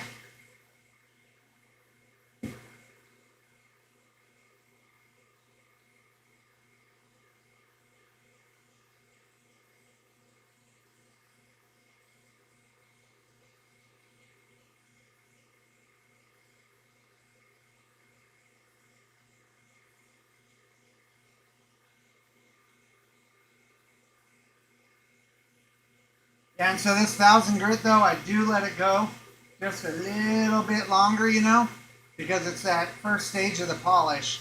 And so you just let it go a little bit and it's good. And then, yeah, next we're going to be going to 3,000 and then the 10,000. Pretty stoked.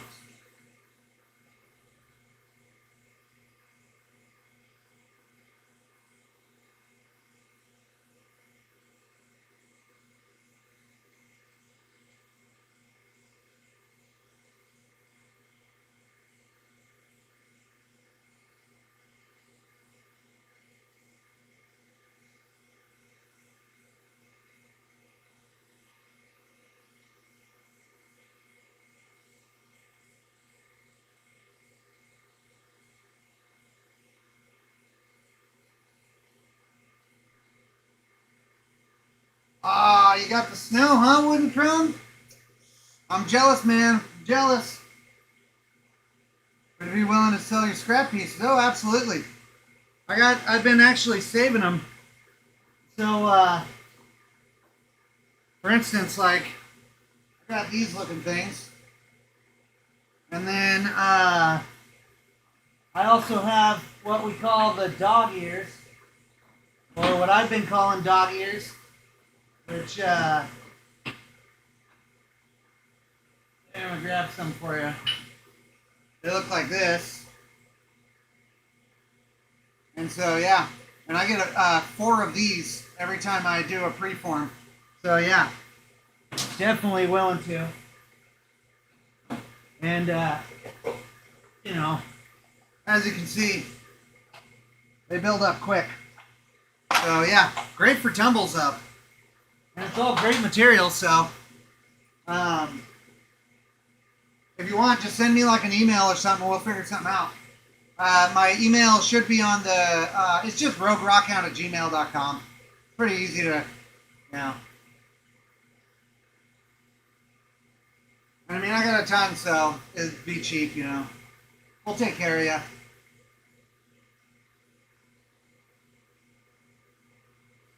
Oh yeah, just send me an email. We'll make it cheap. I'll take care of you.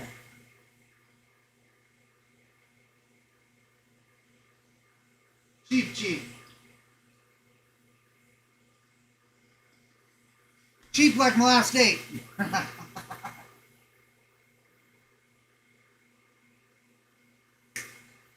look forward to it. Would be fun to compare it to Kootenai stuff, huh? I would have to look into that. Yeah. I mean, this stuff basically, you know, it's for the most part, like I go for the antigerite. And so you have 2 types of antigerite. You have bowenite and williamsite.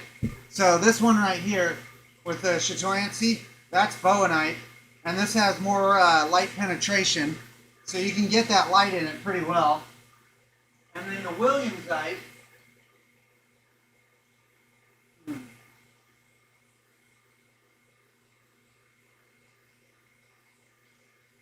don't have a ton of the Williamsite, but this is a pretty good, because the Williamsite tends to go pretty quickly. A lot of people, when they see the bowenite, they don't know because it's just like dark. But here's so this is more of this is the Williamsite, and so you can see it's definitely more of a visible green as opposed to like kind of black looking, and then when you hit a light through it, yeah. But even you can get blends of it to where. Let me see if I could.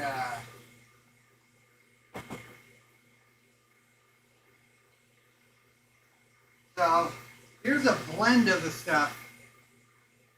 See if I can show you that. So you can see how it's got both the milky and the dark green. This is a sweet blend of it. And as you can see, that's still a pretty fat block.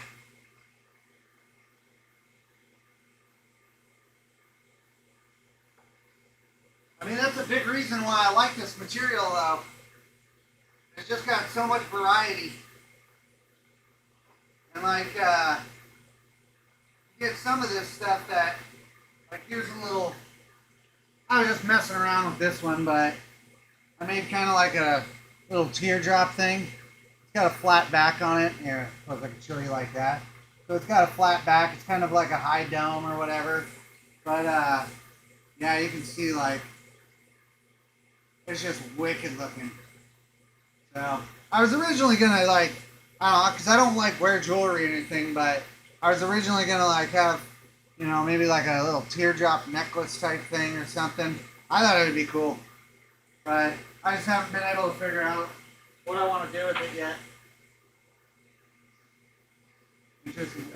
Oh yeah, yeah, oh yeah, cheap's great. Slice in, shows through. Oh yeah, for sure. Did didn't I sell you some before there, Debbie? Or was that somebody else? Because I know I was selling some of it before for somebody. A couple flat rate ship box. Where did I put that?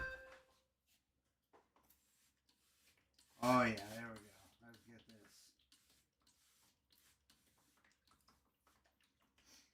So here we go. Let's get this guy.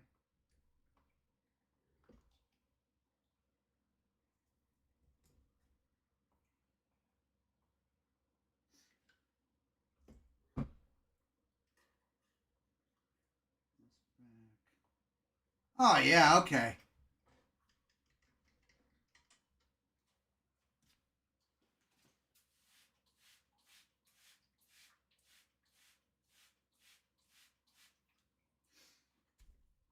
Let's see, did I already put the 21 in there? Yeah, we're ready to move on to the 3000, aren't we? Let's see.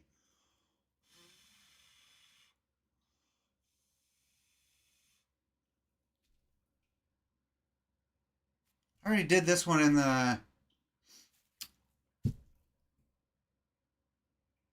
Oh, that's excellent. Let's see. Did I already do this? You guys remember? Did I already put this one in the 1000? I think I did. Pretty sure I did. That's all right. We're moving on. Pretty sure.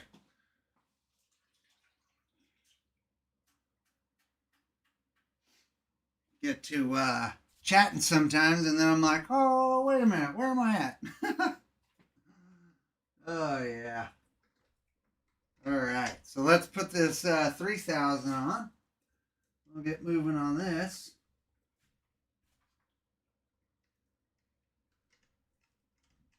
Yeah, and Debbie, I also have a ton of like good sized boulders right now. You know, like I think I've sent you this about that size before, and yeah, I since I'm mostly making spheres right now, kind of too small for what I've been looking to do, and so just sitting out there waiting.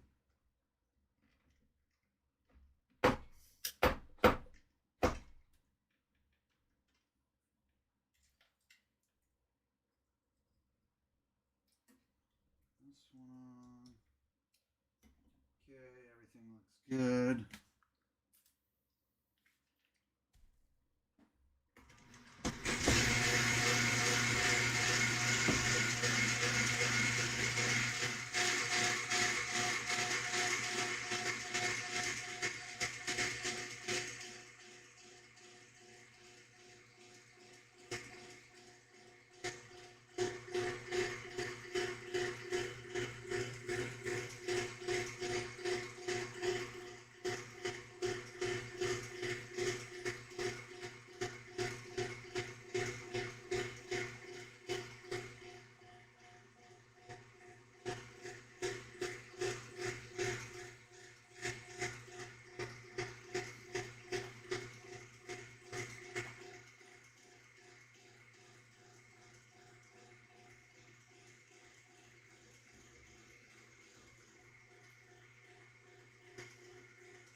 There we go. My piece can only get up to 9,000. Yeah. Still need to resend the hanger. Came back wrong address. Ah, yeah. Unable to forward. Yeah, I actually am setting up my P.O. box here, I think, next week. I moved out of that apartment, and so I got to get my P.O. box set up. But I'll have that set up soon, and that way I can get back to doing things again.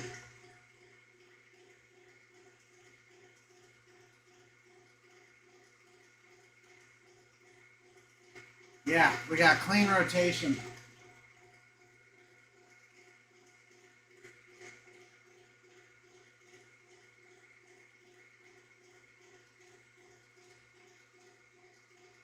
We'll just let this guy do its thing for a minute. It's 3,000.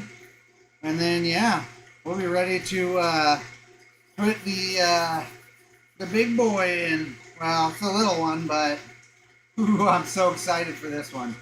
So excited. And it's already, you can see, it's already starting to get that a little bit of gloss on it. So, yeah. But yeah, you can see that one. It's moving. Mm-hmm.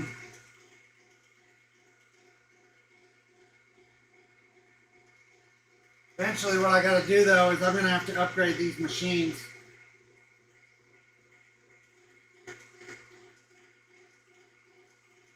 I think what I'm going to end up doing is I'm going to build one because my buddy's a machinist, Rock Dude. And so I'm going to see if he'll help me out.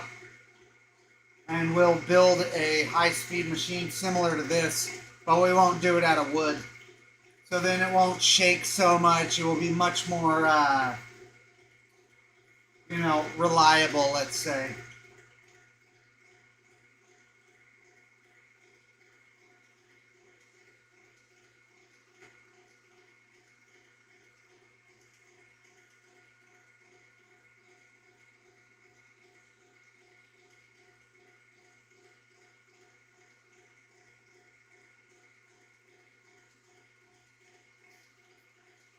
Yeah, I don't know, Debbie, if you would be interested in these ones, though. Because I do have some of this stuff right here. So these are off of the 5-inch ones. And they're pretty big. It's just I couldn't do another core out of it unless I wanted to go in like here. Originally what I was thinking is I was going to have it to where maybe set it up with like a stand. I thought that would be kind of neat. You know, a little Eye of Sauron type looking thing. But, you know, always willing to help out, especially since you bought some of the stuff in the past. You know, make sure to take care of you.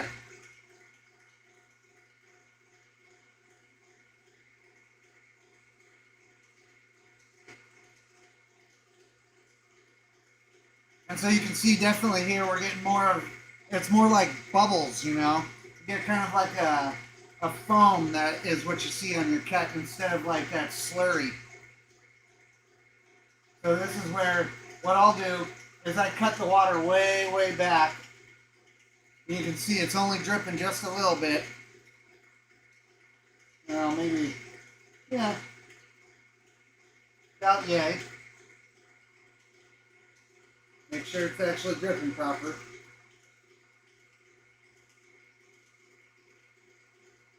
And then, yeah, I'll just kind of let that go for a little bit. Make sure it gets going. See if we can get a sweet little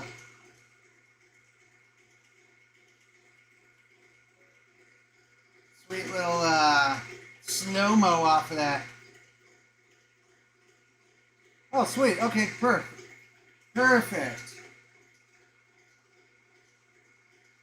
Yeah, because right now I've got like a boneyard out in my yard there. All the rocks that I've just been taking cores out of, and then it's like just a massive pile. And it's like, yep. You know, what am I gonna do with these until I can get the saw up and running? Because I've got my little 10-inch back here, but everything I have is huge. And then I also am going to be making these before too long. So now that I have some different core bits, I want to start trying to make little lamps out of these guys, you know. I think it would be pretty wicked. And plus, you know, not a lot of people are doing something like that.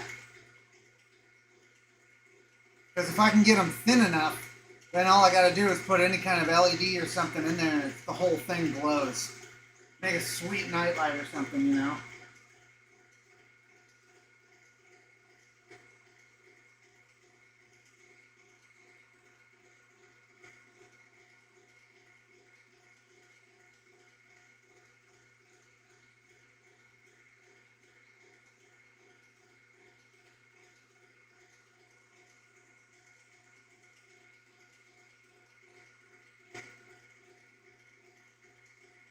Yeah, they're still nice, staying nice and cool.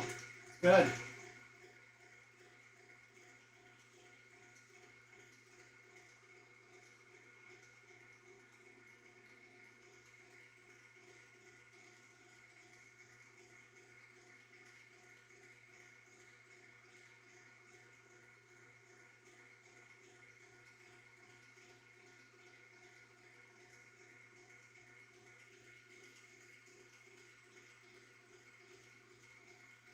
Oh yeah.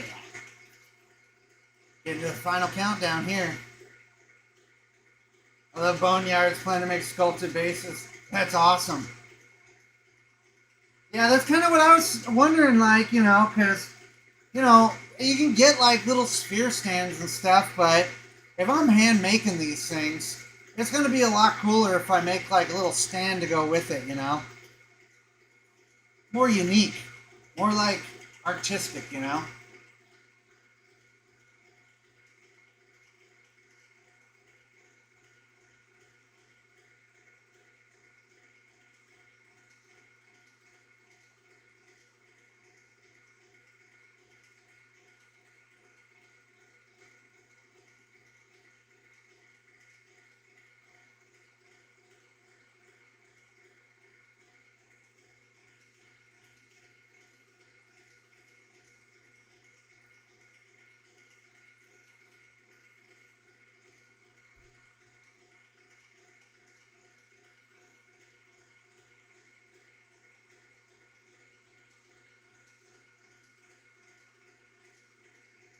See what's up with this.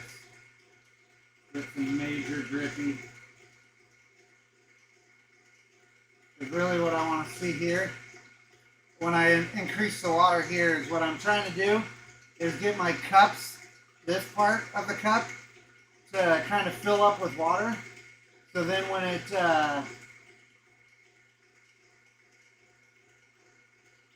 drips down into the reservoir there, I can see what the color is and how much like turbidity the drips have.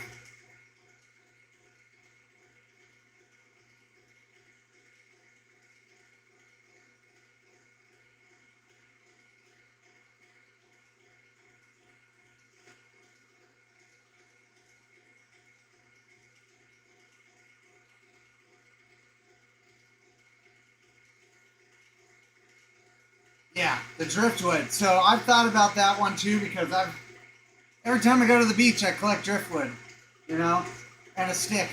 I always seem to come back from the coast with a stick.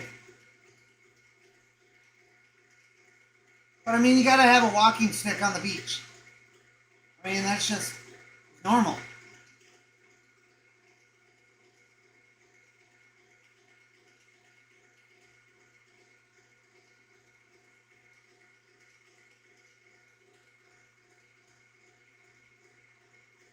Perfect. Yeah, I'll check it out. Definitely have to check it out. And you have those lamps on there from the Bonite?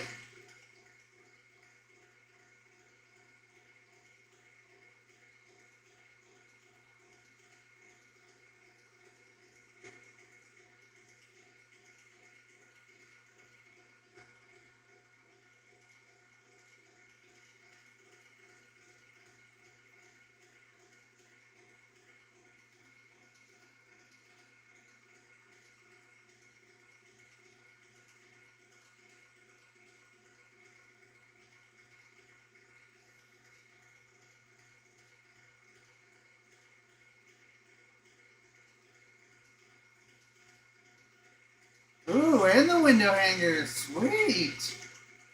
Yeah, definitely have to go and check it out.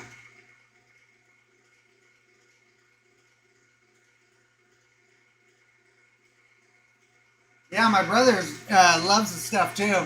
Epoch. So Epoch, you'll have to check it out, man. See what she's making with them. Pretty awesome.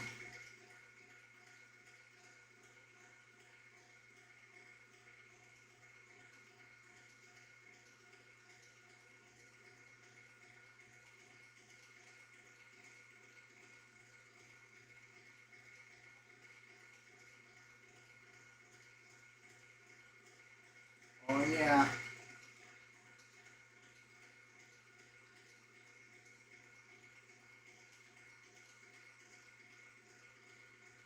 Hey Romania. Good morning. Thanks for joining. We started a little early today, but we're going long tonight. Time for shut-eye. Catch you next time, buddy. Thanks for joining. Appreciate it. Yeah, exactly. The neoprene boots.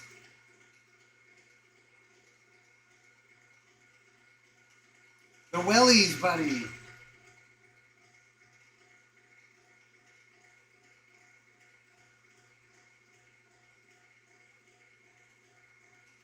I think this one's getting real close because my drippage ain't seeming like it's very turbid. Yeah, so Romania, since you're just tuning in here, remember last week when we were trying to get that one and it had that chip in the bottom there? Well, we were able to get it out by just kind of letting it sit in the 100 grit. And now we have that nice Chatorient banding in there, giving us that cat's eye effect. And so I figured we'll just do, you know, 2 of them tonight and go a little extra long if we need to. And yeah, make sure we can really show everything off.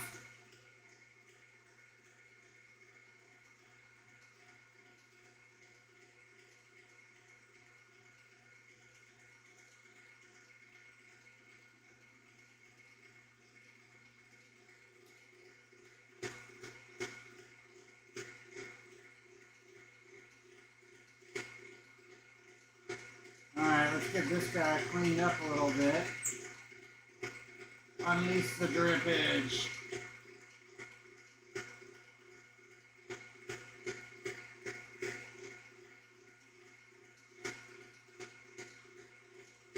Yeah, I think I'm going to have to get something set up here to where I have like an automatic drain on my reservoir.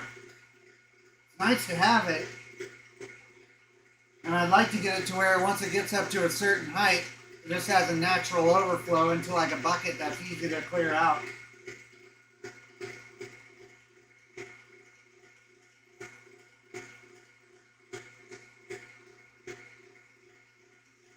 Alright, so let's swap this one out.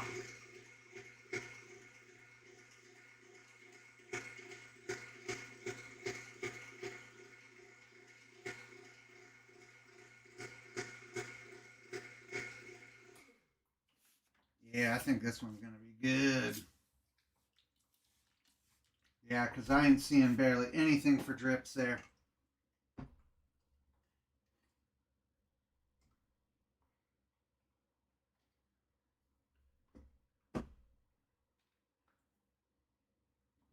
Release here.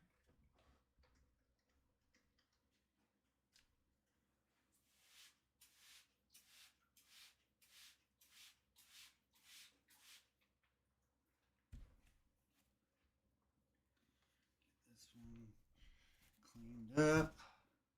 Drop this boy in.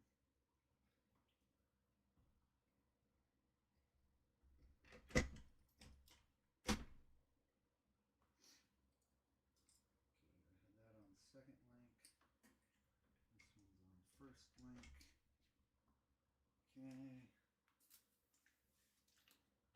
Throw some extra water on this guy. Let that do its thing.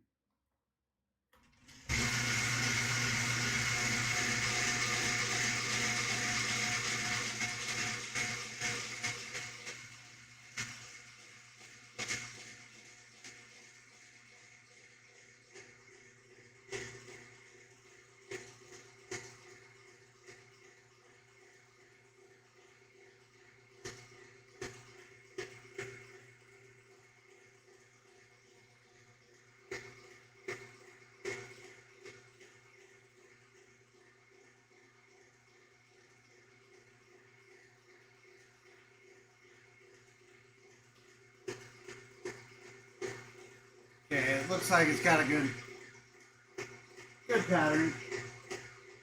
I kind of feel like this could go just a smidge back though.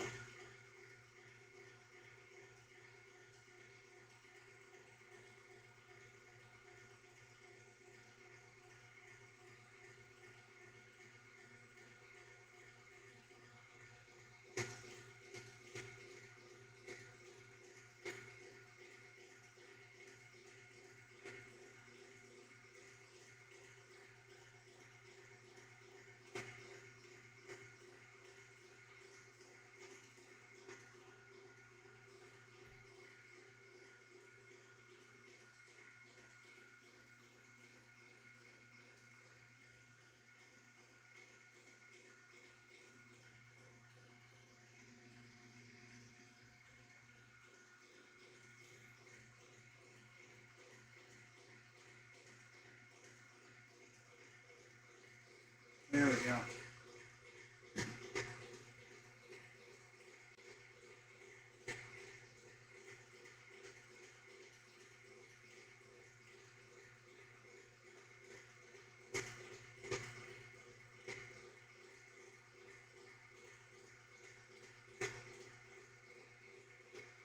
There we go. Starting to see the foam build up. Good, alright. Till next week's unboxing, exactly. All my saws and equipment have buckets and drains. Yeah, I definitely need to upgrade the shop, but it's just, you know, really, we've been focusing so much on trying to get, you know, things figured out for the mining operation that I haven't really had much time to focus on anything more than the YouTube stuff, all the social media stuff in general, finding more material, getting the spheres made, dialing the machines in, you know, and then having broke down machines and like trying to get those fixed, and yeah. And then on top of it, I've been waiting for some of my orders from Highland Park now since November 1st. Starting to get a little annoyed with that, but ain't much I can do. So, hey, look at that one. You can already see the polish on that. See if we can show you a nice spot on it. Yeah, like right there. Oh, all right. We're going to have to bring it in really close again. Yeah, look at that. Pretty stellar looking. Like a celestial body. That's wicked, huh? And that's only the 3000 grit. We still got the 10,000 to go. Then it gets really shiny. But you can already see that gloss on there.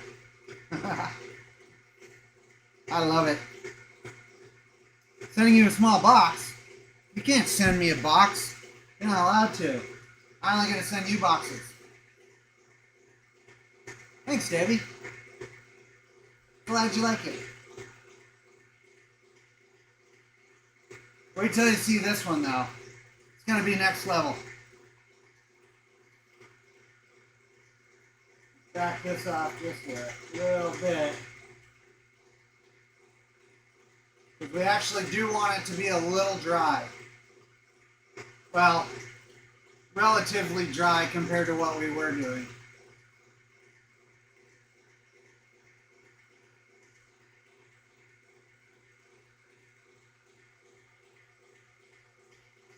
But this one is going to be top shelf. I don't even know if I'm putting it on that shelf. Probably going to end up putting it on my shelf in my room. So I can wake up in the morning and be like, oh, glistening in the sunlight.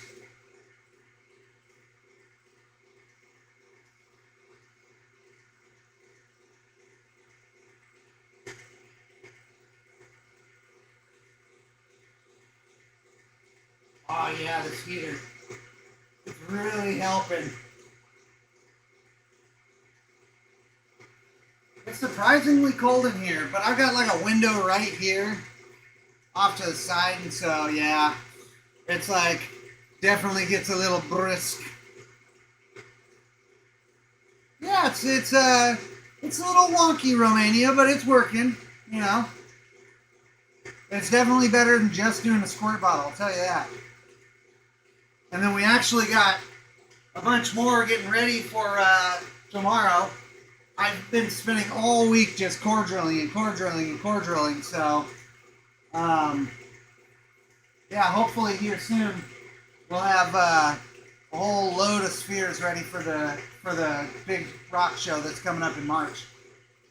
Because, you know, we're just trying to get all of our funding together to go over to the mines. It's gonna be crazy over there. Got a ton of planning to do, a lot of stuff. Ooh. A lot of stuff to do still. But, you know, that's the fun of it. And that's why we're going to be doing it all like, you know, live stream.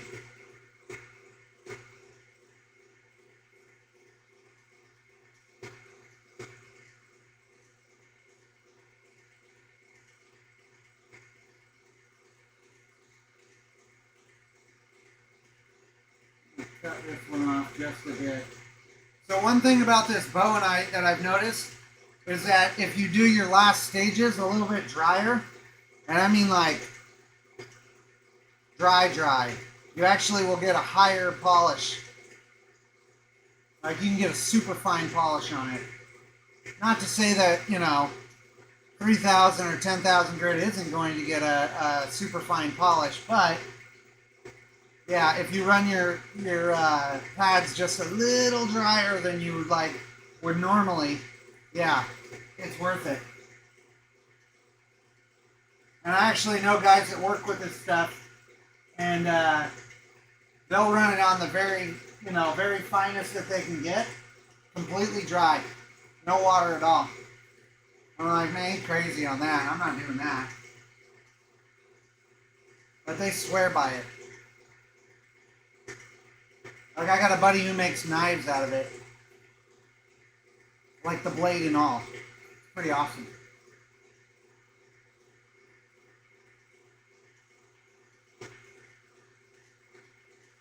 Yeah, and so you see how this stuff, this one isn't getting much of the foam buildup. But I don't know, it's not really, can't really see it that well.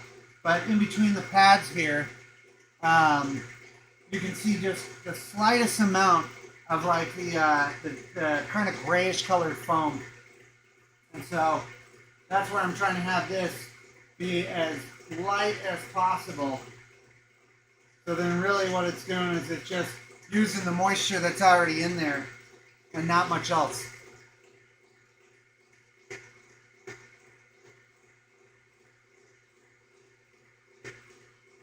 Oh yeah, man, way more fun. It's gonna be great.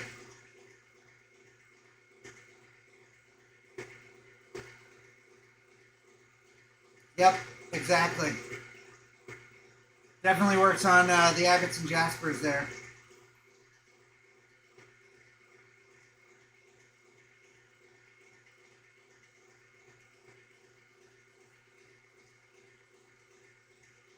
I can already see this though. It's got a really nice gloss on it. Like you can see out right there where it's got that, oh wait, am I pointing at it? Yeah. Right over there with that window where it's actually my light up here. God, look at that gloss. Whew. Now we're actually starting to see a little bit more of that foam build up. If I can.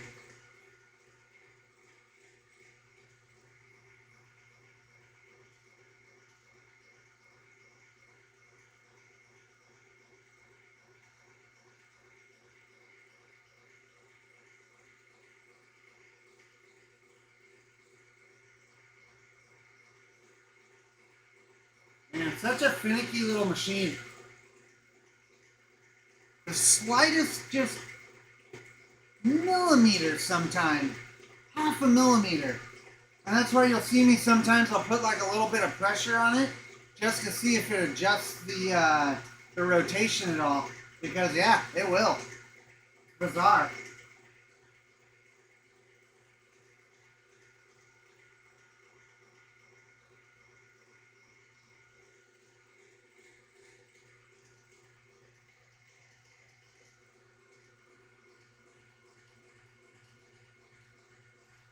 I think I actually do want that.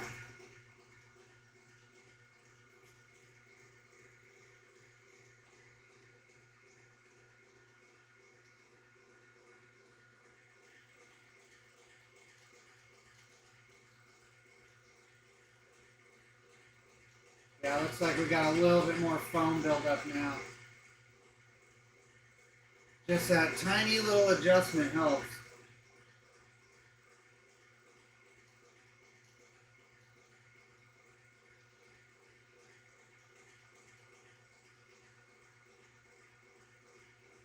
Give this a little rinse.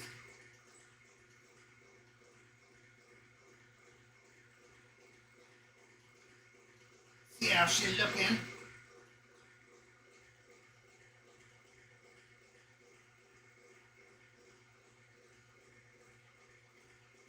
Plus, I kind of need to empty this bucket out a little bit.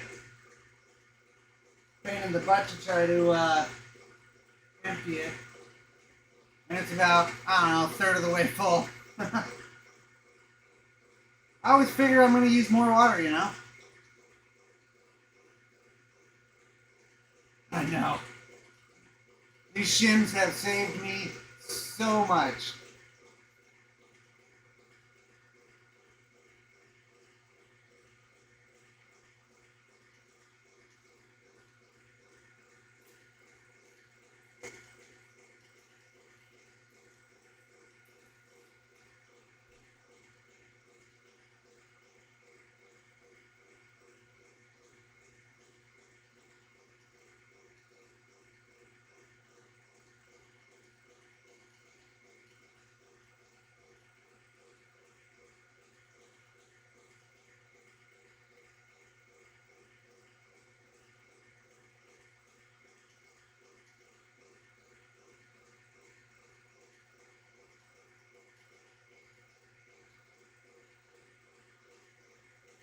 Yeah. I think we're really close. Fortunately, the 10,000 grit doesn't take long at all. Because, I mean, we're at 4.5 hours. This is the longest one I've done in a couple weeks. But it's going to be worth it, I'll tell you that. Plus, like, I don't know why, but at the beginning of the stream, we had some issues there because of the update on this Streamlabs thing. And so, like, my cameras weren't working. My sound was all wonky. It was just a pain in the butt.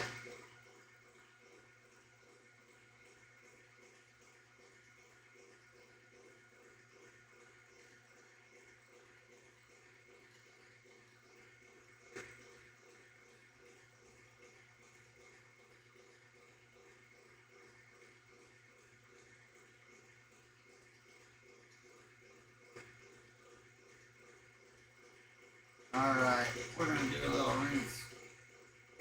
Heavy rinse on this to clean those cups off as well.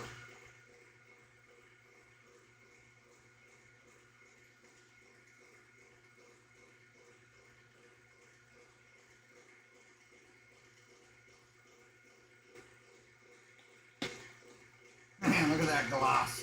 Ooh-wee. All right.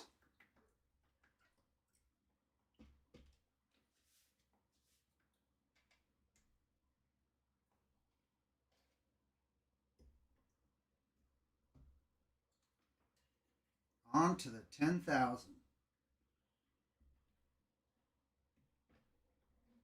this thing rinsed off.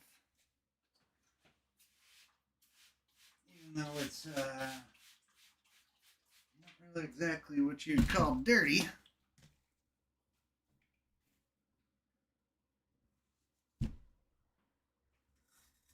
I am super, super excited. I had to put that one straight into the towel, so I can't look at it yet.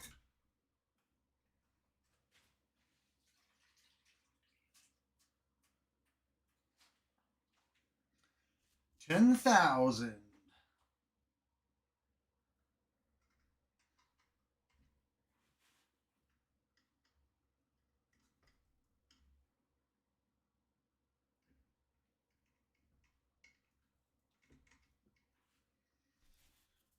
Alright, we're just going to put it in. We're not going to look at it yet because it's too awesome. Oh, come on. Stay on that cup.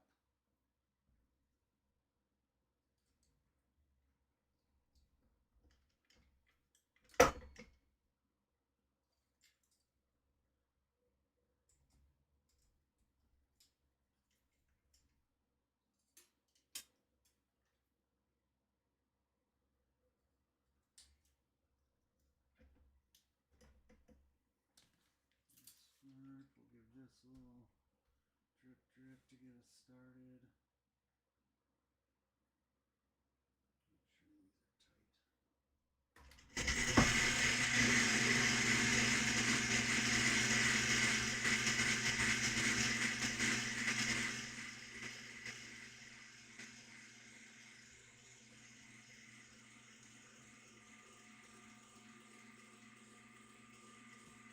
Of course, it's gonna be a struggle. There we go.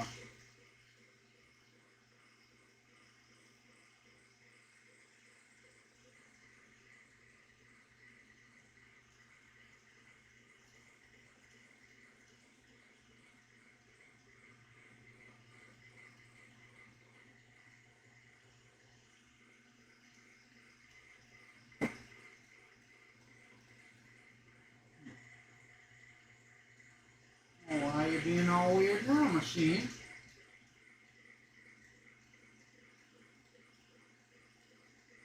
What do you get? Pull this down.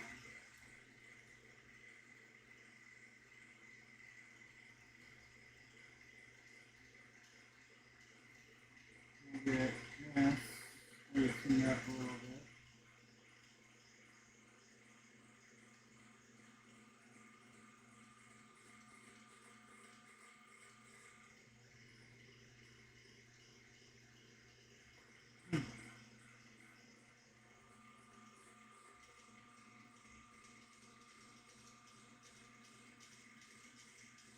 Oh, come on.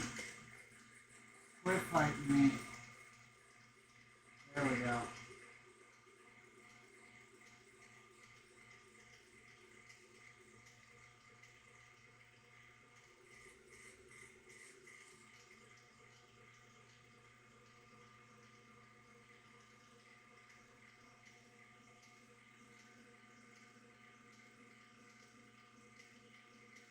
There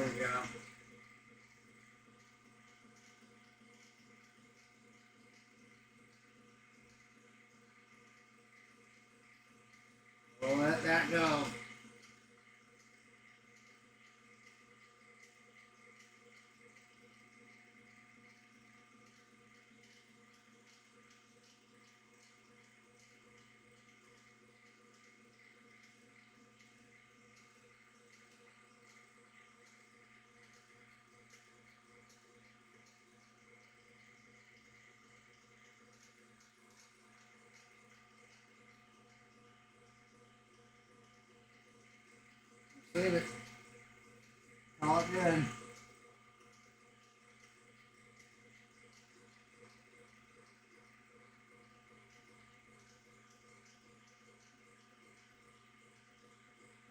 You will brace that up a little bit.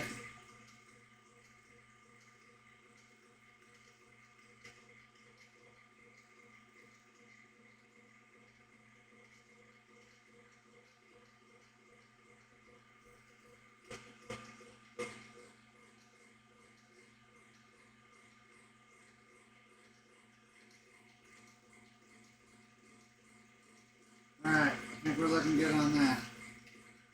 Maybe throw a little brace up underneath this guy. So it's happy.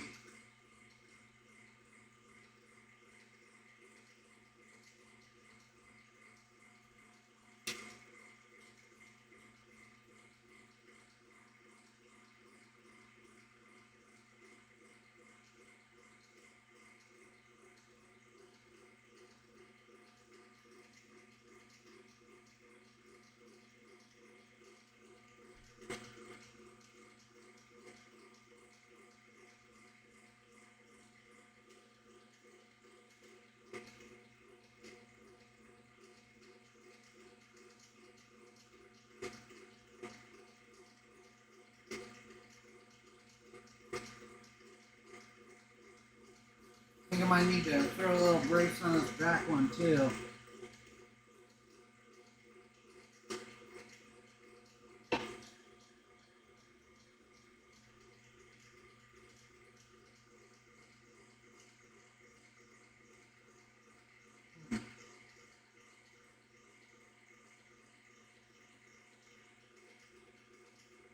Weird. Oh, I know. I see.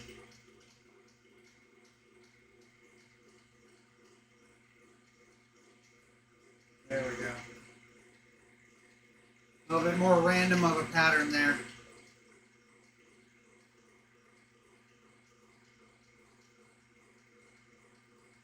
The higher the grit, less pressure it needs. Yep, exactly. So faster friction rather than pressure. Yep. Still not slamming so far. It's off in the distance. It's still not the same. You sound far off in the distance. Is this any better? So that actually is because I bet you. How's that sound now? Reminds me of a Japanese fishing float. Yeah.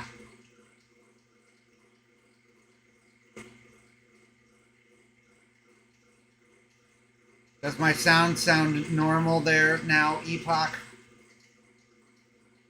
Not so far away.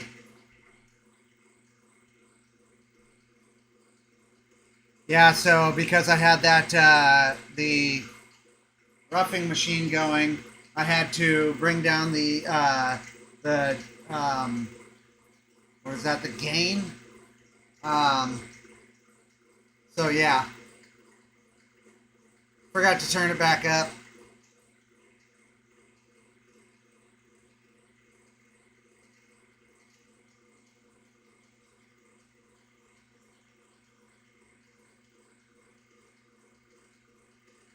Alright.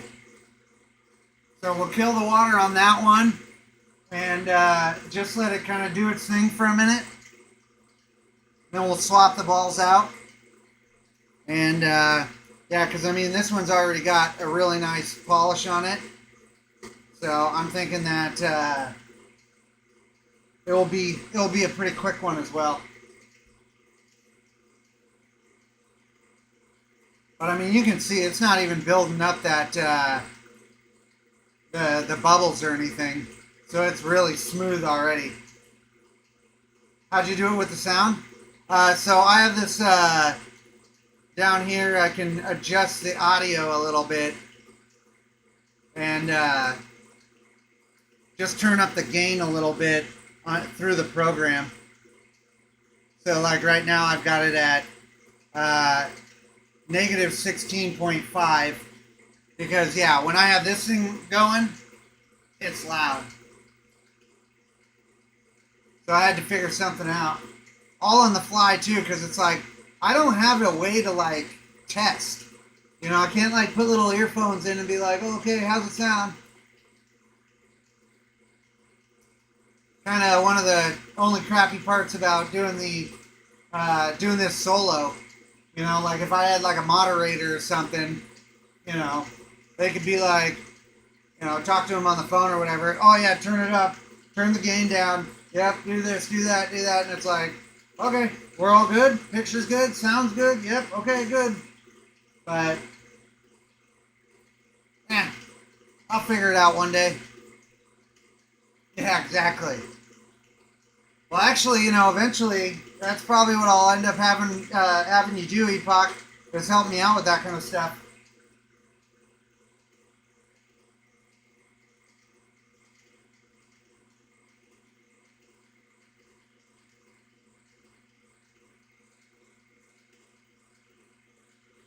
Once you figure out all your faceting and everything, then we'll have you go to the next level and start helping me with my live streams and everything.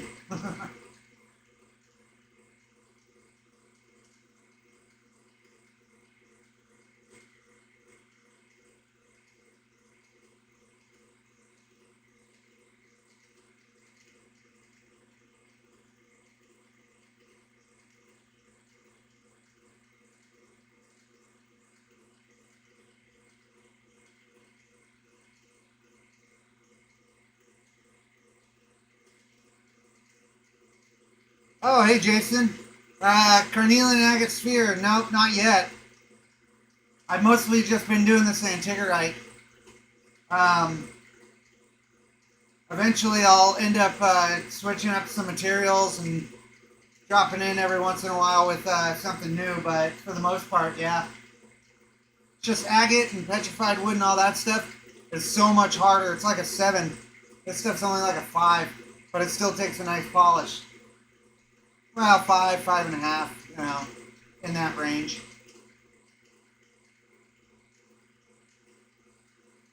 Yeah, I tell you what though, this one's looking good. Oh yeah. Well, I've got some big old pieces, that's for sure. No carnelian right now, but my buddy Dan over in Douglas County, he's pretty good with the carnelian. He's good with it, so I'm sure eventually I'll end up doing some. Because I think for the most part what's going to happen is like, you know, during the fall and winter time, I'll be doing a lot of sphere making and stuff for my live streams. But then during the spring and summer, I'll be doing all the live streams over at the mine. How long does the material take to make a sphere? Depends what kind of material it is. So we did this thuolite core the other day. I suppose I could probably get it wet for you. But yeah, we'll show you the good camera. So we did this thuolite the other day, but it took like, just to core it, at least an hour, you know? And that was with it's a diamond bit, it's a good bit. And then you gotta grind all I have to core drill it 3 times. And then, you know, but each time I core it, it gets easier and easier. So you're talking maybe an hour and a half, 2 hours, depending on how big it is and how hard it is. This stuff, I can core it up really quick. Then I got to grind all the edges off once I make my preform. And then, yeah, I mean, the harder the material is going to be for, especially in the roughing machine. Because, I mean, right now, it takes a while for the roughing. I would say, even with this material, you're looking at probably 45 minutes to an hour just to get it to the actual sphere itself. And then from there, doing the polishing stuff, with this machine anyway, since it's a lot faster, I can usually go through all the stages in about 2 hours. So we're looking from, you know, 4 to 6 hours, depending on, you know. I mean, this stream's already almost at 5 hours, and we've done 2. So yeah, it's kind of a long process. It's also why, it's also why spheres aren't very cheap. You know, you ever go to a show and stuff, and seem they're kind of expensive. That's why. It takes some hours. And then, you know, you can get them on like Temu or whatever, you know, AliExpress. But, you know, you're basically buying spheres made by slave children. And that's not a joke. They don't pay them anything and they make them work. It's not good.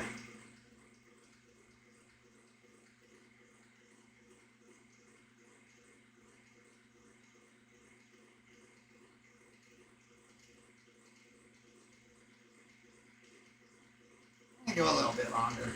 It's the very last stage.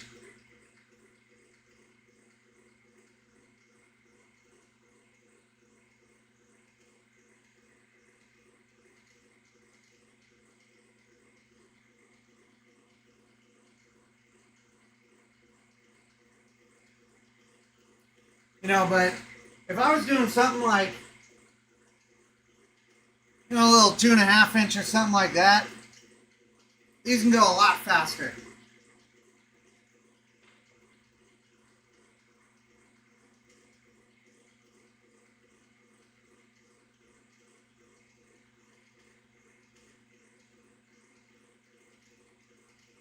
I've really been trying to dial it in, buddy.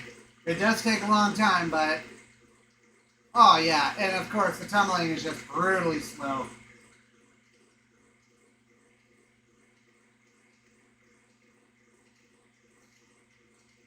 All right,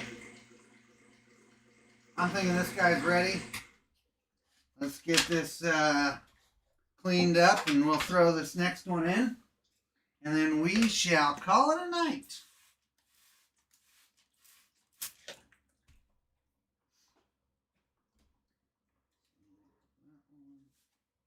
Oh, yes, this one is going to be so awesome. I am so excited for this one. Ever since I cut this one, or corded, I should say, I was just like, oh.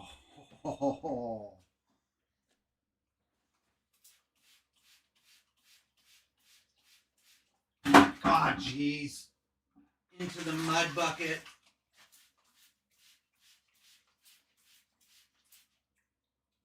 Sweet. Gotta love it when you drop it into the mud.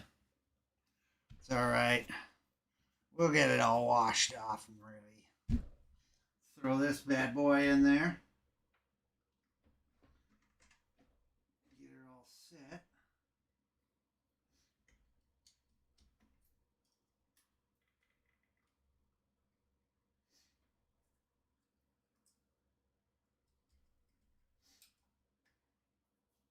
Alright.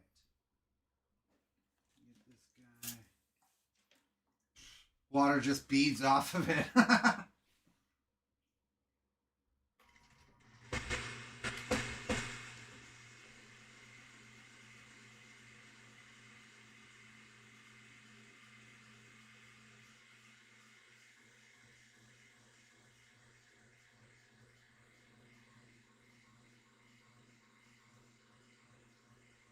There we go.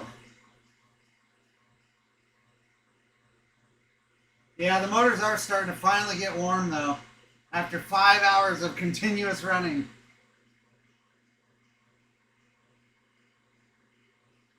So it looks like that's about our limit on these things, huh?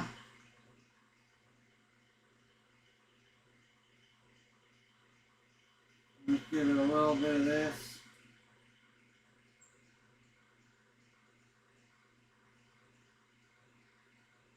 Build a little bit of moisture up.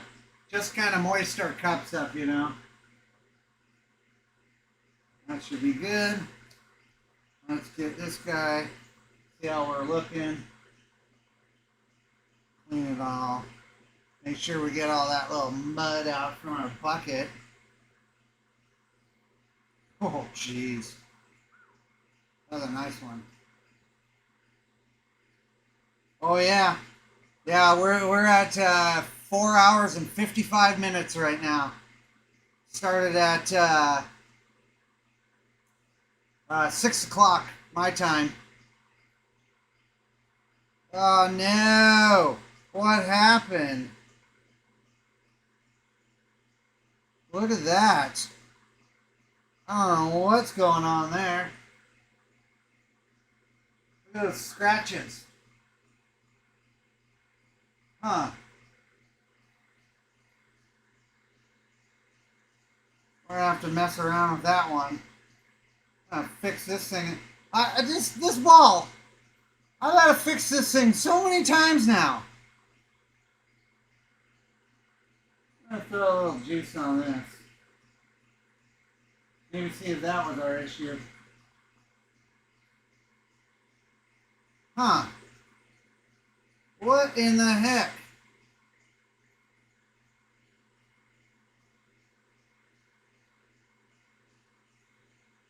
Well, I don't know what happened there. But yeah, you can see like right here, almost nothing there. But then if we rotate it to like right there, geez, look at that.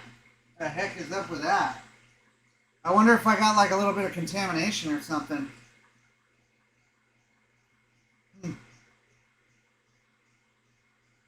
Yeah, we'll have to fix this one in the morning. That's alright. Good things are worth waiting. Just kind of stinks. I don't know what the heck would cause that besides maybe some contamination.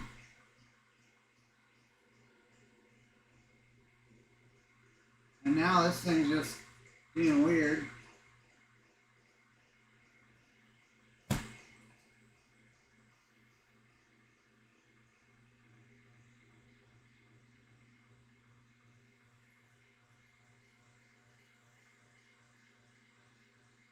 Yeah, I wonder if I got a little contamination. Maybe I'll drop this in real quick right after this guy and just throw a bunch of water on it and see what happens. Because it wasn't like this right before in the 3000. So I'm thinking I just need to throw it back in real quick.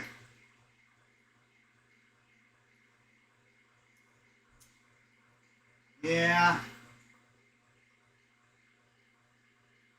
I know that one was fine.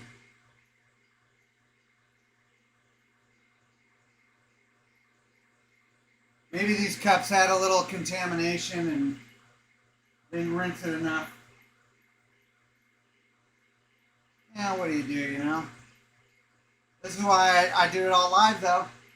It's because you can see when mistakes happen. You can see how I try to, you know, work through it all. Does sound good. I think it might be better with perfect circle. Yeah, exactly, bro.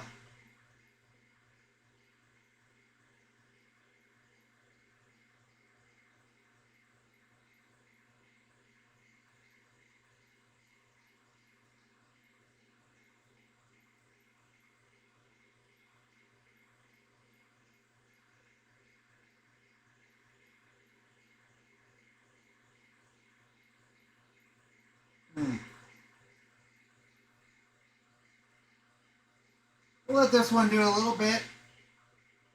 And if anything, yeah, we'll make sure that this one's not all scratched up as well. And then if it's not, then we'll know what was happening and I didn't run it quite enough water. And we'll just pop this right back in, run it wet, call it good. Exactly. You just gotta roll with it.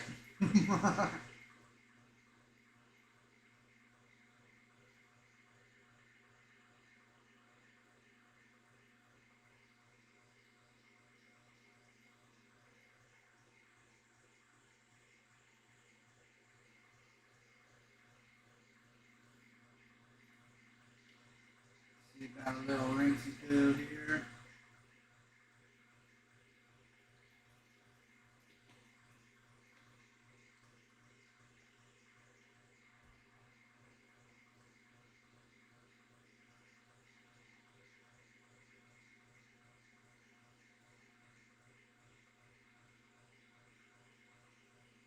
Feels great. It also could be this towel. I'll set that aside for now.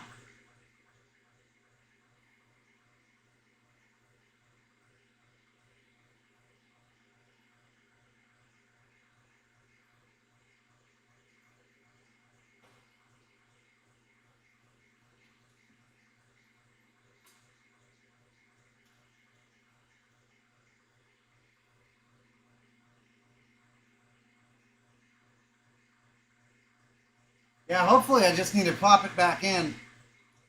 Because that does kind of stink. But hey, if I need to mess around with it to get it perfect, that's what I'll do.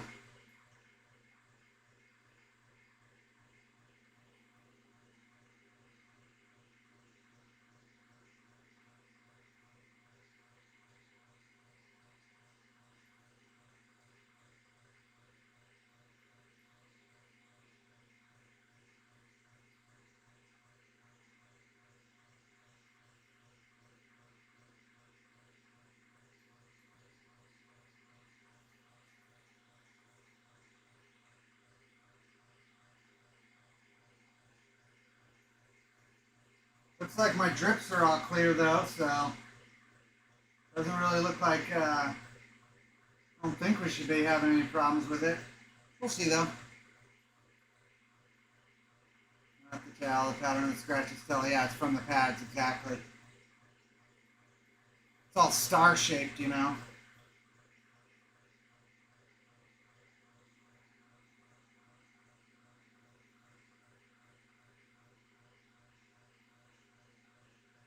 I was more thinking the towel might have brought over contamination. Because who knows? Might need to clean this off my work table. Might have dropped some grit at some point.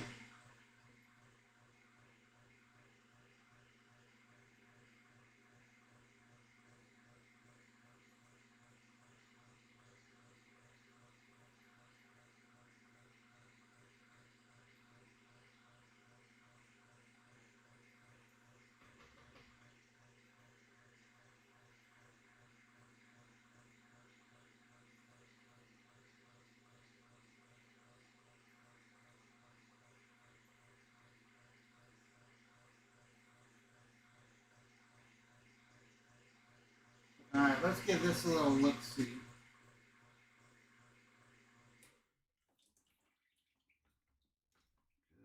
Yeah.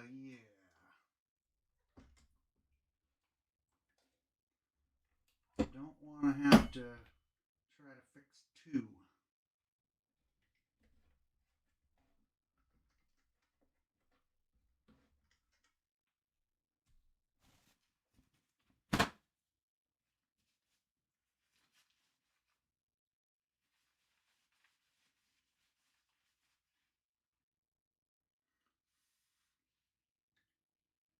Oh, this one's good.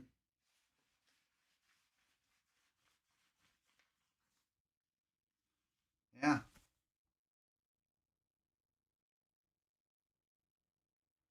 Looks good anyway. Does kind of seem like we have some funky pattern here though. You see that? Where it's doing that kind of star-shaped stuff.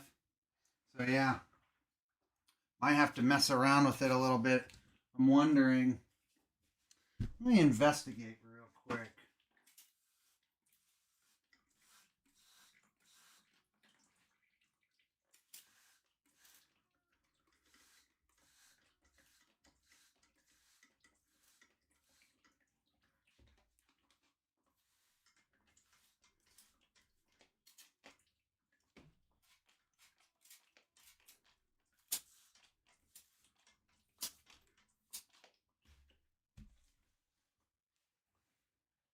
Well,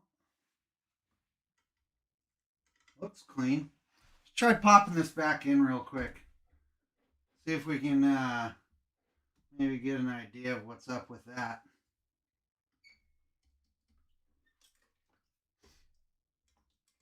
Hopefully it'll just be a quick fix, you know. If anything, I'll fix it in the morning. It's almost, what is it? Past 11 already, so. Let's get some major drip on here. Just juice that thing.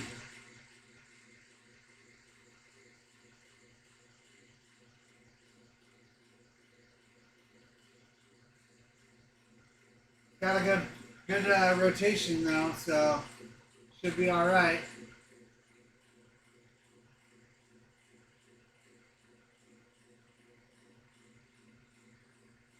Bizarre. That's the first time I've had that problem. Let's see what this guy.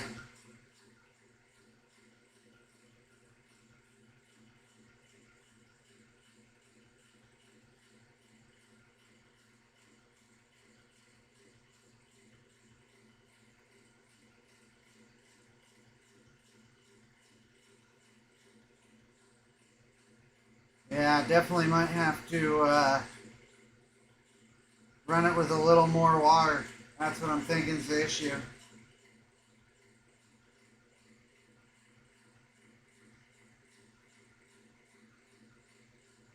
I think it's all right though. We'll get it. Do this work. Yeah. Clean the pads and ultrasound machine. I do not have an ultrasound machine, unfortunately.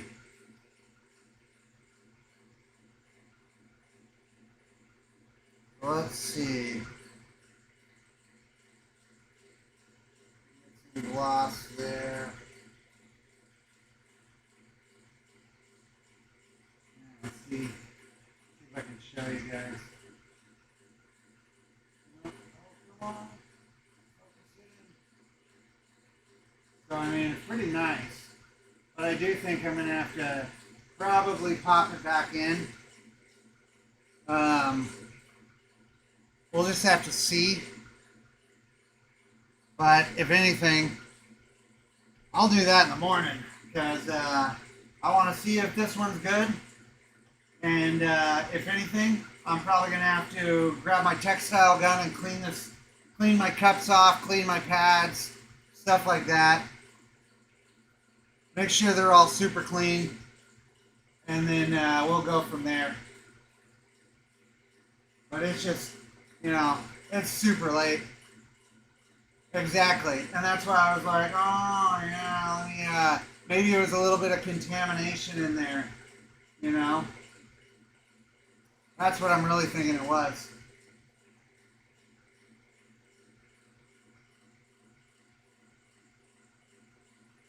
I mean, we got great rotation though, so if this does work to clean those out, then it should be all right.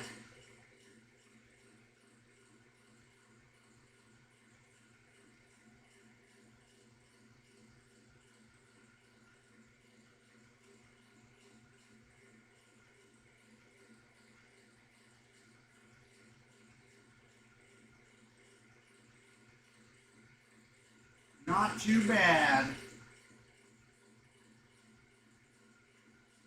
Pretty good size too. Digging this one.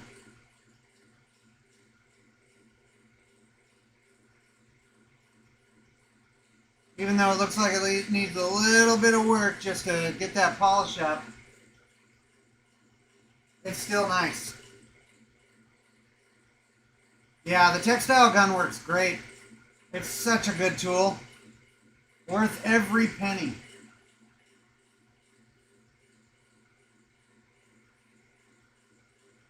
As soon as I turn that heater off, it's like, woo!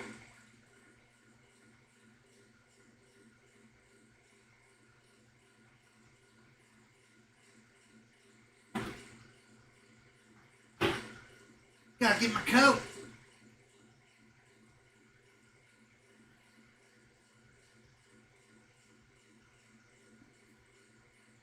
Oh yeah.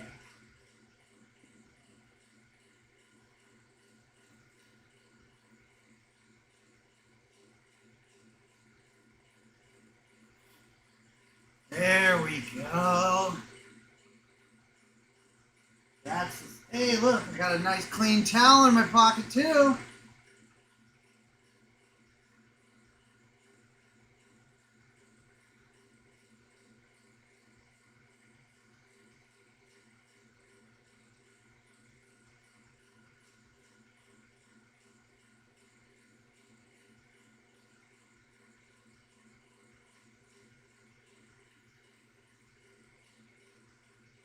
Oh, no joke.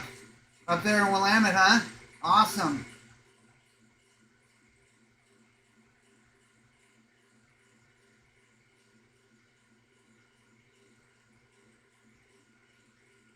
Yeah, I bet you it's gonna get real cold down here tonight.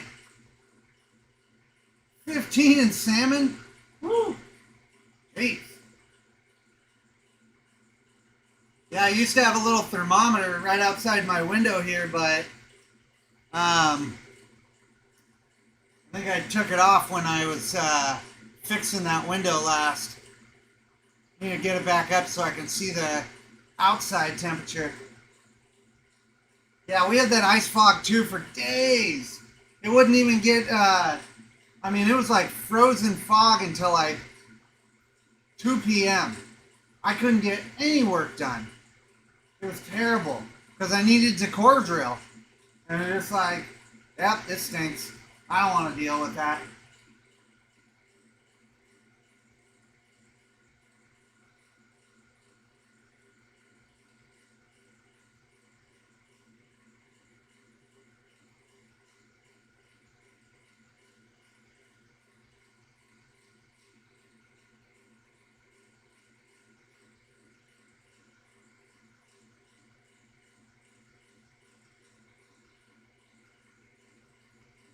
Say we let this go for about another minute and then we'll check it. See how it is. I think it's going to be what it's going to be tonight, though.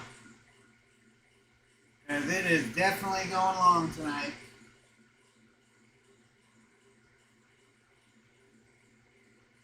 That, and I don't want to stress my little motors out. Yeah, -1. Boo.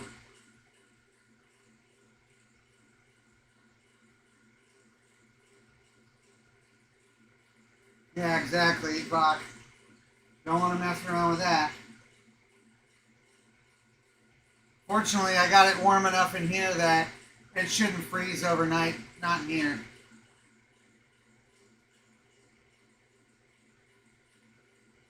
There's not a whole lot of insulation in here, but there is some.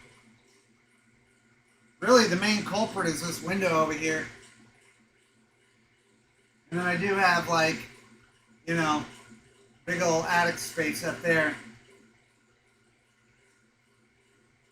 Woo! Under 10. Whoa! That's too cold.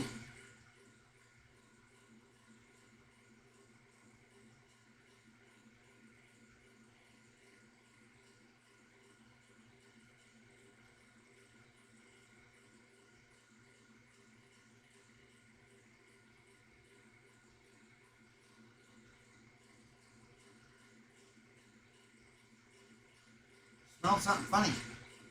Almost like motor, but not these.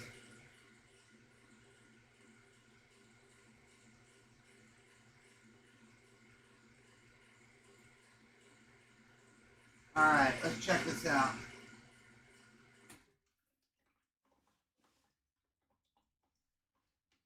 Hopefully that's all it needed was just a little extra love there.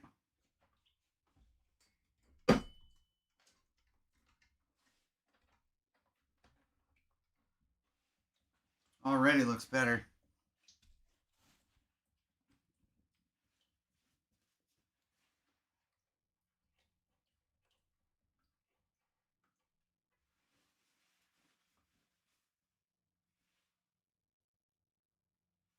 Yeah, it looks like that's what it was. I think I could probably let it go a little bit longer if I was really getting crazy with it. But yeah, it looks like it got those scratches out. So it's just kind of, it looks like it needs to go just a little bit longer. But I think that, come on. There we go. I think that I'll probably do that first thing in the morning. Get this going. Because it's like, we're already at 5.25 hours. But that's actually what the problem was. So I think what I'll do is first thing in the morning, I'm going to spray those cups and those rings off. See if I can get them all cleaned up. And then I'll just run this, let this run for a bit, you know. Because, like, yeah, right there you can see it actually is. It got those scratches out here. Let me see if I can show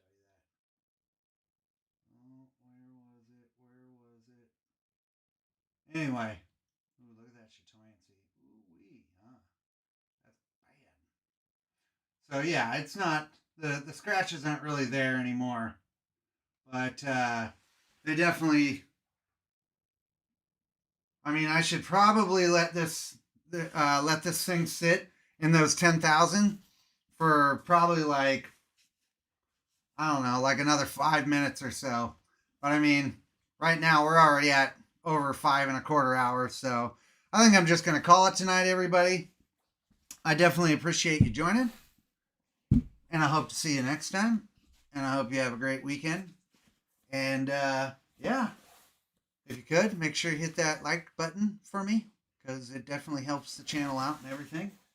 And yeah, I'll make sure to post some pictures of these once they're all done, so that way you guys get to actually see the complete finished product with actually, like a quality photo. Because as you can tell, I struggle with these webcams pretty badly.